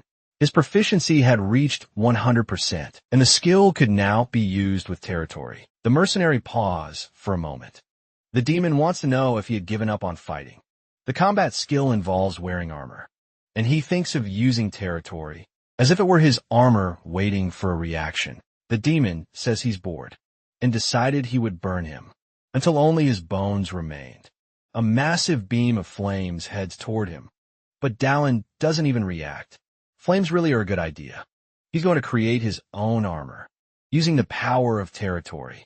Concentrating his mana, Dalin begins to emit a blush glow. Chanting a spell, a huge explosion of fire erupts. The one watching in disbelief is the immortal demon. That new appearance of his is something the demon has never seen before, and he doesn't know how it happened. Dalin wants to know if the demon is done being impressed, because if it's over, it's time to get ready for a beating he won't be able to endure. The immortal demon does not know how to describe this transformation, but it doesn't really matter. From now on, the creature will move using subspace. The creature wants to take advantage of the moment to lower the hero's guard, but before it can finish its sentence, the monster takes an extremely fast and powerful punch. Armin doesn't even have time to react to the hit. Dalin follows up with a combo of punch after punch. The monster keeps getting beaten without pause.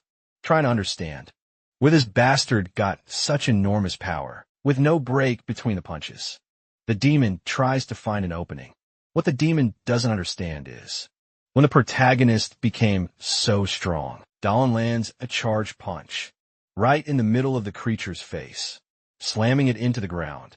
Then the final blow triggers an explosion. Without slowing down, the hero continues, smashing the demon's face into the concrete. With relentless punches, Arvin, now in a smaller form, begs him to stop. Of course, Dylan knew his master's escape pattern. He suffered a lot in the game because of it. The creature keeps getting beaten, pleading for him to take a break.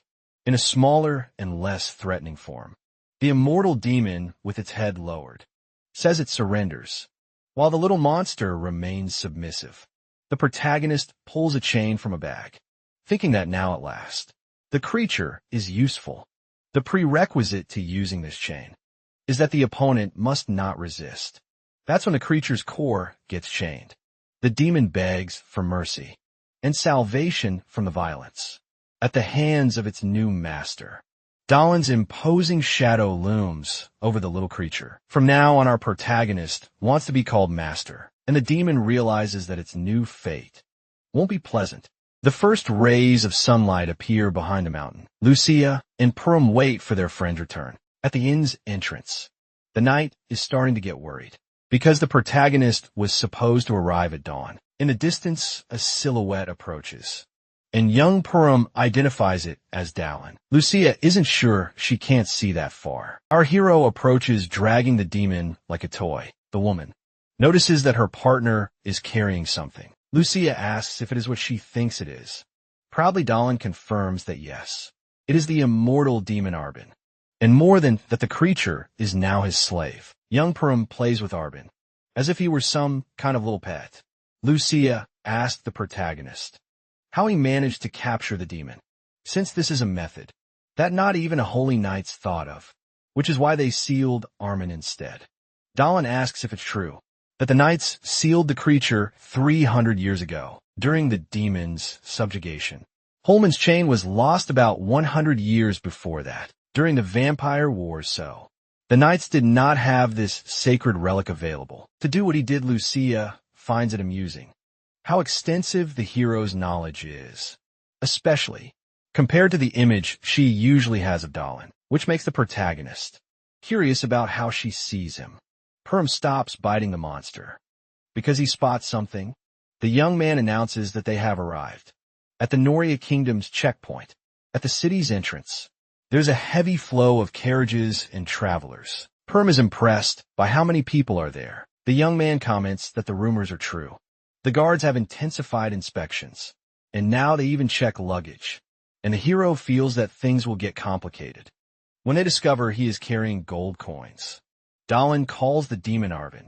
The protagonist asks how subspace works, and the creature explains that it has been out of mana since being defeated, so it can only activate this magic through its mouth. But before Arvin can finish its sentence, Dallin shoves the bag of coins down its throat, and the hero orders the demon to store the bag in subspace. Then the travelers approached the city's entrance. One of the guards, looking sleepy, asked the group to stop for an inspection.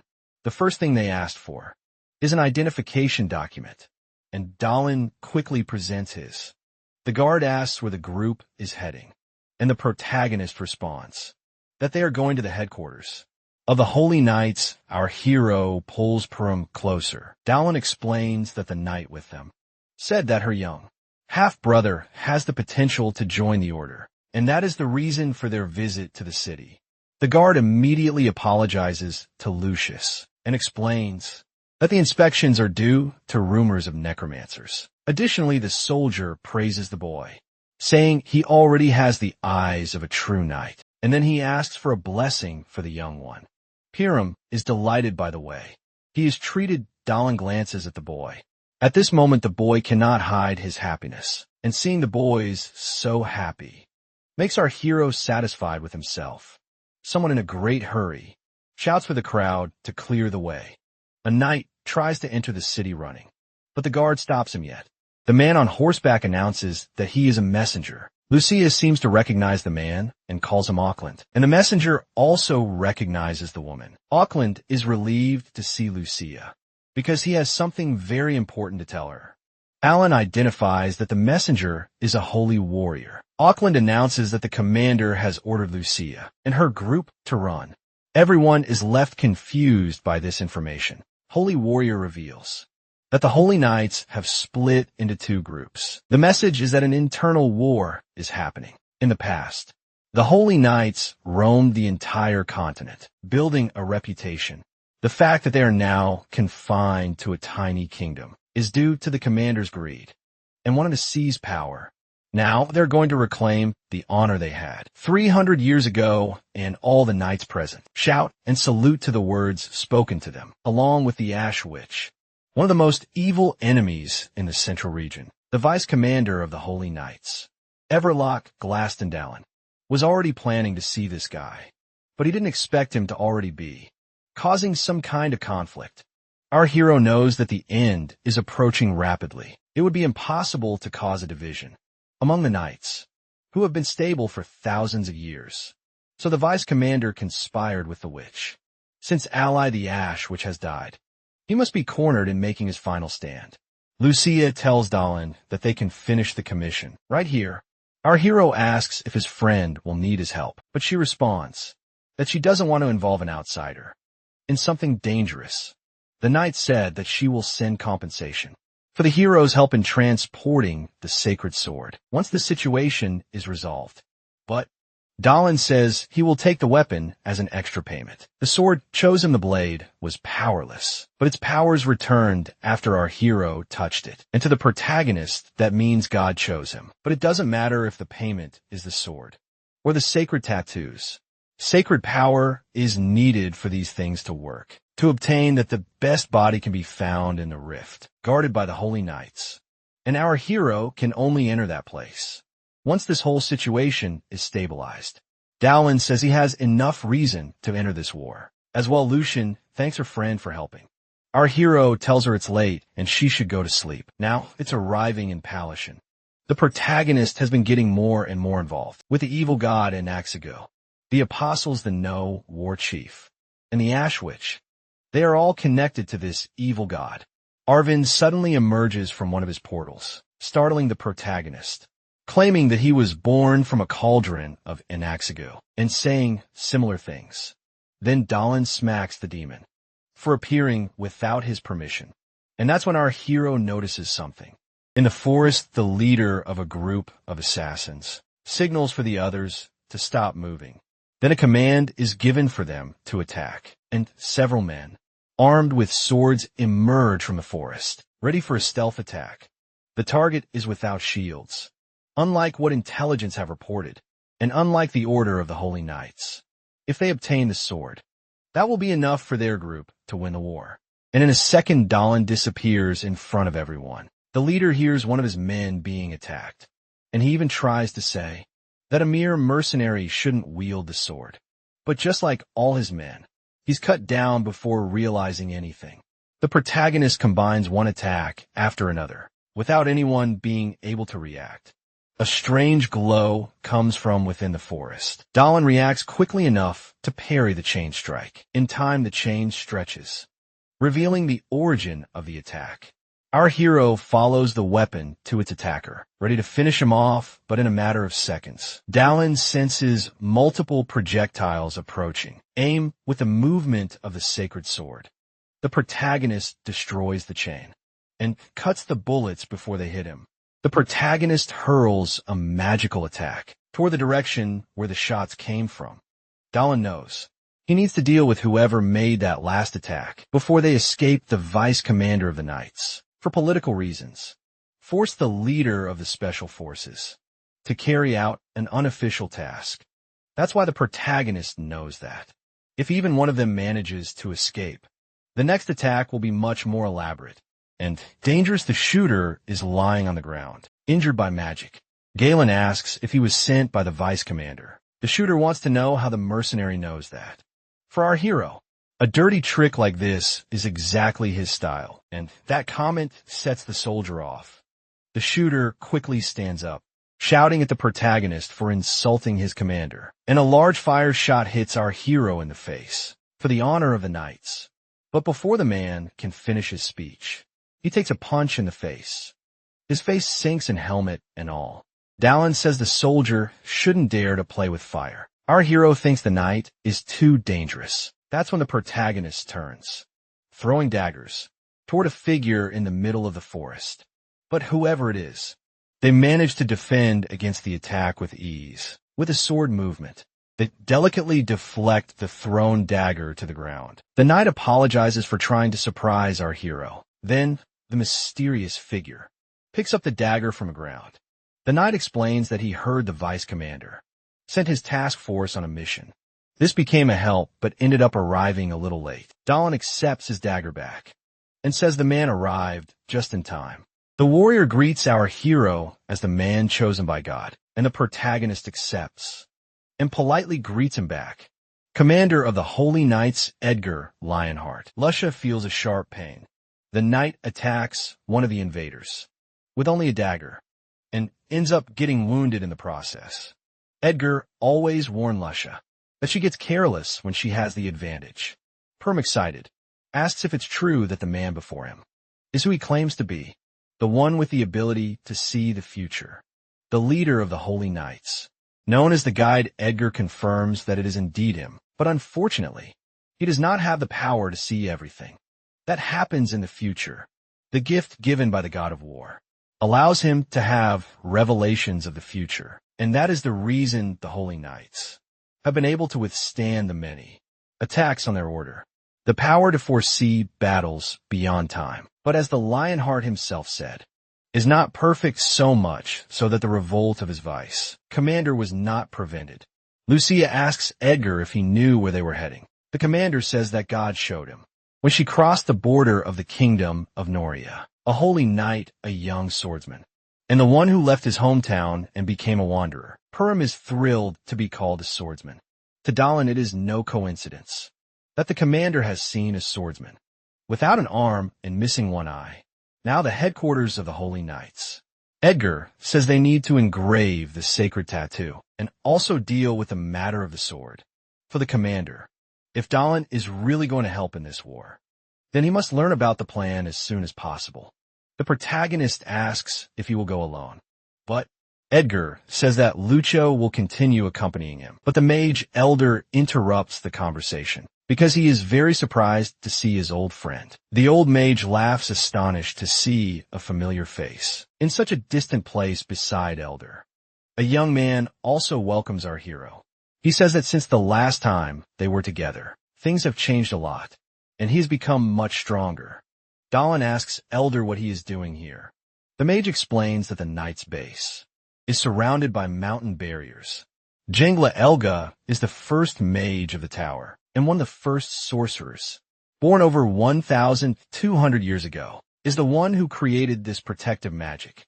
Dalin didn't know that, but Elder is here to learn how to create these barriers. Changing the subject, the mage wants to know if our protagonist has found a master. Elder can see that our hero has grown a lot since the last time they met, and just by looking at his aura, the mage already feels encouraged. The doors to the meeting hall open. Lucia apologizes for the delay because Param was joining the knights.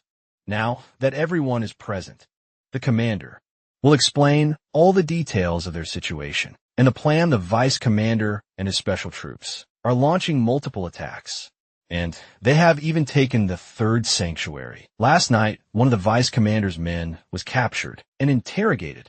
It seems that the knights and the special troops had their minds affected by a brainwashing curse. Lucia doesn't understand how a knight who possesses divine magic could be affected by a curse when their body should be protected from such things. Edgar believes that either a witch or a dragon is responsible for this. Dalin wonders if he is referring to the dragon in the rift and whether that means the creature already has enough power to interfere with the world. The commander believes that to break this curse, they need to enter the ruins underground. Elder wants to know if this is the map of the ancient ruins of the Samstorm dynasty, and the commander confirms that he is correct. This is a secret map based on his army's own intelligence. The source of the curse lies in the deepest part of the ruins. If they use the underground tunnels, they can approach without clashing with the defense forces. Edgar will be the one to gather the troops and distract the enemy army. The vice commander orders his men to advance into battle. Everlock wants his men focused on defending the region. Commander continues explaining the plan, saying that the rest of the group will destroy the source of the curse. Inside these tunnels, Dalin recalls the old days. The protagonist would like to take this opportunity to retrieve his body. These ruins are where immortal demons grow stronger, and it would be a waste to use the creature only as a subspace storage bag. Our hero will be looking for a chance to slip away from the group. For a moment, the twins who have the map seem a bit lost, unsure if this is the correct path that connects to the right rooms. Dalin and Lucia grow genuinely concerned, wondering if they can trust these two. One of the brothers says that in the deeper sections, there are fewer collapses than in the outer areas, although his uncle also thought that before he disappeared. Dalin is relieved that the sections they are in seem safe, and perhaps the others will be too. Arvin suddenly emerges from one of his portals, curious since these ruins are famous for their traps, but so far they haven't seen any. The little demon realizes the fatal mistake he just made and begs his master to let him live. At that moment, A strange noise interrupts their discussion. Suddenly, the ruins begin to tremble. Dahlin activates his X-ray vision ability. The protagonist sees that behind the walls, several gears are now moving. One of the twin brothers seems to have stepped on a hidden lever on the ground. Triggering a traps the group, hears another noise. One of the walls opens, and arrows fly straight toward them. The trap is about to catch the group off guard. But our hero manages to draw his sword in time to defend himself. One of the arrows flies past the protagonist and heads straight for Lucia. But Dylan manages to save her just in time. The knight is sweating nervously. Our hero knows they are in deep trouble now. Dylan orders everyone to run as fast as they can. Heldher cast a spell to shield himself from further attacks. The tunnel begins to collapse right behind the group, and Lucia screams desperately as she runs. The falling rocks block their way back, leaving them with no path to return. On one of the corridor walls, Dahlin notices that another trap has been activated, and quickly the protagonist destroys the device before it can harm anyone. Rusia asks how much longer they will have to keep running, and Sir Helton replies that, according to the map, there shouldn't be any traps here, but the knight grows nervous, thinking he might be reading the instructions wrong. And our hero starts to believe that. They were never avoiding traps. Instead, it seems more like they are running straight into a trap. Dahlin gently grabs the demon and asks if he knows anything about these ruins. Urban explains that the one activating the mechanisms is the dungeon's guardian. The demon elaborates that the ruins function by using souls inserted into them, so the traps will not stop until the intruders leave. At that moment, the protagonist realizes the gravity of the situation. They are caught in a trap that actively chases intruders. Dahlin shouts for everyone to keep running, saying he will follow them as soon as he can. Elder tries to argue with our hero, but when he turns to look at him, he changes his mind. The mage is shocked at how much stronger the protagonist has become in such a short time. The group agrees to move forward. Dahlin launches a charged energy attack straight on one of the walls, and then the underground bricks begin rearranging into a new shape. In an instant, the corridor transforms into a large open space. The protagonist seems to recognize the place he is in. Arvin takes the opportunity to point the way for his master. The demon can see the energy left behind by the guardians along the path. Following the instructions, our hero moves in the direction Arvin is guiding him along the way. A massive stone blocks fall toward the protagonist. At the same time, multiple projectiles are launched, and with no difficulty, Dylan destroys all obstacles in his path. The traps don't stop, and our hero keeps cutting down everything that comes at him. Without a single scratch, Dylan clears a path through a fissure in the wall. The mercenary admits that this last attack almost bankrupted him. Armin says that thanks to him, they both managed to reach their destination. The protagonist stands before the king's tomb. Dahlin opens the door and a green gas is released. The skill Curse Preservation Seal is activated. Apparently, this is the energy causing the curses. A massive presence inside the tomb accuses the protagonist of being an intruder. The guardian of the king and the ruins states that our hero is interrupting his master's slumber, and for that, he must pay with his life. The skeleton casts a spell, ordering the intruders to be sent into an eternal, painful sleep. What the necromancer quickly realizes is that the protagonist is completely fine, even after taking the attack, with his anti-curse skill activated, and the dragon's regeneration. Dahlin is able to resist even though the Guardian's attacks are stronger than he expected. For our hero, he either succumbs to the curse, or he cuts the skeleton in two. The Guardian challenges whether the hero's protection seal can withstand an even stronger curse. Dahlin leaps toward his enemy. He must end this fight. Quickly, Skeleton's staff activates the spell just before being struck, and Arvin suddenly emerges from one of his portals, delighted. The protagonist believes there is no way to escape this time, but the demon begins devouring the curse. Urban acts like a vacuum, sucking up all the dark energy from the environment. The Guardian is left bewildered, unable to understand How this little creature managed to do that. Dalin says his demon did a good job. Our hero tells him to keep eating just like that, and then he attacks and defeats the skeleton. Urban asks if this quest will end once they awaken him. Dalin agrees. Now only the main curse remains, retrieving his body in the soul jar. It's pure coincidence that our hero found a different purpose earlier, when the protagonist thought he had won the fight. The monster absorbed him into the soul jar. Dalin grabs Arvin and tells him that what he's about to do is for the demon, so no hard feelings. The creature looks confused, not understanding a thing, before the little monster can say anything. The protagonist shoves his face into the jar. Arvin gets dizzy from the impact, and the container shatters. This time the little demon is furious.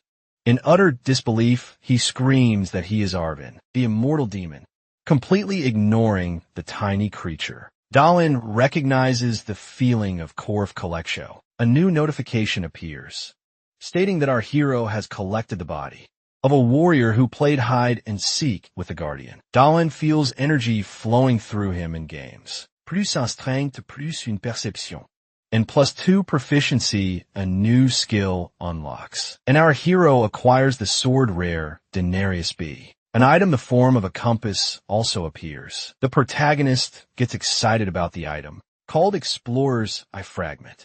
In the menu, the protagonist is now at level 14, and the new items are available for him to use. The new weapon has A-B rank classification, categorized as mythical. But the compass is definitely what he needs most. In this situation with the Explorer's Eye Fragment, the user only needs to focus on their target, in their mind, and the compass will point in the right direction. Dalin thinks of Lucia. She has probably already reached the center of the curse. As expected, the arrow points toward where his friends are, while our hero is momentarily distracted, thinking that there will be no more traps in his way. Arvin rises in a new form. Larger than before, the demon threatens the protagonist for all the humiliation he has endured so far. But Dalin ruins his fun with a single strike. The protagonist tells Arvin that if he's done eating, then it's time to go, and the little creature laughs, as if it had just been playing the whole time.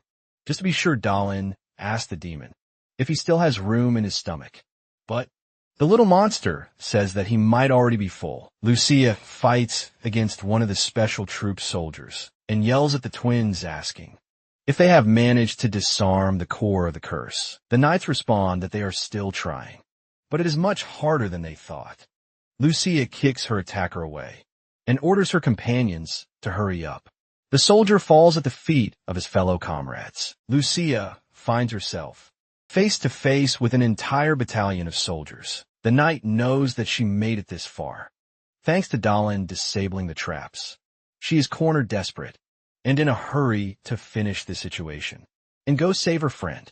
One of the warriors curses her ass, the commander's dirty hound, and attacks her with his massive axe.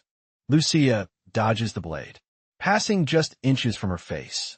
At that moment, a rock hits the soldier in the face, saving Lucia.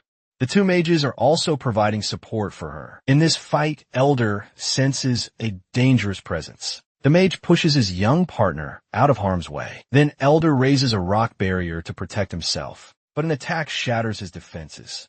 The mage tries to create an energy shield, but the same attack breaks through his defenses instantly, and then Elder is thrown far away. The young mage calls out to his master in desperation. The attacking sword glows, with a blue aura around its blade.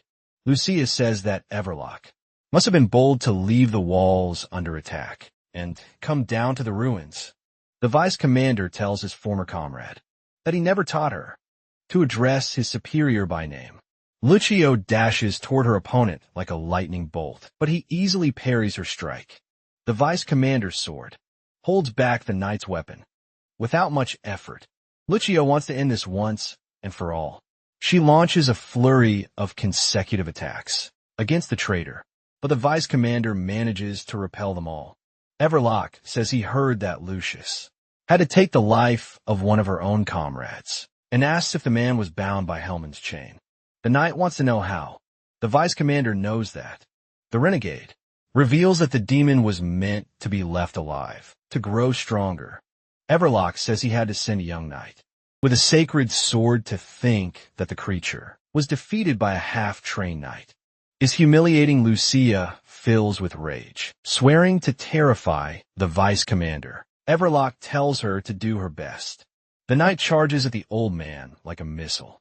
Between the two warriors, the ground begins to crumble. Suddenly, Arbin and Dalin burst out from underground in a grand entrance. Lucia is overjoyed to see her friend alive. Brother Heston has given up on destroying the core, but the other twin still believes there is a way. The demon floats toward the core. Like a ballerina, Arvin finds the curse's appearance so beautiful that he is mesmerized, and since that's the case, he eats the core for his master without complaint. At the same moment, the other warriors begin waking up, as if coming out of a hangover. Everlock cannot comprehend how the core is already gone, and how a mere barbarian is wielding the sacred sword. Arvin collapses on the ground with a full belly. Dalin challenges the old man, since he's angry. He should come and take the sword back. Everlock is so enraged by the disrespect that he doesn't even notice a tall, hooded figure approaching behind him. This being tells the vice commander that he is pathetic, even with his newfound powers. He still cannot handle ordinary humans. The figure continues, saying that if Everlock made a pact with the witch, he does not want to have to come and save anyone's miserable life. A draconic hand reaches toward the vice commander, who is trembling with fear, and in a second, Everlock disappears. Lucia orders the stranger to reveal his identity, so he can pay for the crime of invading the Holy Knight's territory. But Dalin steps in front of his friend and orders her to stand down. This is someone she cannot fight. A notification appears, identifying the stranger as Blue Scales, and the being finds it amusing that mere insects dare to challenge him. Our hero says that he has some abilities. He wants to test against a strong enough opponent. The stranger transforms into a dragon and says that he doesn't really understand the ugly language of humans. So our hero promises to explain what's going to happen to him in a way that leaves no doubt. A soldier informs the commander that the opposing forces are collapsing. Suddenly, the enemy army collapses all at once. Edgar orders his men to prioritize treating the wounded. The commander already understands that his friends succeeded in their mission. Edgar remembers having visions of a monster army invading the knight's castle. He's relieved that this will not happen. At least for now, the leader of the knights senses that something is wrong, while the soldiers assist the injured. Commander begins to wonder if it is truly over. Something seems to erupt from underground. In an explosion, someone asks Edgar if they should send the forces, but the commander tells his men to form up against high-ranking monsters. A massive blue dragon emerges from beneath the earth, and a light seems to shine, heading straight toward the dragon. Edgar recognizes that this is the hero chosen by God. Dalin soars toward the monster like a missile, with the sacred sword. The protagonist attacks the creature. A massive blue ray cuts through the dragon and vanishes into the horizon. The enormous creature retaliates with a breath attack, striking our hero in midair. Without support, Dalin plummets in free fall. The protagonist gets closer to the ground, knowing that he has nothing to push off from, to jump back into the battle. The dragon taunts the human, telling him to crawl back to the ground, where he belongs, and even calls our hero a worm. A notification appears, stating that the jump skill is now 100% ready for use. The protagonist does not know how to jump, without having something to push off from, not wanting to give him any chance. The dragon prepares to launch another attack, since he has no solid ground to leap from. Alan decides to use the wind as a springboard. Our hero pushes off the air and leaps back up at high speed, and he lands a punch right on the dragon's chin.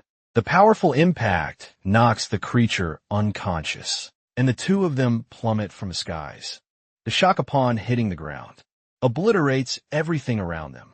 For a second, the dust rises, making it impossible to see anything. Dalin charges forward at high speed, ready to strike with his sword again. The protagonist is seen only as a blue blur, rushing toward the dragon. On the creature's chest, our hero can feel its heartbeat. Dallin delivers the fastest strike he can, but somehow the enormous monster dodges. The dragon proclaims its victory and launches a deadly attack, but our hero blocks it with a sacred sword.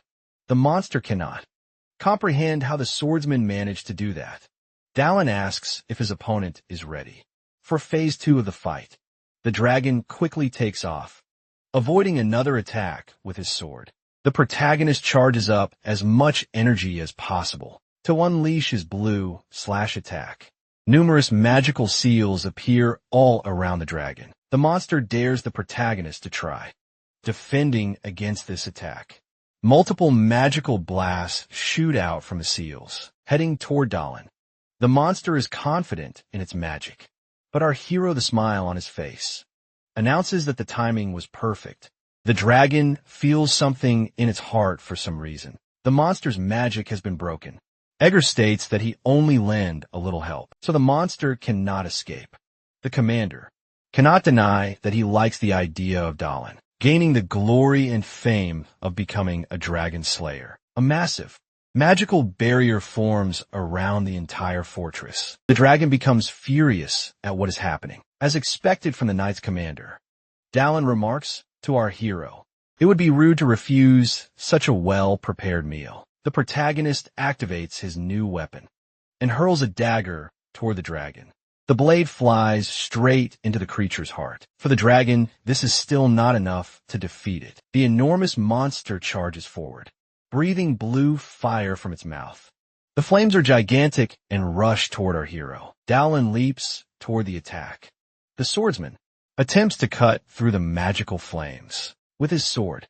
Our hero exerts all his strength to withstand the blow. His hands tremble from the immense effort. Dallin screams until the last moment to hold back the attack, and the dragon roars in fury. Then the protagonist manages to deflect the magic. A pillar of light shoots up to the clouds from the impact of the strike, and the slash cuts through the monster's neck.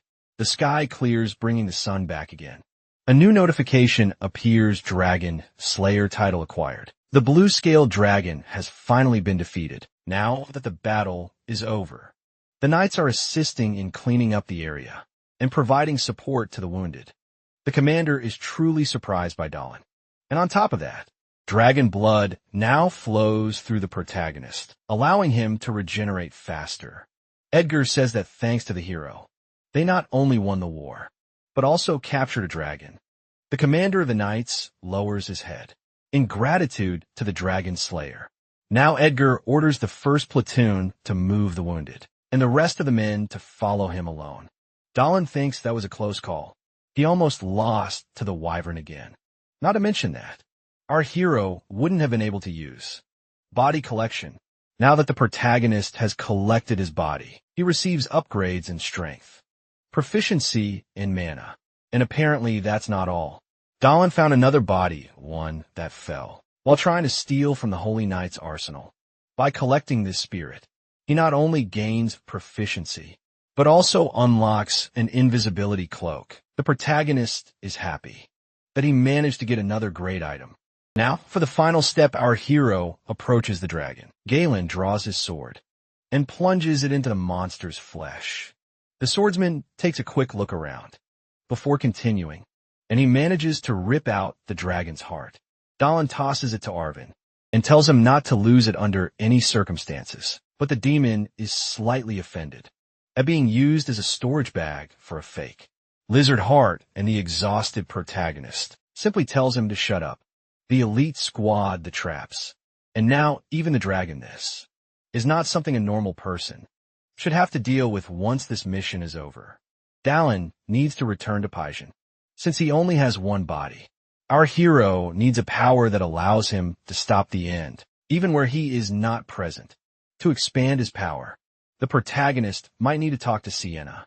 Alan hopes that the Raven's Nest is still in the same place. He misses their alcohol, but for now, it's time to sleep. Our hero is completely exhausted. Everlock wakes up screaming alone. He seems either injured or struggling to breathe. The vice commander finds himself alone in some kind of cave, what he doesn't understand. is why the dragons sent him to this place.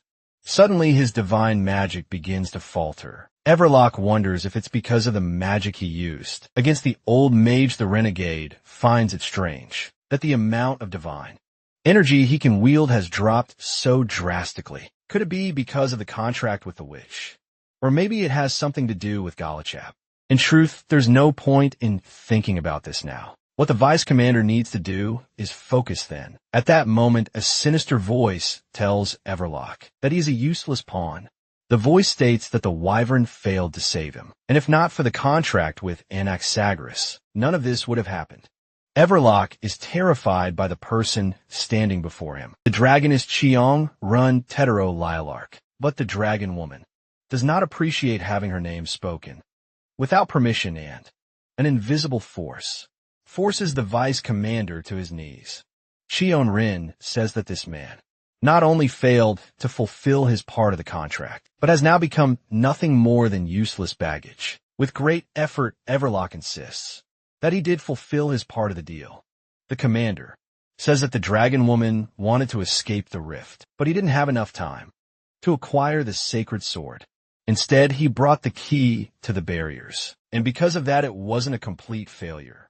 She-Amber acknowledges that he did well in that regard, so as a reward, the dragon woman grants Everlock a new power for him to play with as much as he likes. She expects him to meet her expectations. Someone informs Daland that the vice commander stole one of the Holy Knight's treasures. Lucia scolds the protagonist for talking while eating. Our hero replies that there's an old saying, a ghost that perishes after eating is colorful and charming. But his friend remains annoyed with him regardless. Lucius warns that the news about the stolen item is still a secret, and the protagonist is curious to know what this treasure was. His companion explains that Everlock tried to take all the sacred swords while fleeing, but since the rebellion was quickly crushed, he was stopped to her. It's obvious that the vice commander fled to Chinenrin's cave deep beneath the rift. What Everlock stole was the key to the rift's barriers. Daland admits that this sounds problematic. Surrounding the knight's base is a barrier of mountains. The walls are imbued with mana, so that monsters cannot escape through the air. This is the rift's barrier wall. Egger states that the vice commander only managed to steal one of the keys, so even if he weakens the barrier, it still won't be possible to cross it. Lucia says it will take time for the vice commander to activate the key, but just knowing that a renegade has that item in his possession is already problematic. Daland immediately volunteers to help. Lucia is a bit caught off guard, but the protagonist says that's why they're telling him this story. Somewhat embarrassed, she admits that yes, they want the hero's help, and Daland asks if a team has already been assembled. The commander explains that an inquisitor, along with high-ranking knights, Felver and Tommy, complete the team. The protagonist reminds them that he's a mercenary. If the price is reasonable, he will do whatever they need. Lucia then asks what the price of a dragon slayer is. Track Everlock. They will need to venture into the depths of the rift, which is the same as walking into the mouth of a monster. The hero then wants to make a few suggestions. Since they are in a difficult situation, Daland has 3 requests to make. The protagonist holds the compass, knowing that the vice commander is hiding within the rift without even realizing it. The sacred tattoos are completed. Daland thanks the commander. He has been very helpful. Egger says that it's the protagonist who has been putting in the hard work. Normally, it takes a week of rest to heal a tattoo on the skin, but the mercenary got 3 done in 1 week. The markings will assimilate into the skin a few days. Now all Daland can do is rest. The protagonist received 2 secret tattoos as payment for the last mission, and 1 more for what's to come. However, the dragon blood in his body is trying to regenerate the wounds caused by the markings, but the divine power is keeping the runes intact. Daland takes the opportunity to open the menu and check his abilities. Dragon blood is one of many powers and one of the most basic skills a user can have, and the protagonist's proficiency is already at 90%. Our hero is surprised that the proficiency has increased so much in such a short time. It will likely be the first C-rank skill to reach 100%. The skill's jump and combat armor have also reached 100%. This makes the protagonist curious about how strong he will become. Once his C-rank skill reaches maximum proficiency, the horses are already departing for the mission.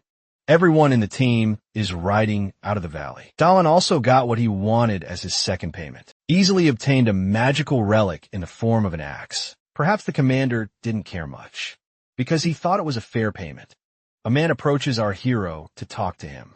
The high-ranking knight introduces himself as Morg, saying, "It is an honor to fight alongside the Dragon Slayer." Morg says that Lucia told him. Dallin was able to defeat multiple gnolls inside a labyrinth, and that is incredible. Hearing his friend's name makes him think about how she is doing. Lucia says she will remain at the knight's barracks. After a brief silence, the protagonist says that, if that is his partner's decision, he won't oppose it. The reason is that, now that Param has officially become a holy knight, Lucius will guide and train the boy at the barracks. Compared to the protagonist, she's not as strong as him, so she believes that in this way, she will be more useful. Dallin tells Moore that he wasn't alone. Lucia was with him, and the knight says he is excited to see the young woman grow and evolve. One day the soldier eagerly recounts how the protagonist conquered the labyrinth. And for our hero, all this enthusiasm reminds him of someone. That someone is elder, however. The mage has been much quieter than usual ever since the battle for the sanctuary ended. Morg, still full of energy, tells Dallin to pay attention, because he's not done talking yet. And the knight continues rambling on. And our hero wonders if he will have to endure this for the entire journey. Inside the rift, the third supply fortress, Morg announces that this is the last stop.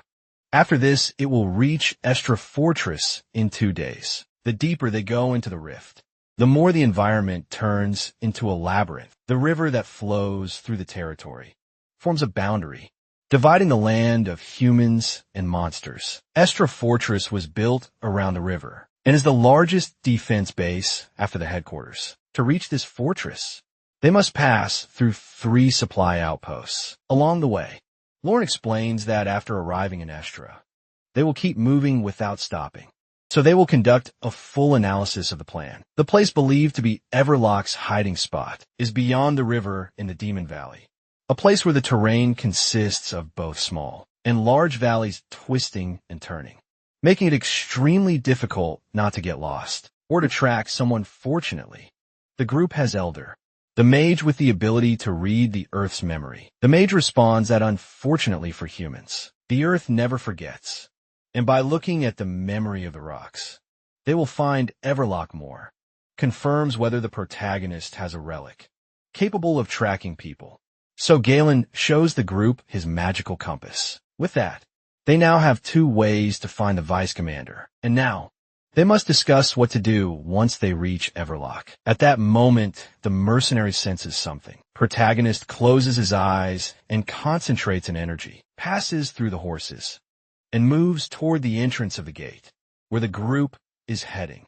Dallin opens his eyes, now with an idea of what he is dealing with. Moore continues discussing the plan, but our hero interrupts him. The protagonist has said is that they should continue the conversation later. Now the horses are at full speed. War tries to ask the mercenary what is happening, but he himself starts feeling something. As they approach the area atop the tower, a soldier is giving orders for his men to defend their posts. And at that moment, he spots the knight approaching. The soldier recognizes who is coming, so the leader gives new orders to open the gates for the Dragon Slayers. Group. The same soldier receives the group, saying that they have been expecting them. He apologizes for not giving them a proper welcome, but the situation is urgent. Moore requests a status report, and the leader explains what is happening. From the wall, the entire group sees the situation with their own eyes. Enemy banners flutter in the wind. The protagonist knows that they represent Chang Rin. An army of thousands of gnolls is advancing for war. Thousands of creatures charged toward the walls. The captain orders the archers to prepare their arrows. Then the army fires upon the monsters. Gnolls reach the walls, ropes and grappling hooks in hand.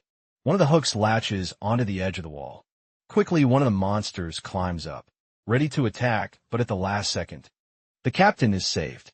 Dalin and the others in the group join the battle. If Shihongren's army has reached the supply post, it means Estra Fortress has already fallen. This garrison is only a supply station. It doesn't have enough people to hold the defense, meaning it's only a matter of time before it falls. In that case, Dalin must quickly secure command and defeat the Knoll army. The protagonist calls up to Morg. Then the Dragon Slayer announces that he is leaving this place in his partner's hands before the knight can respond. The hero leaps off the wall and Morg shouts after him. Dalin activates his jump skill and practically walks through the air. The mercenary stops midair right above the monster army to reduce the number of enemies. He needs to cast a large-scale spell. With the sacred sword, Dalin charges up a massive magical attack, and this is the last thing one of the Knolls sees. Activating the skill Hygelius. Fire Rain C-Class, a rain of fire. Meteors descends from the sky onto the creatures. Monsters can do nothing but scream in terror. Among the fireballs, a blue light can also be seen falling. Dalin lands with his sword buried in the ground, ready to finish the creatures.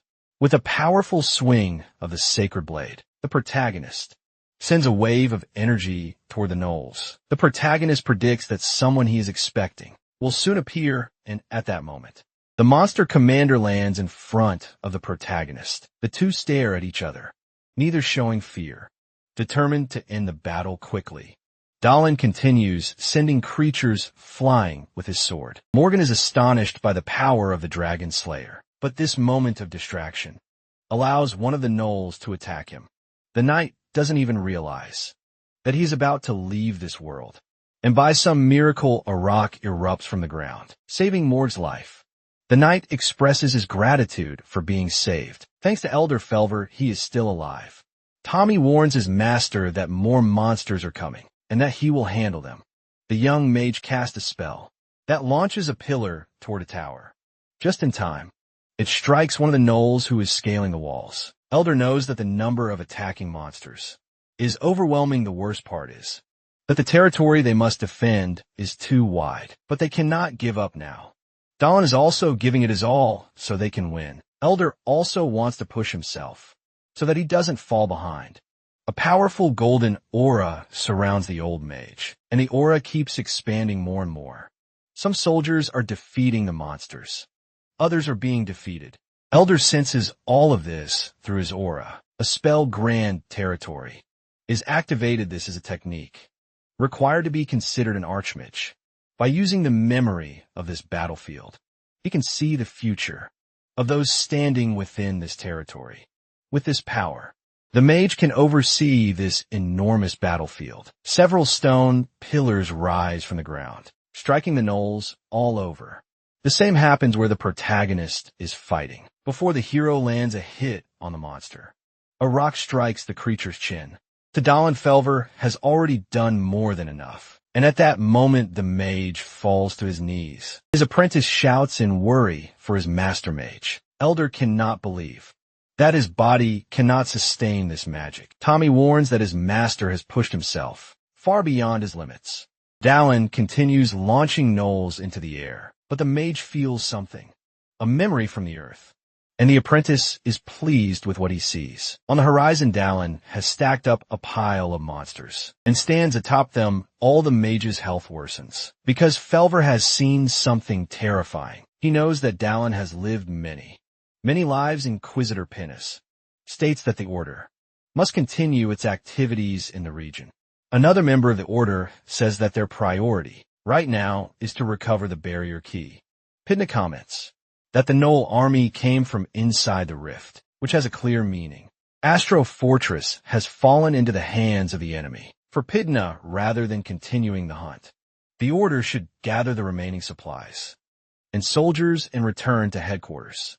But Domer doesn't like what the Inquisitor is saying. Perhaps their victory in yesterday's battle was God telling them to continue the operation.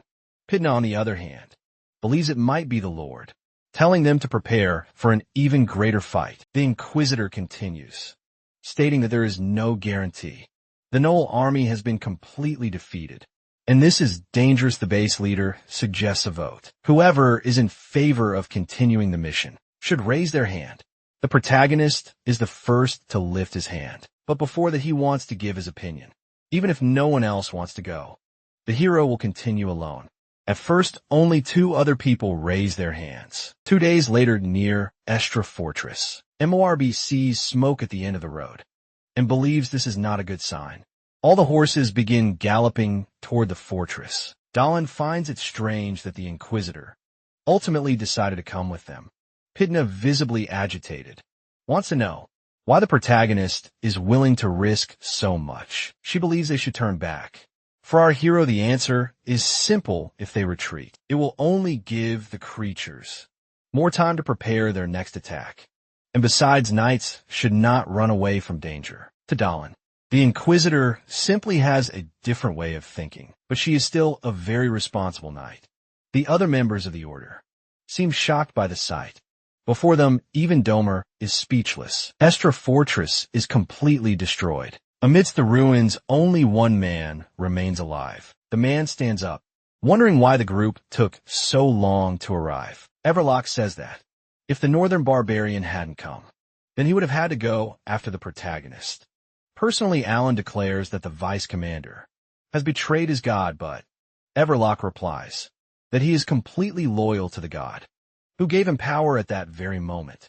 Domer attacks the vice commander, but barely misses. The Inquisitor shouts with hatred, declaring that the man before him is a corrupt renegade. Domer announces that Everlock, along with the 5 others present, will punish the vice commander for his treason. But the renegade doesn't even take the warning. Seriously, he doesn't want to waste time on pawns.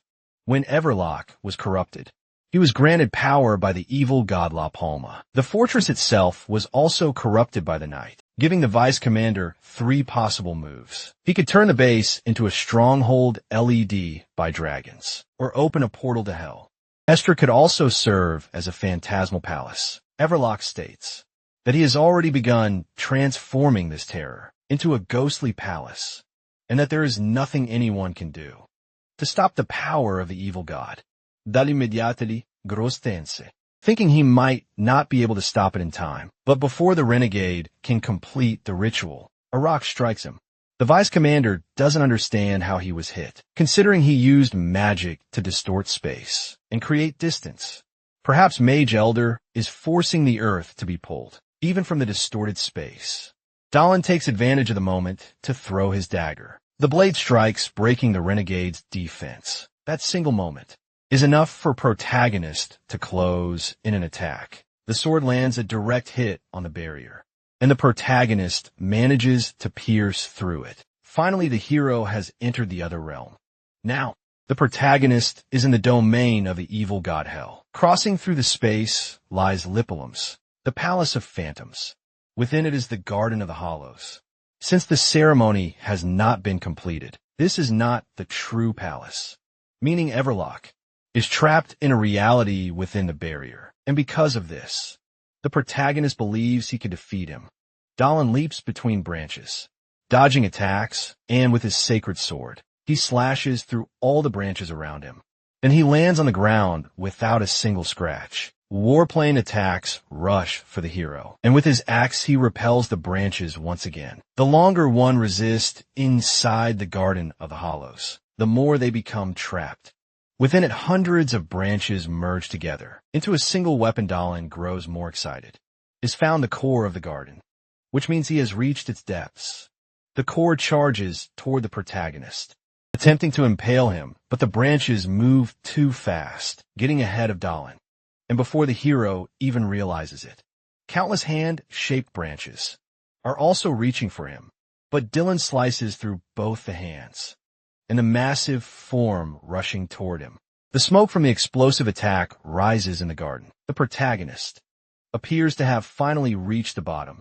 More branches lash out toward the mercenary. But Dahlin is happy he has found what he was looking for, the flame that will end this place.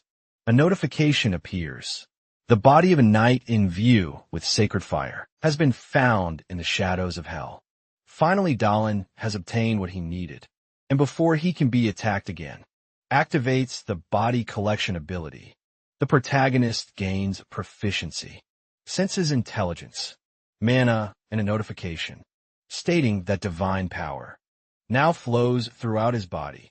At that very moment, the tips of the branches begin to catch fire.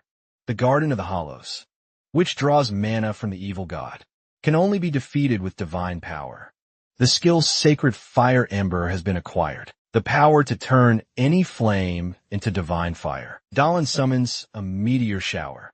The fireballs begin setting the entire forest ablaze. With his new ability, it's time to destroy the shadows of hell.